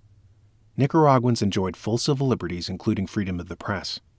American journalists there were permitted to roam at will. Nevertheless, most of them portrayed Somoza as a man of consummate evil. This enabled Jimmy Carter to undermine him without significant protest within the United States. On January 23, 1979, Valeurs Actuelles, the French political and economic weekly, reported the following comments by Mexico's President López Portillo. Quote, "When President Carter visited me, I told him, I do not particularly like Somoza or his regime, as you know. But if the Sandinistas unseat him and replace him with a Castro-picked government, it will have a profound effect on Nicaragua's neighbors and certainly touch off a slide to the left in my country." It was as though he did not hear a word of what I had said. He told me, "Oh, Mr. President, you must do something to help me get rid of this Somoza." End quote. Carter forced the IMF and the World Bank to halt credit to Nicaragua, embargoed its beef and coffee, and most importantly, prohibited weapon sales to its military and pressured our allies to do the same, even compelling Israel to recall a ship bound for Nicaragua with munitions. Unknown to most Americans, President Somoza, before his brutal assassination, exposed the Carter conspiracy to depose him in his book Nicaragua Betrayed. It contains the transcripts of tape recordings Somoza made of visits to his office by U.S. officials. After the Marxists took power in Managua, the Carter administration pushed through Congress $75 million in aid for them. The new Nicaraguan rulers met the approval of one William W. Leo Grand, who wrote in the autumn 1979 Foreign Affairs that their quote-unquote program guarantees freedom of the press, speech, and association, including the right to organize political parties irrespective of ideology, which at least proves the magazine is not always prophetic. Incredibly, in his presidential memoirs, Keeping Faith, Jimmy Carter avoids any discussion of the Sandinista overthrow of Somoza, even though it could pass as the most significant foreign policy event of his White House career. When campaigning in 1976, candidate Carter said in one of his televised debates with Gerald Ford, quote, "I would never give up complete or practical control of the Panama Canal Zone." End quote. But that is just what he did, as had been favored in foreign affairs. Even though the Canal Zone is strategically vital and was no less U.S. territory than Alaska or Hawaii, Americans were goaded into consenting through exploitation of the legacy of no-win warfare. We were told that unless we surrendered the canal, we would face another Vietnam. The Middle East. Iran was an important U.S. ally, not only as an oil source, but as the leading obstacle to Soviet ambitions in the Middle East. The Shah of Iran, who had governed his country since 1941, suddenly, like Somoza, became a mass media arch-villain, even though he was probably the most progressive leader in his nation's history. He was attempting to quell uprisings by Islamic fundamentalists and Marxists, but was forced to ease up and make concessions to them when Carter threatened to withhold U.S. support. General Robert Heiser, a Carter emissary, persuaded the Iranian generals not to intervene to save the Shah's government.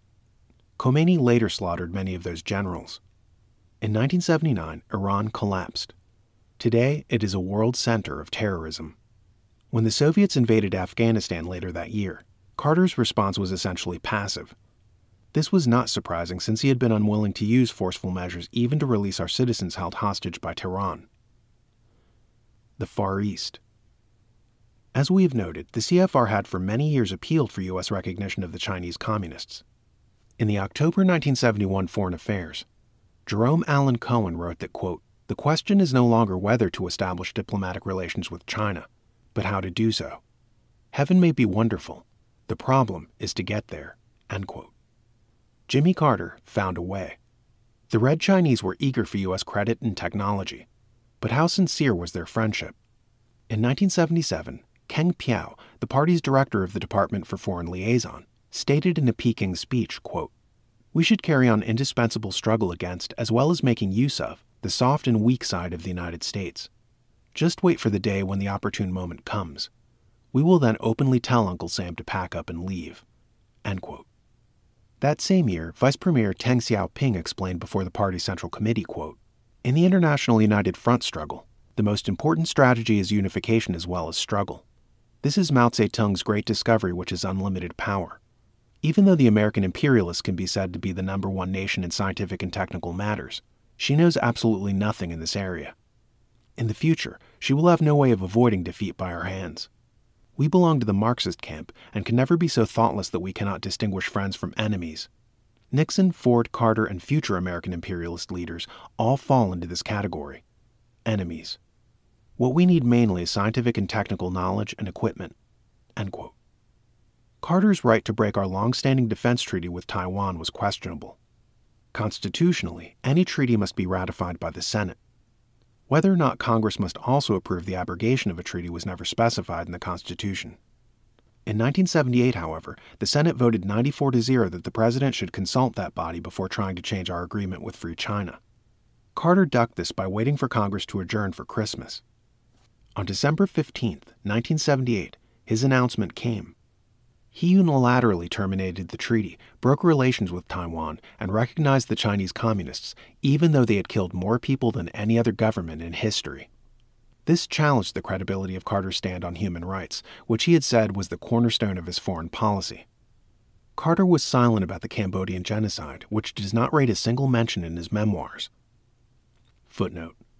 The closest he came is to note that Leonid Brezhnev said the Cambodians were grateful to the Vietnamese for ousting, quote-unquote, the abhorrent regime of Pol Pot. End footnote. And he sought to remove our troops from South Korea, which could have brought renewed communist invasion. Africa. Carter maintained a trade embargo against Rhodesia, and refused even to meet with Prime Minister Ian Smith when he came to America to plead for his country. Rhodesia became Zimbabwe, the dominion of Marxist Robert Mugabe. And in other African regions, the Soviets and the Cubans stepped in with little if any U.S. opposition. To his many injuries to freedom-loving peoples, Carter added a slap in the face. He handed over the crown to St. Stephen, Hungary's symbol of national independence and faith, which had been smuggled out of the country before the communists took over, to the Red regime in Budapest. Like the Grim Reaper wielding a scythe, Jimmy Carter left behind a bloody trail of betrayed allies. Communism had been strengthened in every corner of the globe. One is hard-pressed to find major Carter foreign policy decisions that served the interests of the American people or the free world. It would appear, however, that he very satisfactorily executed the trilateral CFR game plan. Chapter 11. A second look at Ronald Reagan. Reagan and the establishment. After Mao Zedong took power in 1949 with the help from the State Department, the cry in America was, "Who lost China?" In the August 1979 Foreign Affairs, editor William P. Bundy wrote a piece called Who Lost Patagonia? Foreign Policy in the 1980 Campaign. Bundy patently feared that Jimmy Carter's foreign intrigues would revive deep scrutiny of the U.S. government and its establishment connection. His article contended that our allies were falling apart on their own, that it was happenstance that this occurred on Jimmy Carter's watch, and that there should be no, quote-unquote, reckless charges like those raised about post-war China. Many Americans, however, had different ideas. Even those unfamiliar with the establishment and its modus operandi sensed something very wrong with Jimmy Carter's foreign policy.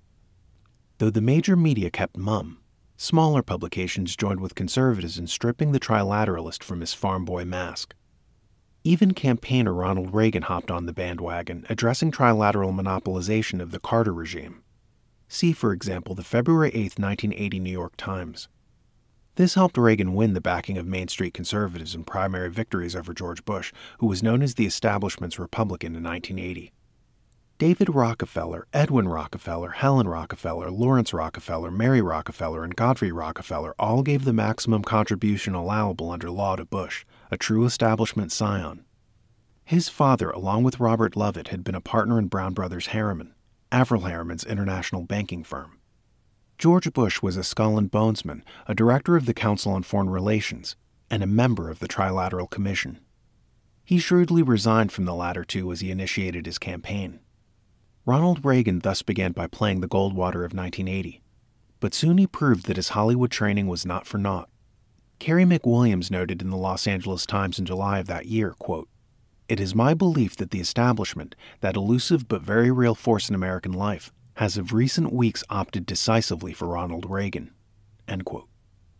In the August 1980 Playboy, Robert Scheer reported, quote, "Prior to the New Hampshire primary, David Rockefeller convened a secret meeting of like-minded Republicans aimed at developing a strategy for stopping Reagan by supporting Bush and, failing that, getting Gerald Ford into the race.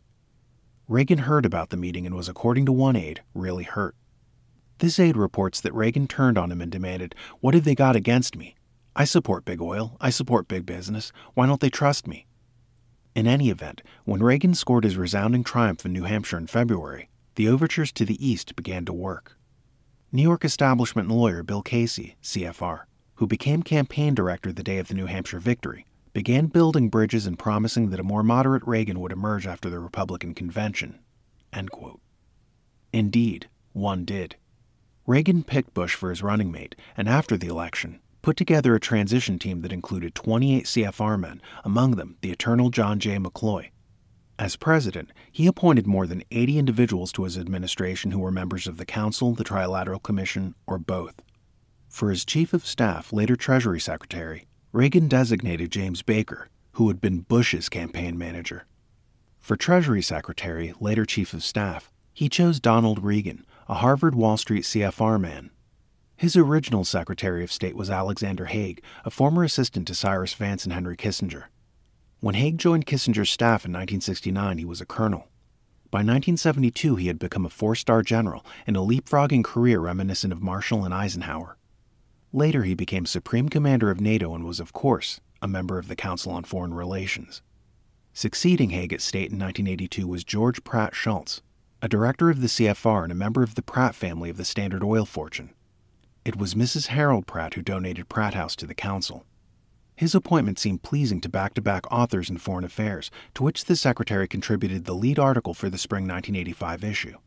Known as an advocate for accommodation with the USSR, it was he who years earlier had signed the accords resulting in the Kama River truck factory being built for the Soviets by the West. When Schultz picked retired banker John C. Whitehead for Deputy Secretary of State, the New York Times commented, quote, "Mr. Whitehead brings to the job no apparent expertise for international diplomacy."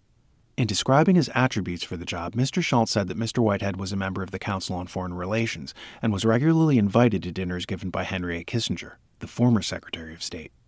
End quote.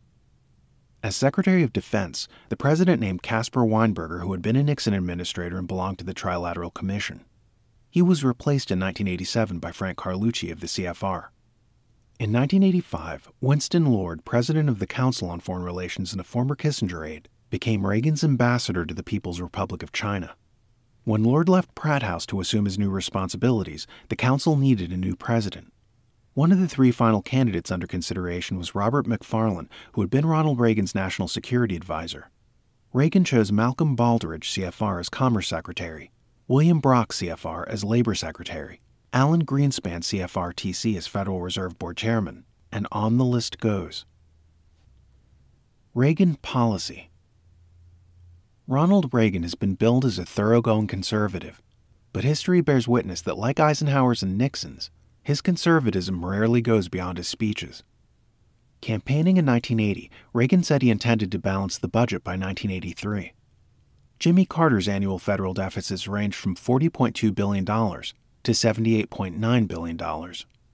Under Mr. Reagan, the red ink came to a record $127.9 billion in fiscal 1982. Then skyrocketed to $208.9 billion in 1983. The subsequent deficits in billions of dollars were as follows: 1984, 185.3. 1985, 212.3. 1986, 220.7. 1987, 173.2, estimated. Reagan's annual deficits have actually exceeded the annual budgets of Lyndon B. Johnson, who had a Vietnam War to pay for as well as the Great Society. He has chalked up more government debt than all the other presidents before him combined. It is true that Congress shares in the responsibility for this, but the blame cannot be simply offloaded on them. The president's own budget proposals have contained estimated deficits in the $100 to $200 billion range since fiscal 1983. Reagan is touted as an enemy of taxation and big government. Yet during his first term, although he did cut tax rates, he also pushed through the largest single tax increase in our nation's history, as well as boosts in the gasoline and Social Security taxes. And big government got bigger. The civilian workforce in the executive branch grew by nearly 100,000 between 1981 and 1986. In 1983, Walter Heller, former economic advisor to Presidents Kennedy and Johnson, was prompted to write a column in the Wall Street Journal entitled "Mr. Reagan is a Keynesian Now." In 1984, economist Richard Parker echoed this conclusion in the Los Angeles Times, noting, quote, "While he proclaims Reaganomics success, Reagan also owes Americans a shocking confession. He's become a born-again Keynesian." End quote. That same year, economist Lester Thurow observed in Newsweek that, quote, "President Reagan has become the ultimate Keynesian." End quote. He continued, quote, "Not only is the Reagan administration rehabilitating exactly the economic policies it pledged to bury when entering office, it is applying them more vigorously than any Keynesian would have dared. Imagine what conservatives would be saying if a liberal Keynesian Democratic president had dared to run up a $200 billion deficit." End quote. Supposedly a proponent of military strength, candidate Reagan criticized Jimmy Carter for abiding by the SALT II Treaty, which the Senate had refused to ratify.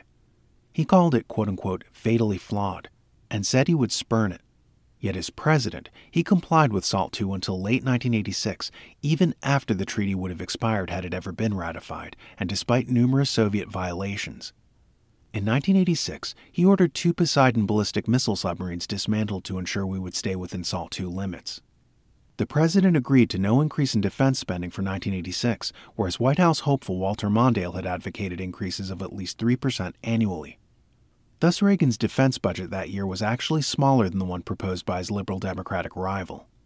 In The New American in 1986, William F. Jasper summed other holes in the president's warrior reputation. Quote, "The Reagan administration has also cut back construction of new Trident submarines, refused deployment of Minuteman III missiles despite its authorization by Congress, reduced MX missile plan deployment, continued deactivation of B-52 strategic bombers, canceled production of air-launched Cruise Missile B and Trident I submarine-launched ballistic missiles, cut back production of the B-1 bomber, and failed to reconstruct our dismantled anti-ballistic missile system. In short, Mr. Reagan's policies have been disastrous for America's defense capabilities." End quote. Today, while the prospect of SDI is becoming increasingly remote, few Americans seem to realize that the nuclear deterrent of the United States still consists principally of antiquated B-52 bombers designed under Truman and constructed under Eisenhower and Kennedy, ICBMs from the Kennedy-Johnson-Nixon years. After sitting in their silos for 2 decades, no one really knows how well they would work, and Poseidon submarines built before 1967. Ronald Reagan has reinforced these with some B-1 bombers, MX missiles, and Trident submarines, but in very limited quantities, considerably less than the rates of attrition would call for. In contrast, the Soviets have never stopped expanding and modernizing all segments of their nuclear forces. Reagan's most significant strategic advance was probably the placement of medium-range missiles in Europe, and these he agreed to withdraw completely when he signed the INF Treaty in late 1987. Contrary to the popular impression, the Reagan administration has left America on the brink of decisive nuclear inferiority. Most people consider the president a determined anti-communist. This was an image he established early on with his well-publicized description of the Soviet Union as a quote-unquote evil empire. But here again, his actions have fallen short of his words. When communist Poland defaulted on its interest payments to American banks in 1982, Ronald Reagan didn't pressure Warsaw. Instead, he bailed out the banks by having the U.S. taxpayers pick up the tab. The Reagan administration channeled money into El Salvador to help José Napoleón Duarte win his 1984 election over anti-communist Roberto Dubuisson. Duarte is a socialist. He has seized the nation's banks and large farms. In fact, when he previously ran for president in 1972, his running mate was Guillermo Ungo, current leader of El Salvador's Marxist guerrillas. When Jimmy Carter broke relations with Taiwan, Ronald Reagan called it a quote-unquote outright betrayal of a close friend and ally. As president, however, he did not attempt to restore relations with Free China. Furthermore, in August 1982, he issued a joint communique with Peking stating that the U.S., quote, does not seek to carry out a long-term policy of arms sales to Taiwan, end quote. Under Reagan, trade with Red China has greatly multiplied. In 1986, the administration pressed through Congress the sale of $550 million in advanced avionics equipment, giving some of the mainland's fighters an all-weather capacity Taiwan's Air Force lacks.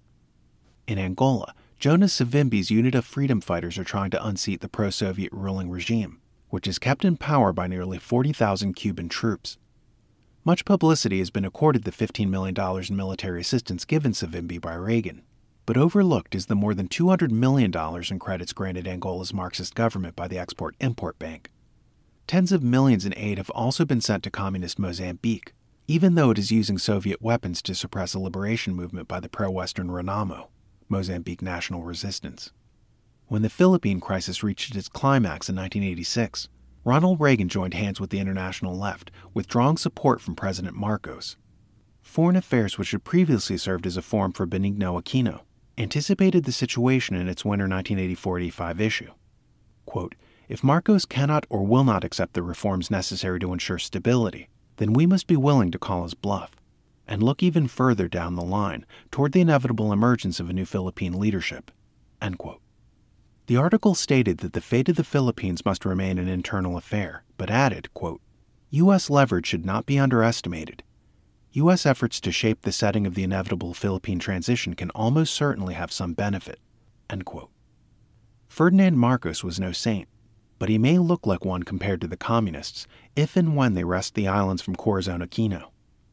In response to the Afghanistan invasion, Jimmy Carter embargoed grain to the Soviet Union. But Mr. Reagan approved sale of our wheat to Moscow again, at heavily subsidized rates. On December 27, 1986, the president warned that Soviet leaders, quote, must be made to understand that they will continue to pay a higher and higher price until they accept the necessity for a political solution involving the prompt withdrawal of their forces from Afghanistan and self-determination for the Afghan people, end quote. The very next day, however, administration officials said they were ending most controls on the export of oil and gas equipment and technology to the USSR. Reagan did allow Afghanistan's brave freedom fighters, the Mujahideen, some weapons, but he pledged to cut these off during the negotiations with Mikhail Gorbachev in December 1987. The curtailment had in fact been brewing as much as 2 years earlier. At that time, according to William Safire in the New York Times, quote, 3 State Department functionaries cooked up a plan to accommodate Soviet demands about withdrawal from Afghanistan. The key concession: permit the Russians to continue arms shipments to its puppet government while the U.S. cut off aid to the Mujahideen. The secret letter assured Moscow that upon the day its troop withdrawal began, quote-unquote, foreign interference would stop, meaning that the CIA-channeled aid to the Afghan rebels would be terminated. It is known to insiders as the Day One deal. American aid to the Afghan resistance, but not Soviet aid to the puppet Kabul regime, would stop on day one of the year-long Soviet troop pullout, end quote. After exposure led to public protest, the president began to disavow the policy. But a UPI story dated March 21, 1988 carried this incredible report, quote, the United States and Soviet Union seeking to ensure an orderly Soviet troop withdrawal from Afghanistan are sharing data on radical Islamic guerrilla factions viewed as a threat to a settlement, according to administration officials. Such maneuvering may mean curbing U.S. support for the Islamic rebel factions the administration has so relied on during the 8.5-year-old guerrilla war against Soviet occupation forces, they said. A CIA source speaking of the rebels confirmed a shift in the U.S. position and said, we want to see some groups fed to other groups, intelligence terminology for neutralizing undesirable elements. Asked about U.S.-Soviet discussions about the Mujahideen, a State Department spokesman declined comment on grounds it is an intelligence matter, end quote. Conservatives have been pleased with some facets of Ronald Reagan's performance, such as his judicial appointments in the Grenada Rescue Mission. There is, of course, the controversial Contra aid he has sought. But this, despite energetic congressional opposition, is far less than the Nicaraguan freedom fighters would need to defeat the Sandinistas, whose army takes to the field with heavy tanks and helicopter gunships from the Soviet Union. At best, they are being allowed to fight a no-win war of containment. Furthermore, the administration has backed ex-Sandinistas and other former opponents of Somoza, such as Eden Pastora and Adolfo Calero, as heads of the Contras, giving the whole operation the smell of a sellout. Even Pastora, known as Commander Zero, has been a guest at Pratt House. As this book went to press, the Contras had been forced into a ceasefire on Sandinista terms, with a de facto surrender in the works. The Reagan record shows that all things considered, his policies are the same ones that have steered our nation for over 50 years. That the establishment has tolerated him for 2 terms tends to suggest that it may be more comfortable with the conservative image Republican as president. This allows its program to advance relatively unhindered and puts Washington watchdogs to sleep. In 1971, Lyndon Baines Johnson said of President Nixon, quote, "Can't you see the uproar if I had been responsible for Taiwan getting kicked out of the United Nations? Or if I had imposed sweeping national controls on prices and wages? Nixon has gotten by with it. If I had tried to do it, or Truman or Humphrey or any Democrat, we would have been clobbered." End quote. Walter Mondale must have similar thoughts about Ronald Reagan. In an article in Foreign Affairs in 1981, former Kissinger aide William G. Hyland wrote foreseeingly, quote, "Just as Nixon had the anti-communist credentials to develop an opening to Peking, so Reagan has the credentials to initiate a new relationship with the USSR." End quote. That presumably applied to the rest of the establishment agenda as well. We presume Mr. Hyland is familiar with the establishment agenda. In 1984, he replaced William Bundy as editor of Foreign Affairs. Chapter 12. The Media Blackout. Establishment Control of the Media. All of the American history we have just finished reviewing is factual, yet it is far from the traditional version. So the question naturally arises, why did the media avoid the various circumstances shown in this account, or at best, downplay them? Why don't investigative news shows like 60 Minutes, perceived as gutsy and no-holds-barred, tackle the Pearl Harbor cover-up, American financing of questionable projects behind the Iron Curtain, or the trilateralist CFR hold on our government? Surely such material would have sufficient audience appeal. The answer is almost self-evident. The mass media are subject to the same power behind the throne as Washington. For the establishment to induce public cooperation with its program, it has always been expedient to manipulate the information industry that is responsible for what people think about current events. A prime mover of this process was J.P. Morgan, the original force behind the CFR. In 1917, Congressman Oscar Callaway inserted the following statement in the Congressional Record, quote, "In March 1915, the J.P. Morgan interests, the steel, shipbuilding, and powder interests in their subsidiary organizations got together 12 men high up in the newspaper world and employed them to select the most influential newspapers in the United States and sufficient number of them to control generally the policy of the daily press of the United States. These 12 men worked the problem out by selecting 179 newspapers and then began by an elimination process to retain only those necessary for the purpose of controlling the general policy of the daily press throughout the country. They found it was only necessary to purchase the control of 25 of the greatest papers. The 25 papers were agreed upon. Emissaries were sent to purchase the policy, national and international, of these papers. An agreement was reached. The policy of the papers was bought, to be paid for by the month. An editor was furnished for each paper to properly supervise and edit information regarding the questions of preparedness, militarism, financial policies, and other things of national and international nature considered vital to the interests of the purchasers. This policy also included the suppression of everything in opposition to the wishes of the interests served." End quote. The press, thus controlled, was very successful in persuading Americans to support our entry into World War I. However, in subsequent years, a number of books appeared that challenged the justification of our involvement, the merits of the Allied cause, and the wisdom of Colonel House and his colleagues in devising the Versailles Treaty. These books included Harry Elmer Barnes's Genesis of the World War, 1926, Sidney Fay's Origins of the World War, 1928, and many others. After World War II, however, the establishment moved to preclude such investigation. The eminent historian Charles Beard, former president of the American Historical Association, stated in a Saturday Evening Post editorial in 1947, quote, "The Rockefeller Foundation and Council on Foreign Relations intend to prevent, if they can, a repetition of what they call in the vernacular the debunking journalistic campaign following World War I. Translated into precise English, this means that the Foundation and the Council do not want journalists or any other persons to examine too closely and criticize too freely the official propaganda and official statements relative to our basic aims and activities during World War II. In short, they hope that, among other things, the policies and measures of Franklin D. Roosevelt will escape in coming years the critical analysis, evaluation, and exposition that befell the policies and measures of President Woodrow Wilson and the Entente Allies after World War I. End quote.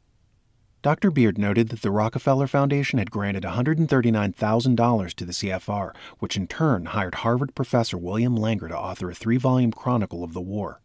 Historians whose writings concurred with the authorized version of events such as Langer, Samuel Morrison, Herbert Weiss, Henry Steele Commager, and Arthur Schlesinger Jr. were generally guaranteed exclusive interviews, access to government documents and statesmen's diaries, shore publication, and glowing appraisals in the front of the New York Times Book Review. Most of these men served in the administrations they wrote about.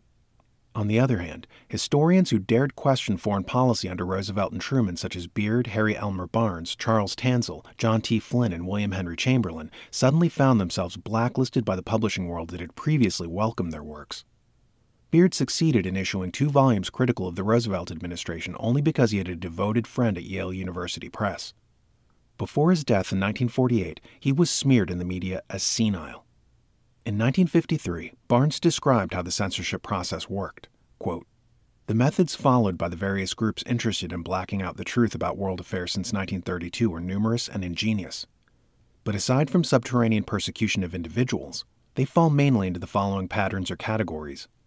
1. Excluding scholars suspected of revisionist views from access to public documents which are freely open to court historians and other apologists for the foreign policy of President Roosevelt. 2. Intimidating publishers of books and periodicals so that even those who might wish to publish books and articles setting forth the revisionist point of view do not dare to do so. 3. Ignoring or obscuring published material which embodies revisionist facts and arguments. And 4. Smearing revisionist authors and their books. As a matter of fact, only 2 small publishing houses in the United States, the Henry Regnery Company and the Devin Adair Company, have shown any consistent willingness to publish books which frankly aim to tell the truth with respect to the causes and issues of the Second World War. Leading members of the 2 largest publishing houses in the country have told me that whatever their personal wishes in the circumstances, they would not feel it ethical to endanger their business and the property rights of their stockholders by publishing critical books relative to American foreign policy since 1933. And there is good reason for this hesitancy. The book clubs and the main sales outlets for books are controlled by powerful pressure groups which are opposed to truth on such matters. These outlets not only refuse to market critical books in this field, but also threaten to boycott other books by those publishers who defy their blackout ultimatum." End quote. The historical suppression described by Dr. Barnes 35 years ago still operates today. It could be pointed out, quite rightfully of course, that in more recent years American policy and policymakers have occasionally been savaged, as with Vietnam, Watergate, and the Iran-Contra affair. However, such episodes did not bruise the Council on Foreign Relations or its allies. Instead, they stigmatized those people whom the establishment disliked and those policies it had always opposed, nationalism and anti-communism. What we have operating in America is an establishment media. As erstwhile New York Times editor John Swinton once said, quote, "There is no such thing as an independent press in America if we accept that of little country towns." End quote. The Times itself was bought in 1896 by Alfred Oakes with backing from J.P. Morgan, Rothschild agent August Belmont, and Jacob Schiff of Kuhn Loeb. It was subsequently passed on to Oakes' son-in-law, Arthur Hayes Sulzberger, CFR, then to Orville E. Dreyfus, CFR, and finally to the present publisher, Arthur Oakes Sulzberger, CFR. The Times has had a number of CFR members in its stable of reporters, including Herbert L. Matthews, Harrison Salisbury, and Lester Markle. Currently, executive editor Max Frankel, editorial page editor Jack Rosenthal, deputy editorial page editor Leslie Gelb, and assistant managing editors James L. Greenfield, Warren Hogue, and John M. Lee are all in the council. The Times' friendly rival, The Washington Post, was bought by Eugene Meyer in 1933. Meyer, a partner of Bernard Baruch and Federal Reserve Board governor, had joined the CFR in 1929. Meyer began his reign at the Post by firing its editor for refusing to support U.S. recognition of the Soviet Union. Today, the Post is run by Meyer's daughter, Katharine Graham, CFR, managing editor Leonard Downey Jr., editorial page editor Meg Greenfield, and deputy editorial page editor Stephen S. Rosenfeld are all council members. The Washington Post Company owns Newsweek, which is a descendant of the weekly magazine Today, founded by Avril Harriman, among others, to support the New Deal and business interests. Newsweek's editor-in-chief Richard M. Smith and editor Maynard Parker both belong to the CFR, as have a number of its contributors. Both Newsweek and the Post have donated money to the council. Time magazine maintains the same kind of rivalry with Newsweek as the New York Times does with the Post. They compete for readers, not in viewpoint. Time was founded by Henry Luce, CFR, IPR, Atlantic Union, who rose as a publisher with loans from such individuals as Dwight Morrow and Thomas Lamont, both Morgan partners and CFR members, Harvey Firestone, CFR, and E. Roland Harriman, CFR. Time's longtime editor-in-chief was Hedley Donovan, Trilateral Commission member, CFR director, trustee of the Ford Foundation and Carnegie Endowment for International Peace, and eventually special assistant to President Jimmy Carter. The current editor-in-chief, Henry Grunwald, is in the CFR, along with managing editor Henry Muller. Time Incorporated, which also publishes People, Life, Fortune, Money, and Sports Illustrated, has several council members on its board of directors. The CFR also has interlocks with major TV networks. William S. Paley, chairman of the board at CBS for many years, belonged to the Council on Foreign Relations, as does the chairman today, Thomas H. Wyman, and 11 of the 14 board members listed for 1987. CBS News anchor Dan Rather is in the CFR. CBS helped finance the Trilateral Commission, and the CBS Foundation has contributed funds to the council. NBC is a subsidiary of RCA, which was formerly headed by David Sarnoff, CFR. Sarnoff had financial backing from Kuhn Loeb and other Rothschild-linked banking firms. He was succeeded by his son Robert, who married Felicia Schiff Warburg, daughter of Paul Warburg and great-granddaughter of Jacob Schiff. RCA's chairman of the board now, Thornton Bradshaw, is a CFR man, as are several other board members. The council has had a number of NBC newsmen on its roster over the years, including Marvin Kalb, John Chancellor, Garrick Utley, and Irving R. Levine. There are CFR figures on ABC's board and in its news department, including Ted Koppel and David Brinkley. The Council on Foreign Relations also has links to the Wall Street Journal, the Los Angeles Times, the Associated Press Wire Service, PBS, and other major news sources. The Council's annual report for 1987 notes that 262 of its members are quote-unquote journalists, correspondents, and communications executives. What does this mean? Membership in the CFR is not by itself an indictment. However, when large numbers of councilmen are clustered at the helm of a media outlet, then its editorial policy, news slant, and personnel selection are almost guaranteed to reflect the globalist, pro-socialist thinking that typifies the council. Media bias. Recently, a number of studies have revealed strong prejudice in the mass media. Beyond doubt, the leader in the movement to expose and combat this bias has been Reed Irvine's Washington-based organization, Accuracy in Media, AIM. In 1981, professors Robert Lichter, George Washington University, and Stanley Rothman, Smith College, published tabulated results of interviews they had conducted with the media elite, journalists from the New York Times, Washington Post, Wall Street Journal, Time, Newsweek, U.S. News & World Report, ABC, CBS, NBC, and PBS. The survey showed the media far to the left of the public at large. Of those casting ballots for major party candidates in the 1964 election, 94% had voted for Lyndon Johnson, and only 6% for Barry Goldwater. Even in Richard Nixon's 1972 landslide, 81% voted for George McGovern. The leftward stance of the media was also shown by their answers to questions on social and political issues. For example, 90% took the pro-choice position on abortion, and 57% agreed with the Marxist thesis that the U.S. causes poverty in the Third World by exploiting it.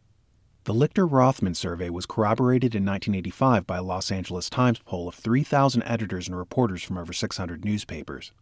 After comparing the results of those readers, the Times was forced to conclude that, quote, members of the press are predominantly liberal, considerably more liberal than the general public, end quote. But do journalists allow their attitudes to influence their reporting? Research shows that they do. One area where this shows up is national defense. News commentators are fond of reciting how many warheads the U.S. has, but they almost never mention that most of our ICBMs, ballistic missile submarines, and strategic bombers are some 20 years old and nearing obsolescence.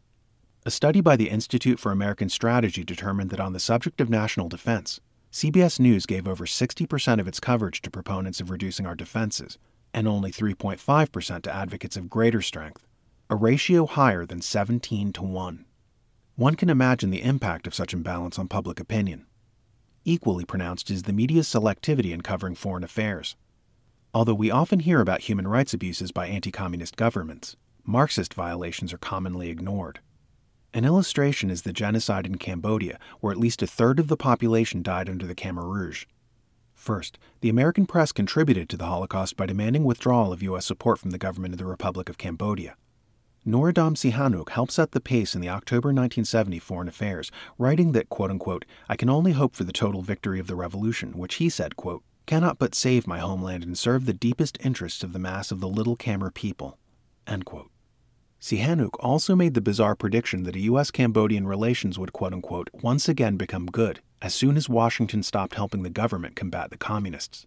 The U.S. media echoed Sihanouk's viewpoint. On April 13, 1975, just 4 days before the fall of Phnom Penh, the New York Times ran this headline, quote, "Indochina without Americans, for most, a better life," end quote. By the end of 1976, more than 1 million Cambodians had died under the communists' reign of terror. Yet during that year, the New York Times carried only 4 stories of human rights problems in Cambodia. By contrast, it published 66 on abuses in Chile. The Washington Post had just 9 human rights stories on Cambodia, 58 about Chile. And on the network evening news in 1976, NBC never referred to the problem in Cambodia. ABC mentioned it once, and CBS twice. A similar blackout has occurred more recently in Afghanistan, where the Soviets have slaughtered more than 1 million people and turned millions more into refugees.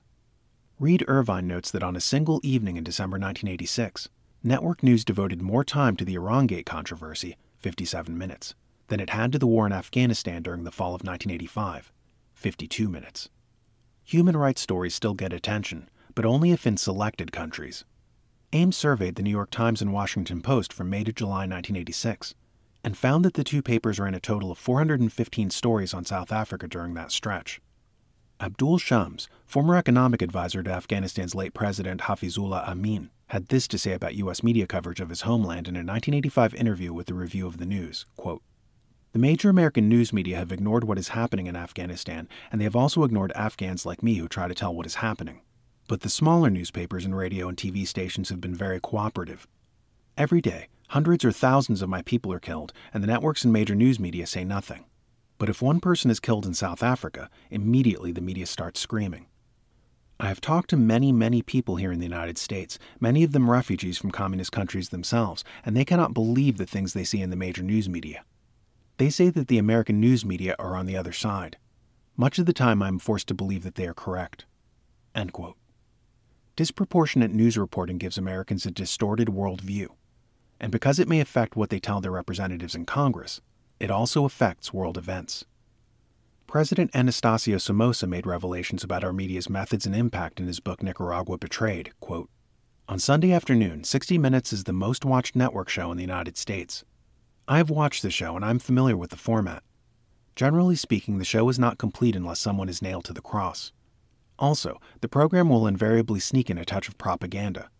You can be sure this propaganda is slanted to the left. When I was advised that 60 Minutes wanted to interview me, I certainly had misgivings.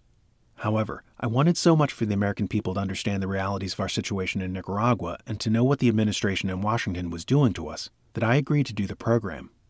All the arrangements were made and Dan Rather was sent down to do the program. That interview I shall always remember.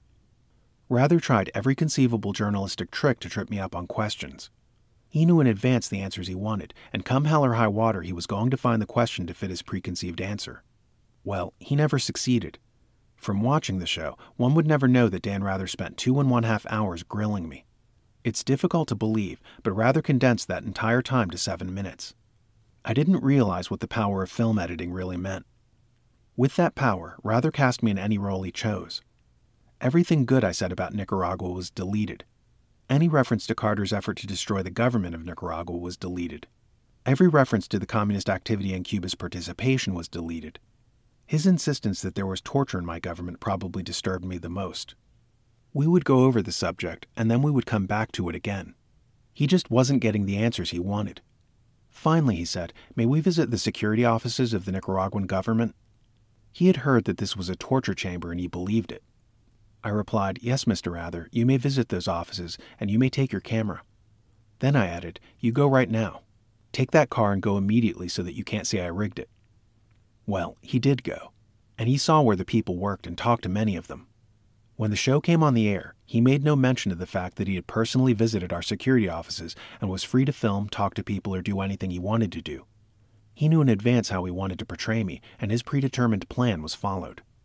When Rather left my office, I was convinced he would take me apart. I was right. The show was a disaster. Rather depicted a situation that didn't exist in Nicaragua. That show did irreparable harm to the government of Nicaragua and to me.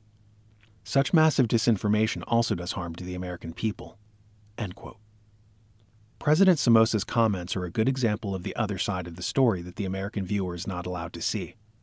Doubtless, other recipients of 60 Minutes interviews could give similar accounts. Media personnel with sound ethics will report news factually and reserve their opinions for editorials. In reality, however, opinion usually mingles with the news. It is ironic that many journalists, while insisting there be no press censorship, themselves censor stories. They demand, as during the Iran-Contra hearings, that quote-unquote all the facts be told, yet do not themselves tell all the facts. The leftist bias of the media strongly confirms that the establishment is not conservative. If the establishment, with its colossal wealth and links to press management, wanted news reporting with a conservative orientation, or simply with balance, we would get it. We do not.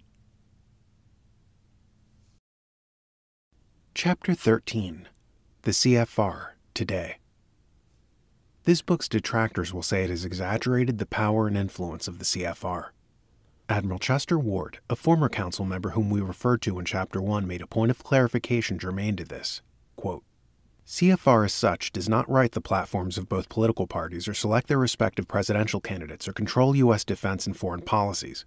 But CFR members as individuals acting in concert with other individual CFR members do." End quote. It is true, of course, that the Council is not an oath-bound brotherhood that dictates its members' words and deeds. A number of individuals are apparently invited into the CFR simply because they have a distinguished name or other enhancing qualities, and they may join without endorsing or even knowing the Council's habitual viewpoint. For this reason, no one should be censured merely for belonging to the CFR. However, the membership's great majority, and by all means its core of leaders, have been chronically pro-socialist and pro-globalist. It is also true that while the Council maintains an extraordinarily low profile, it is not a secret society. Dr. Carol Quigley called it a front group, Arthur Schlesinger Jr. a front organization, and it is helpful to understand it in these terms. It is not the establishment, but a surface component of it. Nor is it a theater of illegitimate activities. It publishes an annual report in which it makes a good account of its finances, and generally it maintains the trappings of a public-spirited institution. Behind all of this, however, is a movement to effect a new world order. Because this movement has persisted for 7 unrelenting decades, has been lavishly funded, and has been forwarded by the conscious, deliberate actions of CFR members in government, many have called it a conspiracy. History speaks loudly enough to vindicate the use of this term. Some speculate that there is within the Council a cadre which is the heartbeat of its globalism. So if indeed we have committed the sin of overestimating the role of the Council on foreign relations, let us then certainly acknowledge that other sources have grossly underestimated it. What about the Council today? What does the future hold for it, and vice versa?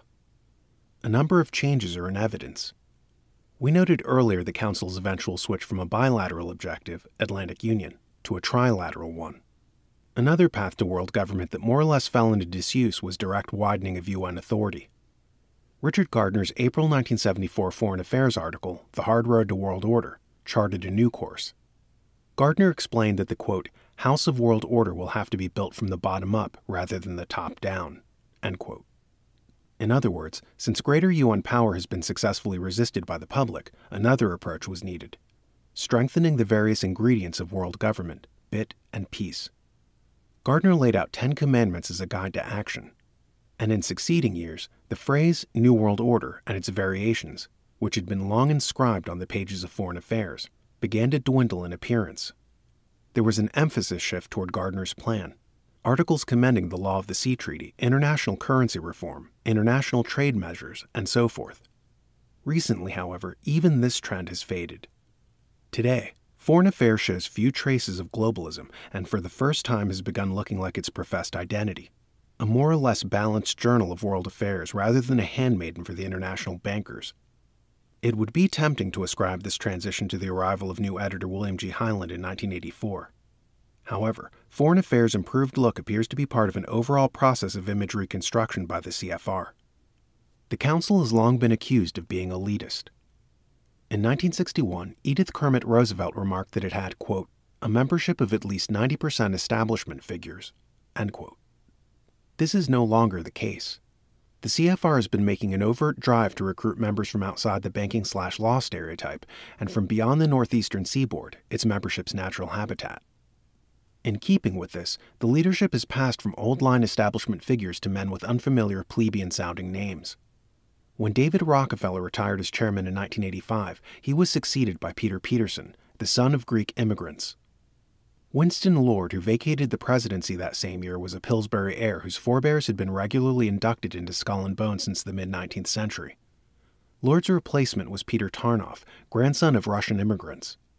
Despite the cosmetology, Moskin's 1987 Town and Country article quotes one CFR officer as saying, quote-unquote, "We're still an elitist organization," and a council veteran who admits, quote, "The great irony is that it is now operating more as a club than years ago. It is the biggest exclusive club in America. It is an almost Jamesian form of corruption. People of culture get to meet people from Wall Street and become consultants," end quote. Additionally, John Reese, publisher of Information Digest, noted in 1984 that, quote, "The American right has been so successful at exposing the power and leftward bias of the CFR that a conscious effort has been made to add token conservatives and moderates to its membership list for protective coloring," end quote. A few individuals broadly recognized as anti-communists, such as Arnaud de Bourges-Grave and Norman Poderetz, are now on the Council's roster. While these various modifications could be regarded as genuine reforms, they may constitute an effort to refute, retroactively, the blistering charges traditionally made against the Council, that it is an elitist front for the international banking community, globalist and pro-communist in outlook. Even the Council's annual report has been spruced up.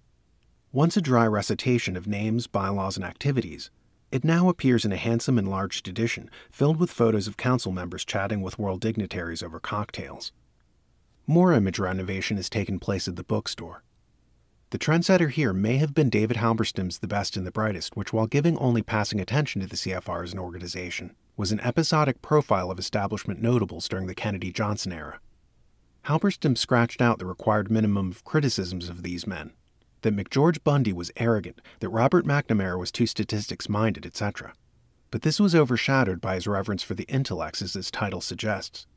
For example, he referred to Bundy as, quote-unquote, the brightest light in that glittering constellation around the president, with a, quote, cool, lucid mind, the honed-down intelligence of the mathematician, the insight of the political science scholar at Harvard, end quote. Halberstam told us, or quoted others who told us, that with McNamara, quote-unquote, the mind was first-rate, the intellectual discipline awesome, that for William Bundy, quote-unquote, brains were not his problem, that Kennedy was, quote-unquote, exceptionally cerebral, and so forth, which is not to deny their intelligence, but only to note the book's preoccupation with it. Halberstam did make some uncompromising denunciations, but only of those people associated with anti-communism or the conservative tradition. He called Vietnam Commander General Paul Harkins, quote-unquote, a man of compelling mediocrity, who, quote-unquote, was ignorant of the past and ignorant of the special kind of war he was fighting, referred to, quote-unquote, the wild irrationality, the deviousness, the maliciousness, and venality of the South Vietnamese, and revealed his disdain for what he called, quote-unquote, God-fearing, Russian-fearing citizens and Christian missionaries who went to China because it, quote, was by and large more exciting than Peoria, end quote. Halberstam, it is duly observed, is a member of the Council on Foreign Relations. The year 1984 saw publication of Robert Schultzinger's The Wise Men of Foreign Affairs, The History of the Council on Foreign Relations. Here again, the title exalts the professed intellectual powers of the establishment, although the text grants that this has been overrated. Schultzinger's preface carefully points out that his book is a balanced account, neither tribute nor diatribe. Like Halberstam, however, he rarely faults the council members for anything more substantive than pomposity. One of his biggest criticisms is that, quote, council officials and friends have often exaggerated the body's importance, end quote. This is just the sort of criticism council members must savor. For in the interest of minimizing public scrutiny, they have always downplayed their importance, which is the net effect of Schultzinger's book. Again, like Halberstam, he shoots more than blanks, but his real bullets are reserved for the establishment's enemies. He can wait only until the second sentence of his book to bring up the John Birch Society, the CFR's most persistent and erudite critic. The first sentence quotes a condemnation of the CFR Schultzinger says he saw quote-unquote scrawled on the bathroom wall, and he apparently hopes readers will then associate such tactics with the John Birch Society. Perhaps instead they find it a comment on where he does his research. Schultzinger was an International Affairs Fellow under the Council's sponsorship in 1982. Then there is Isaacson and Thomas's monumental The Wise Men, 1986, where again the title congratulates intellect. As we have noted, all 6 of the wise men were in the CFR, as are the authors themselves. Of the 5 endorsements on the book's jacket, 4 were written by council members.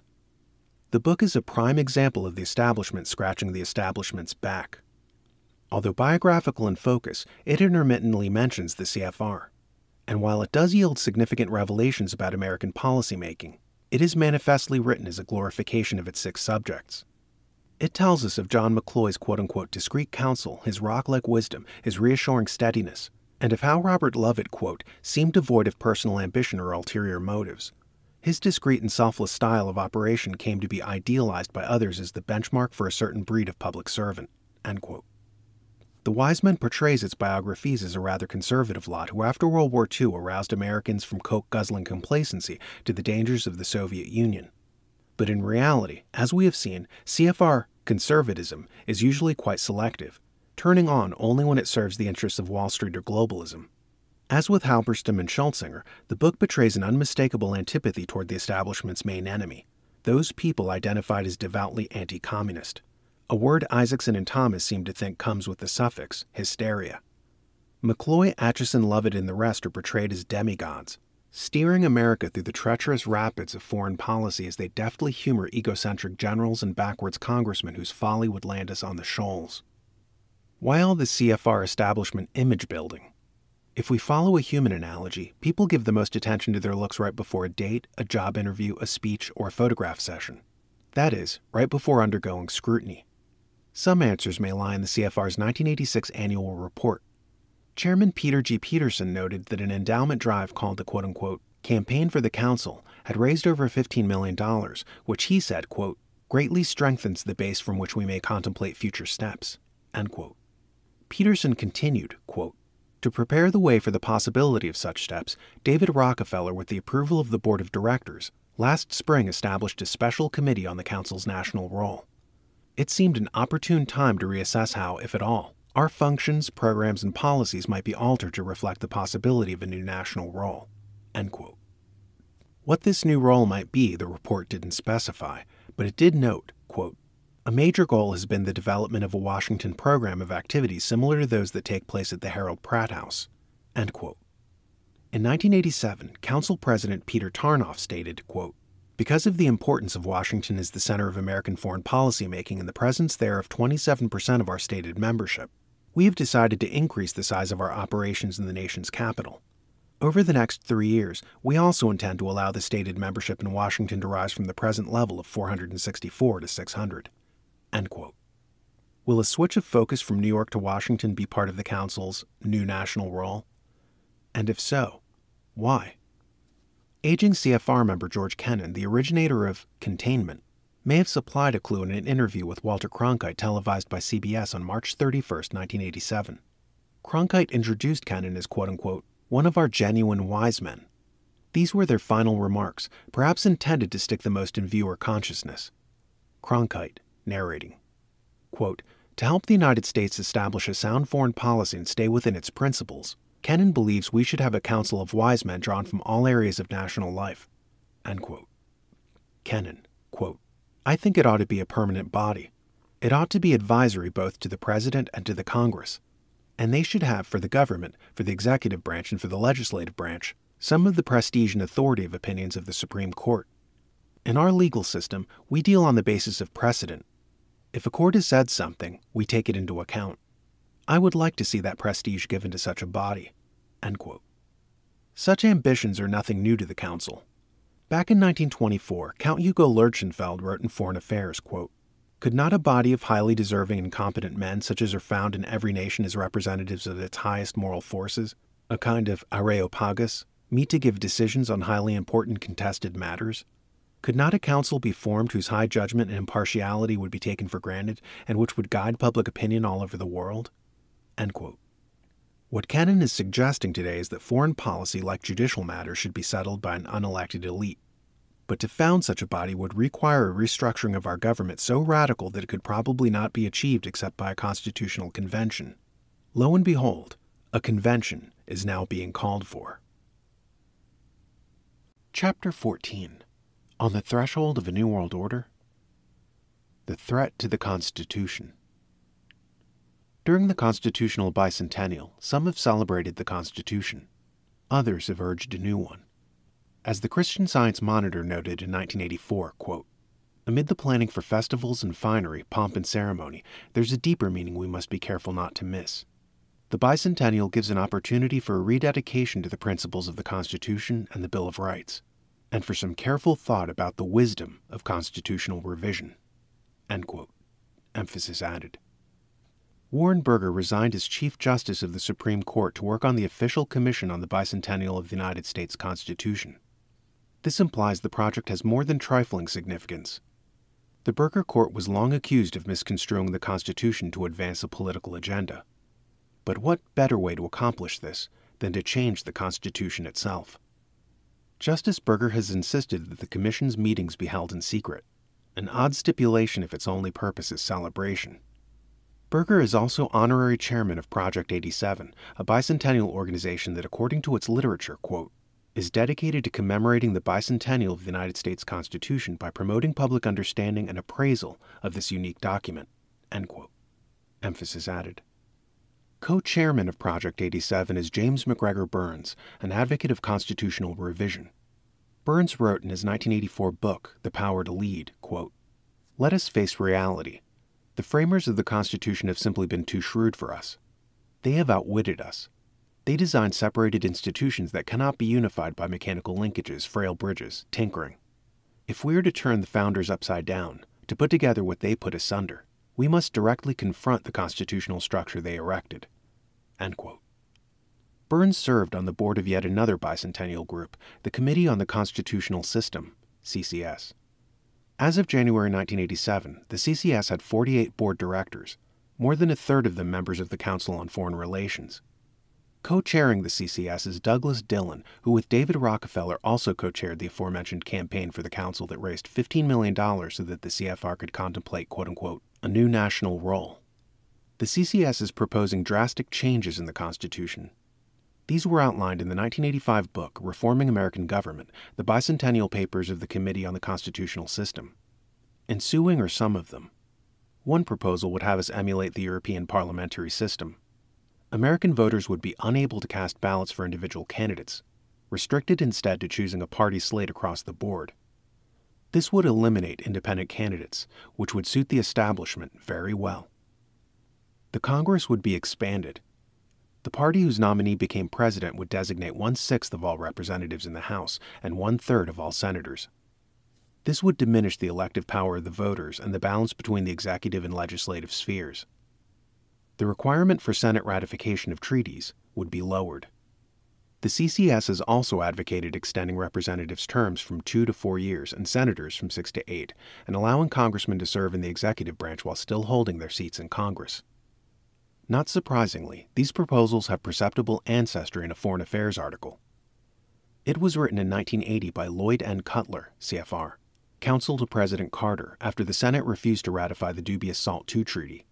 He finished his article by noting that while a constitutional convention could achieve the changes he contemplated, a, quote, more practicable first step would be for the appointment of a bipartisan presidential commission, end quote. Cutler went on to become co-chairman of the CCS. The aggregate measures sought by the group are ostensibly designed to facilitate the policy-making process.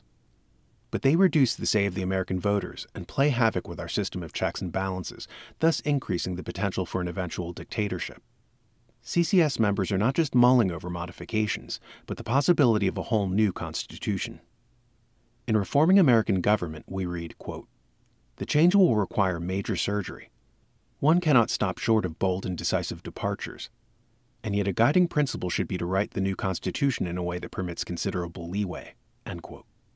Emphasis added. The idea of a modern constitution is not itself new. In fact, one has already been written. It was published in 1970 by the Center for the Study of Democratic Institutions, which was established by Ford Foundation financing. This constitution was primarily drafted by Rexford Guy Tugwell, an old member of FDR's Brain Trust. Among the extreme changes its articles called for were the conversion of the Senate from an elected body to one entirely appointed by the President, its members, some of whom would come from private groups, to serve for a lifetime, transfer of states' powers to the federal government, nationalization of the communications industry, and conditional removal of the right to trial by jury. There hasn't been a constitutional convention since the original one in 1787. But if you think we're far from having another, think again. Such a proceeding transpires if 2/3 of the state legislatures call for it. As of early 1988, 32 of the required 34 states had done so. They gave their approval because a constitutional convention has been publicized as a means to require a balanced federal budget, a context conveniently created by wild deficit spending under Ronald Reagan. Few of the state legislators were aware of the radical agenda for constitutional change that has been formulated. Once such a convention begins, there is no telling where it might go. Whether or not it could be limited to balancing the budget is considered debatable since there is little precedent to go on. Of course, the only way to justify the severe constitutional mutations intended by groups like the CSS would be the existence of a national crisis. This has not been overlooked. The report of the first New England regional meeting of the CSS said that co-chairman Douglas Dillon, quote, thinks needed changes can be made only after a point of great crisis, end quote. Project 87 co-chairman James McGregor Burns stated in Reforming American Government, quote, I doubt that Americans under normal conditions could agree on the package of radical and alien constitutional changes that would be required. They would do so, I think, only during and following a stupendous national crisis and political failure, end quote. In a lengthy cover article in the October 1987 Atlantic, CFR Chairman Peter G. Peterson forecast an economic crunch, if not crash, for the near future. We have seen that the international bankers have historically been quite adept at instigating disasters in order to compel redirection of American policy. As is rather well known, Western banks in recent years have loaned out hundreds of billions of dollars to third world and communist nations. For many of these countries, repayment appears impossible. The banks keep rescheduling installments, but some analysts anticipate that eventually the debtors will simply renege, officially and permanently, in a united front. This would probably collapse the U.S. banking system and economy unless extreme measures were introduced. Should this crisis by some coincidence erupt in the midst of a constitutional convention to balance the budget, then our entire way of life might be altered. Richard Cooper's dream of an international currency, along with dozens of other Orwellian changes propounded by foreign affairs and the bicentennial groups, might then appear. And perhaps George Kennan's Council of Wise Men, i.e., members of the CFR, would be instituted as a Supreme Court of Foreign Policy on the pretext that it offers the best brains available. Could this be the ultimate meaning behind the CFR's quote-unquote new national role and its plans for a quasi-Pratt House in Washington? It may also explain why the Council is giving itself an extensive facelift. For if it is to become a division of our government, as it succeeded in doing on a small scale during World War II, it would probably first be subject to investigative hearings and screenings. Thus the necessity to erase all outward appearances that might tend to corroborate the elitism, globalism, and pro-communism long imputed to it. Admittedly, this is speculation. But history is not speculation, and history contains enough specimens of establishment scheming to warrant our vigilance. This is especially true in light of the very real constitutional reform movement. The Constitution guarantees our liberties, our freedom of speech, press, assembly, and religion, our right to choose our leaders, and our right to fair trials. Half of mankind lacks these liberties. Our desire to keep them also justifies our vigilance. If the establishment has its way, when will the Constitutional Convention take place? In Between Two Ages, published the same year as Tugwell's new Constitution, Zbigniew Brzezinski forecast, quote, the approaching 200th anniversary of the Declaration of Independence could justify the call for a National Constitutional Convention to re-examine the nation's formal institutional framework. Either 1976 or 1989, the 200th anniversary of the Constitution, could serve as a suitable target date for culminating a national dialogue on the relevance of existing arrangements, the workings of the representative process, and the desirability of imitating the various European regionalization reforms and of streamlining the administrative structure. More important still, Either date would provide a suitable occasion for redefining the meaning of modern democracy." End quote. The year 1976 has come and gone, but was not neglected by the globalists. To mark the occasion, the World Affairs Council of Philadelphia issued a declaration of interdependence. It proclaimed, quote, "2 centuries ago, our forefathers brought forth a new nation. Now we must join with others to bring forth a new world order." End quote. 1976 witnessed no constitutional convention, but proponents still hope that Brzezinski's other year, 1989, will. It is somewhat curious that he labeled this the 200th anniversary of the Constitution, since although it became effective in 1789, it was written and signed in 1787 and ratified by the required number of states in 1788. Perhaps it is more to the point that 1989 is the 200th anniversary of the French Revolution, which many theorists see as the historical genesis of the collectivist movement. It is also the 100th anniversary of the Socialist International. Years ending in 9 have been good ones for globalists and communists, bad ones for the rest of us. Marked by 1989 will be the 70th anniversary of the League of Nations and the Paris meetings at which the CFR and RIIA were founded, the 60th of the stock market crash, the 50th of World War II, the 40th of the fall of China, the 30th of Castro's assumption of power in Cuba, giving the Soviets their first base in the Western Hemisphere, the 20th of the beginning of our pullout from Vietnam, and the 10th of Jimmy Carter's banner year, 1979, when Iran and Nicaragua fell, the Soviets invaded Afghanistan, SALT II was signed, and we formally commenced relations with Red China. Aside then from other portents now in place, it may not be entirely facetious to say that sentiment alone could prompt a major establishment move in 1989. Wall Street's biggest merger. If the changes envisioned by constitutional reformers come to pass, what will be our nation's destiny? A U.S. financial cave-in would probably draw the whole world into its vortex, as did the Great Depression. In the long run, a new world order under one government would be offered as a global panacea. This would incorporate free world countries with communist states. From Romania to Vietnam, CFR men acting as U.S. diplomats have tried to force coalition governments on nations struggling against communism. Such coalitions have inevitably resulted in communism, because the communists have always violated and exploited the agreements made and usurped all power. Indeed, as Louis Boudin's, a high-ranking American communist and editor of the Daily Worker, was to acknowledge after renouncing the party, quote, "The coalition government was a device used by the communists always to slaughter those who they brought into the coalition." End quote. What the globalists are ultimately seeking is a macrocosmic coalition government. For decades, the Council on Foreign Relations has advocated regional alliances against the Soviet Union, but with the footnote that in the end, the USSR should be brought into the quote-unquote community of nations. This would be preceded by a fusion of Eastern and Western Europe, a favorite foreign affairs theme.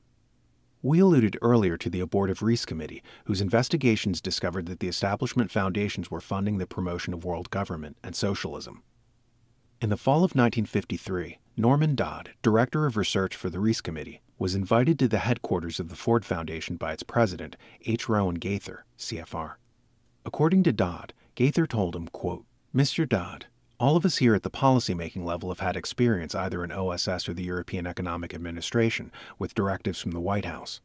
We operate under those directives here. Would you like to know what those directives are?" End quote. Dodd replied that he would. Gaither said, quote, "The substance of them is that we shall use our grant-making power so to alter our life in the United States that we can be comfortably merged with the Soviet Union." End quote. Dodd, stunned, asked if he would repeat that before the House Committee for the Enlightenment of the American People. Gaither answered, quote, "This we would not think of doing." End quote. This helps account for the compatibility of the CFR's globalism with his pro-communism. There can be no one-world government without a U.S.-USSR merger. Recent events foretoken such a merger.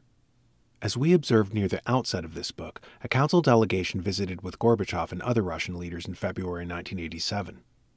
This was at the Soviets' invitation, which is a gauge of the respect Pratt House commands at the Kremlin.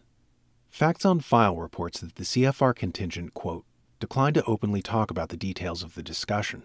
End quote. Gorbachev, in the meantime, has staged a campaign of paltry reforms known as glasnost. Millions today languish in Soviet gulags, but when Gorbachev released one or two prominent dissidents, the U.S. press receives it like the Emancipation Proclamation while continuing to disregard the dictator's butchering of Afghanistan. The American people are being deluged with media hype which proclaims the supposed new openness of the USSR. Paid propagandists of the Soviet government, such as Vladimir Posner, are presented to TV viewers as journalists, as if like U.S. correspondents they had the freedom to criticize their country's rulers. Today, we are told that anyone against accommodation with the Soviet Union is a warmonger, and that striking the right bargain with Moscow will lead to a new age of world peace. We have been reminded repeatedly that, after all, the Russian people are just like us, which is assuredly true. But the Soviet lifestyle is glaringly unlike ours. Economic hardships in the USSR, where one must stand in line all night to buy a container of milk, are but the least of the system's demerits. It is a totalitarian state, void of civil liberties. So great is the prohibition against freedom of speech and press that it is against the law even to own a mimeograph machine. Barbed wire and machine guns guard against would-be emigrants. According to Solzhenitsyn, more than 60 million human beings have perished in Soviet slave labor camps. Is this the kind of society Americans would want to be coupled with? Unequivocally, it is not. We prefer to keep sleeping without wondering if a knock on the door will mean the secret police have come to abduct us into a nightmare from which there will be no awakening. Yet the globalists long for a Soviet merger. History has a pattern. According to some, history is basically a jumble of events, blunders, coincidences, and happenstances that have brought us to where we are today. This outlook does nothing to elucidate our past. However, seen in the context of globalist influence and maneuvering, history, especially 20th century American history, begins to make sense as if snapping into place upon a calculated blueprint. With little exception, American policy has conformed to this blueprint ever since the New Deal. A good illustration is our China policy, which has brought us toward rapprochement with the Chinese communists as swiftly as the American people could be persuaded to allow it. Every president since FDR has had a part in this continuum. Roosevelt ceded Manchurian ports to Stalin during World War II, and agreed to equip the Soviets' expedition into China, where they armed Mao Zedong's revolutionaries.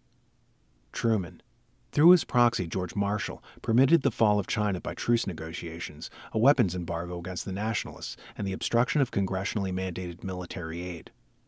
Eisenhower forced Taiwan to relinquish the Tachen Islands to Peking and interceded to prevent Chiang Kai-shek from invading the mainland in 1955. Kennedy also prevented Chiang from invading the mainland in 1962, when it was in turmoil and ripe for overthrow. Johnson terminated economic aid to Taiwan. Nixon visited China, breaking the ice with the communists. Ford presided over the withdrawal of most of the U.S. troops from Taiwan and visited the mainland. Carter broke relations with Taiwan, recognized Peking. Reagan proliferated trade with Red China and promised reduced arms sales to Taiwan. Step by step, our China policy, like our broad foreign policy, has followed an essentially unwavering course. It matters little which party occupies the White House. Anyone can see that when the quote-unquote conservative Richard Nixon went to Peking, he was paving the way for the quote-unquote liberal Jimmy Carter to recognize it. Our history has a pattern. Thomas Jefferson once said, quote, "Single acts of tyranny may be ascribed to the accidental opinion of a day, but a series of oppressions, begun at a distinguished period, and pursued unalterably through every change of ministers, too plainly prove a deliberate systematical plan to reduce us to slavery." End quote. Jefferson's words could well be applied to the American historical process in this century. If that process continues unimpeded, we can anticipate a national crisis, a constitutional convention, and a new world order binding the free world to the countries of the Iron and Bamboo Curtains.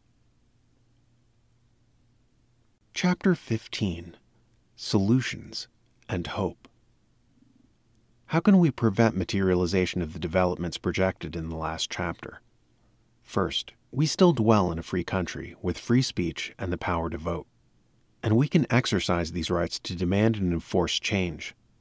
For more than 50 years, American policy has been formulated mostly by one group. As the titles of the recent books we cited in Chapter 13 hint, the main qualification claimed for these people is intelligence. FDR had a brain trust. In a memorandum, Assistant Secretary of State George Messersmith said the use of the CFR's War and Peace Studies project during World War II was justified because the Council could, quote, "call upon the best brains in international relations," end quote. In his prospectus for the Trilateral Commission, David Rockefeller stated it was his intention to bring the best brains in the world together. George Bush and other establishment candidates for president have pleaded their fitness for office by saying that if elected, they would call the nation's top minds to Washington. But there is a problem in this. The word genius, it is to be remembered, is often paired with the word evil. Intellect alone does not make a statesman. There is another requisite ingredient: character. What good are brains in public officials if they aren't used to serve the interests of the electorate? So far, the quote-unquote best brains have brought us staggering debt and taxation, the Vietnam War, the collapse of allies around the world, and much other detriment. It would take a crackerjack of a resume writer to launder their record. Only one American in 100,000 belongs to the Council on Foreign Relations. Why should this clique continue to set policy? Why should others be denied an opportunity? This is our nation, and we have a right to leaders who represent us, not international banking or world government. We Americans can make a difference. We can speak out, alerting our friends and neighbors to the danger facing our republic. And we can elect congressmen who will fight the establishment. This means congressmen who will support the Constitution and oppose a constitutional convention, support a strong U.S. defense and oppose any treaty that moves us toward alignment with the Soviet Union, support effectual aid to foreign peoples battling communist aggression and oppose trade and credits for Marxist regimes, oppose the strengthening of the UN and other international agencies of dubious merit, support reductions in federal spending, taxation, and bureaucracy. Where we cannot elect representatives devoted to such a platform, we will still urge them to vote this way on individual legislative issues, and we can seek a president who will jettison the CFR.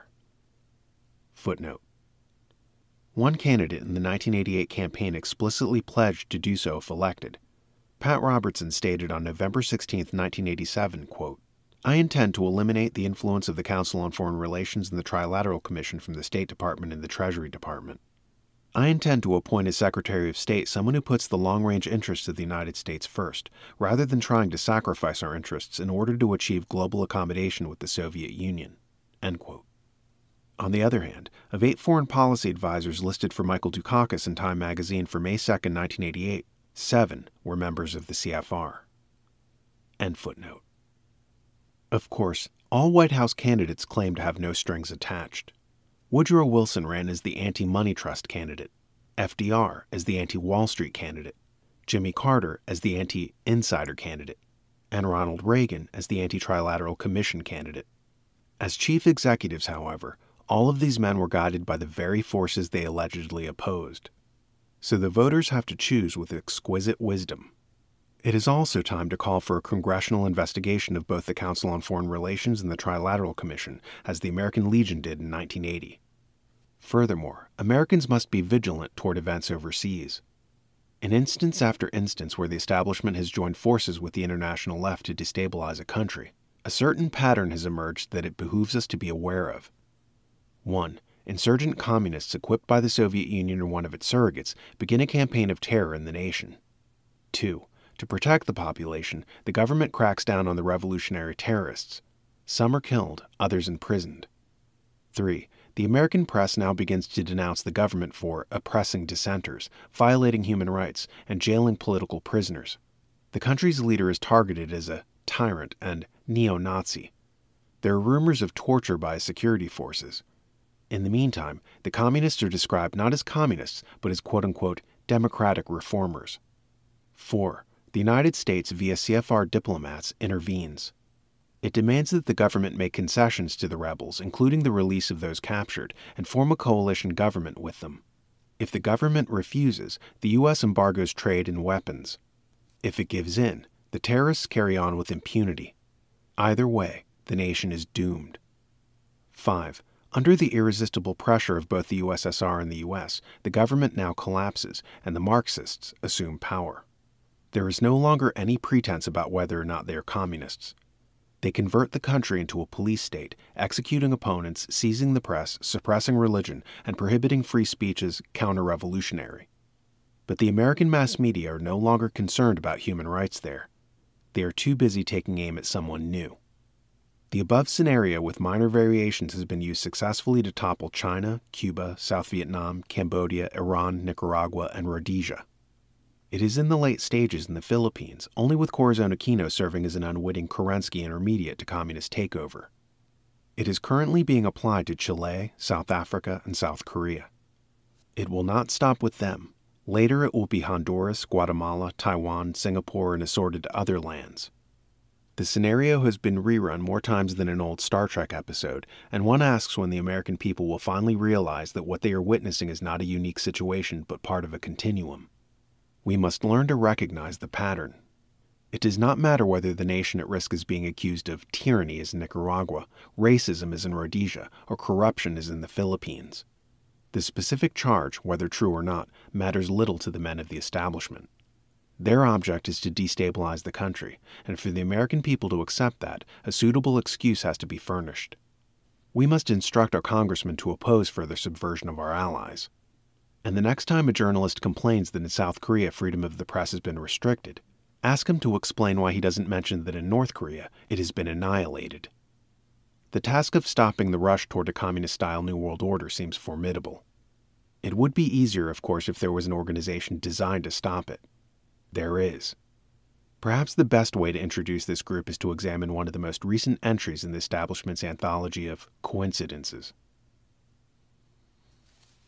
The ultimate coincidence.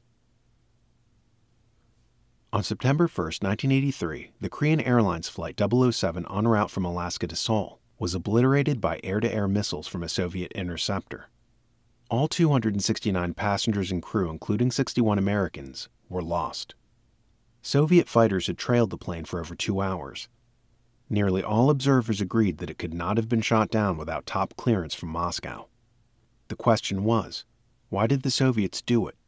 Why did they risk the inevitable backlash of world opinion to eliminate a harmless civilian airliner? There had to be something or someone on board important enough to make the consequences worth it. There was, someone all but ignored by the mass media.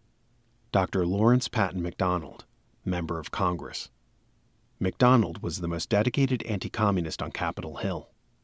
The review of the news noted, quote, "From the time he took his oath of office in 1975 until the moment of his death, Congressman MacDonald had systematically carried out a campaign against the Soviet communists of a sort which no other U.S. elected official had ever done on his own." End quote. Author Jeffrey St. John, in his book about the KLA 007 tragedy, Day of the Cobra, observed, quote, "Congressman Lawrence MacDonald had spent his entire career warning against the use of terrorism as an instrument of Soviet policy, particularly the use of the threat of nuclear war by the Kremlin as a weapon to paralyze the United States and its Western allies' will to resist." End quote. MacDonald was Washington's most outspoken critic of trade and technology transfer to the USSR. He was the president and founder of the Western Goals Foundation, which produced books and videotapes on Soviet-generated terror and espionage. He had recently written a series of articles about Yuri Andropov and the KGB. Voting appraisals gave him the most conservative rating in Congress during his 5 terms in office. And significantly, Lawrence MacDonald was chairman of the John Birch Society, the world's largest and most sophisticated anti-communist organization. He was condemned on Pravda, Izvestia, and on Radio Moscow.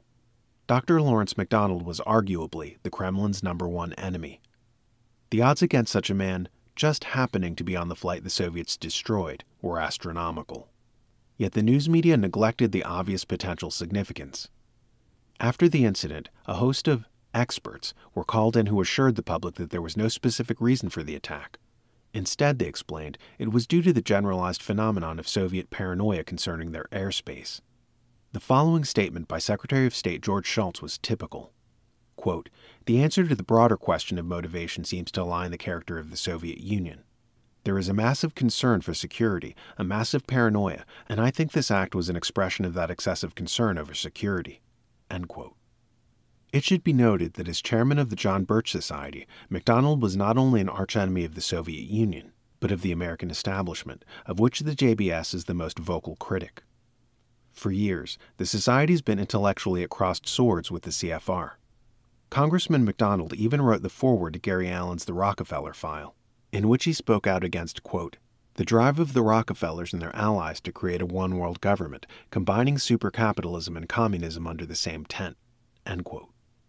When Lawrence MacDonald established the Western Goals Foundation, its stated purpose was to, quote, rebuild and strengthen the political, economic, and social structure of the United States and Western civilization so as to make any merger with totalitarians impossible, end quote. Such a merger now looms closer than ever before. When the CFR delegation paid a visit to Gorbachev and his minions in February 1987, one could only reflect on how timely MacDonald's removal was for the globalist vision. Lawrence MacDonald is gone, but his cause survives, and so does the organization he left behind. The John Birch Society. Spokesmen for the establishment are not only fond of lauding its collective IQ, but of twitting its right-wing critics as ignorant riffraff. You could not prove this by Robert Welch, 1899 to 1985, who founded the John Birch Society in 1958. At age 2, he learned to read. At 7, he read all 9 volumes of Ridpath's History of the World. At 12, he was a freshman at the University of North Carolina. America entered World War I, and Welch, a college degree already under his belt, enrolled at the U.S. Naval Academy at age 17. After 2 years, he ranked 4th in a class of nearly 1,000. When the war ended, so did his motivation, and he resigned. He attended Harvard Law School from 1919 to 1921, but withdrew to start what would be an extremely successful business career. He was on the board of directors of the National Association of Manufacturers for 7 years, traveled extensively, authored several books, and ran for lieutenant governor of Massachusetts. In 1958, aroused by the growth of communism in the Eisenhower administration's hollow conservatism, Welch brought together several prominent Americans to found an anti-communist society. It was named after John Birch, a young Christian missionary serving in China when World War II broke out. Birch came to the assistance of General Claire Chennault's Flying Tigers, who were helping the Chinese resist the Japanese invasion. He volunteered for service in the U.S. Army, rose to the rank of captain, and was highly decorated by both the American and Chinese governments. But a few days after the war's end, the Chinese communists murdered him. His death was regarded as perhaps the first casualty in the final post-war struggle between the free world and communism. The John Birch Society soon had tens of thousands of enthusiastic members, organized into individual chapters throughout the country. These chapters became the vanguard of the American movement against communism, big government, world government, and the proverbial establishment itself. Education, said Robert Welch, is our total strategy. That strategy came to life in scores of books, both new ones and reprints of old classics. A monthly journal, American Opinion, whose modern successor is called The New American, film strips, tabulations of congressional voting records, a national lecture circuit for distinguished speakers, and even summer camps for youth. All these activities continue today. The response from the communists and the establishment was predictable. The tactic used had a prototype in a directive issued by the Communist Party to its U.S. members in 1943. It read, quote, when certain obstructionists become too irritating, label them after suitable buildups as fascist or Nazi or anti-Semitic, and use the prestige of anti-fascist and tolerance organizations to discredit them. In the public mind, constantly associate those who oppose us with those names which already have a bad smell. End quote. A certain element has always used Hitler's war against the Soviet Union as proof that communism is the natural antithesis of Nazism. In point of fact, the two systems are cousins. Both are forms of totalitarianism, total government. What the John Birch Society and other ideologically conservative groups espouse is limited government, which fits on the opposite end of the spectrum from both communism and Nazism. Nevertheless, a rather successful misrepresentation has been carried out. The communist and establishment press operated in sync. In 1961, People's World, the West Coast communist newspaper, described the society as a secret fascist outfit. Pravda, which carried as many as 6 attacks on the JBS in one issue, called Robert Welch a quote-unquote American Führer, brandishing the bludgeon of the Hitlerite stormtrooper. Not to be outdone, Time magazine, March 10, 1961, reported that many considered Birchers, quote, barely a goose step away from the formation of goon squads, end quote. Robert Welch had said that, quote, truth is our only weapon, end quote. But CBS News claimed the society was purchasing guns, a story that turned out to be complete fabrication. JBS spokesman G. Edward Griffin notes that part of the campaign against the society included dirty tricks, such as calling people in the night and saying, quote, "This is the John Birch Society. Get out of town, you dirty commie." End quote. The stereotype assigned Birchers was that of people looking under their beds for communists. They were, it was reported, anti-Semitic as well as paranoid about Russians. The author of this book, who is partly of Russian Jewish lineage, finds these charges ridiculous. To be sure, there is anti-Semitism in the world, but anyone who tries to find one shred of it in any Birch Society publication will come away empty-handed. As to the paranoia about Soviet communism, one has only to think of the millions that system has made into corpses and ask, what did these people die from? Paranoia? Although the stereotype was established with fair success, the media assault on the whole backfired. All the publicity helped the society grow. The approach in more recent years has been to give it the silent treatment. As Robert Welch reached the twilight of his life, he handed over the reins of leadership to Lawrence MacDonald.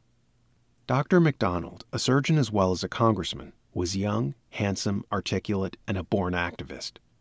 But he died at Soviet hands with 268 others on September 1st, 1983. In December of that year, Welch made his final public appearance at ceremonies marking the Society's 25th anniversary. He suffered a crippling stroke a few days later and died on January 6, 1985. The John Birch Society continues to spearhead the fight against world government. To be sure, it is the underdog in this conflict. Unlike the establishment, the JBS does not have billions in foundation assets it can tap to make its case. But perhaps that's just why it will win. Its members are motivated by something greater than money. If you think you would like to learn more about the John Birch Society, contact the organization at its headquarters. Post Office Box 8040, Appleton, Wisconsin, 54912. Phone 920-749-3780. Or go to www.jbs.org. Its staff would be delighted to hear from you.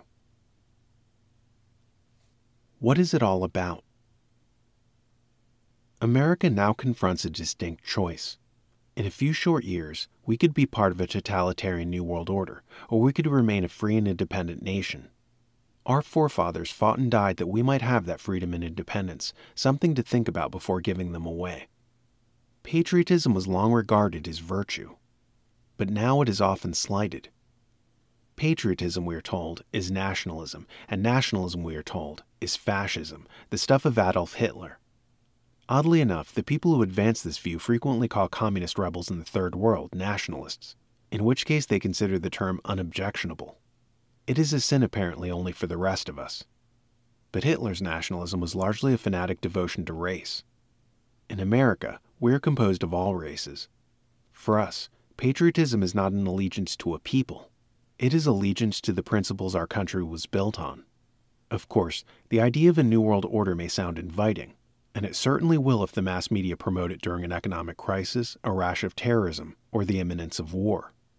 Even today, globalists, whose numbers are by no means confined to the walls of Pratt House, talk of a quote-unquote new age in which all men will live in peace and harmony. There is a serious flaw, however, in their thesis. America's founders devised an arrangement of governmental checks and balances. The executive, legislative, and judicial branches all serve to restrain each other's power. The House counterbalanced the Senate, and the states counterbalanced Washington itself, whose authority was further limited by the Bill of Rights. Why was all this so? Because the founders knew that unrestricted power leads to tyranny. Government, declared George Washington, is not reason, it is not eloquence, it is force. Like fire, it is a dangerous servant and a fearful master. James Madison said, quote, "The accumulation of all power, legislative, executive, and judiciary, in the same hands may justly be pronounced the very definition of tyranny." End quote. There is a saying, power tends to corrupt, and absolute power corrupts absolutely. An everyday example would be an abusive boss. Upon those beneath him, he inflicts wrath he would never dare show his superiors. Because around his subordinates, he has power.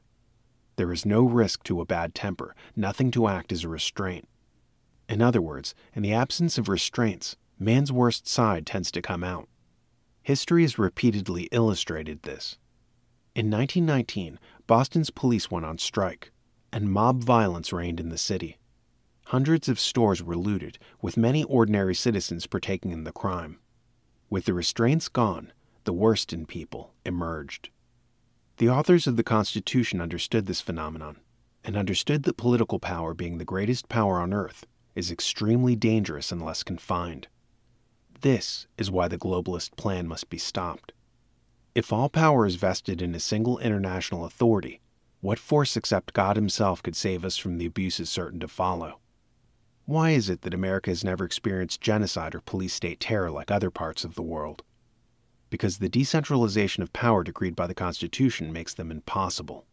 For 2 centuries, refugees have come to the United States to escape oppression overseas. But what if America is absorbed by a world government that turns despotic? There will be no country for anyone to flee to. Actually, the nations of the world themselves act as a sort of check and balance system against each other. If a dictator oppresses his people too greatly, they may seek foreign assistance. Even the Soviets are afraid to persecute too extensively, lest they forfeit Western trade and credits. If, however, our world pluralism is junk for a world government, we are apt to see atrocities far worse than any the world has known. What could possess anyone to believe that erasing national boundaries will erase evil from mankind? Yet that, in effect, is what many globalists proclaim. Of course, some say there is no such thing as evil, that it's all relative, a matter of man's opinion. But there is evil. The bones of Dachau in Cambodia cry it out. And this evil has been with man for a long time. There is, as anyone can see, a perennial conflict throughout the world. It has been called the struggle between left and right, between the Iron Curtain and the free world, and between atheistic communism and Christianity. Actually, this clash of global forces is simply a macrocosm of the battle going on inside every man. Here it has been termed the conflict between material and spiritual values, between desire and conscience, and between Satan and God. But whatever we call it, the conflict is there. This is why we have the paradox of capitalists allied with communists. Contrary to Marxist doctrine, life is not a class struggle, but a spiritual one. People can choose one side or the other, whether they're rich or poor, or their name is Carnegie or Castro. In essence, history itself is the story of this conflict. Those who view history as a series of accidents, it is interesting to note, also usually believe that the universe itself began as an accident, a Big Bang, and that man resulted from random molecular collisions. There are, however, those of us who accept the causality of God. Many centuries ago, the Hebrew Old Testament, as in the book of Daniel, and the Christian New Testament, as in the book of Revelations, prophesied that ultimately a beautiful kingdom will prevail over all creation under Messiah, or Christ. But they also warned of an evil one-world government, the kingdom of the Antichrist, which would signify terror and tribulation for the earth. We might do well to ask if that kingdom is now taking shape, as nation after nation falls to communism, with its totalitarianism, genocide, and persecution of Jews, Christians, and all other dissenters. Many notables of the American establishment have given themselves over to one side in this conflict, and it is not the side the ancient scriptures recommend. Whether or not they're conspirators, whether they are conscious or not of the ultimate consequences of their actions, their powerful influence has helped move the world toward apocalyptic events. This book has been written not as a condemnation of them, for who among us is without culpability, but as a warning to avert catastrophe. Ancient Israel was founded as a land of God. It thrived and knew great power, but eventually it became engrossed with its material abundance, forgot the laws of God, grew weak, and was conquered, its people scattered abroad. Similarly, America was founded as a land of God, a Christian land. It became the freest and strongest nation on earth. But like biblical Israel, it too is losing sight of its religious roots, floundering in materialism. Will the United States also be conquered? We Americans must make a choice, liberty or New World Order. If we wait too long, a national crisis may sweep us into the wrong decision, irrevocably. Perhaps with the help of the John Birch Society, we can thwart the ends of globalism. One thing is for sure, the job will be a lot easier if we turn our hearts toward God and ask for His assistance. If not, all the signs say night's curtain will surely fall. The End. You've been listening to The Shadows of Power, the Council on Foreign Relations and the American Decline, written by James Perloff, narrated by Daniel Natal. Published by Western Islands. Copyright 1988. Production copyright for the audiobook 2020.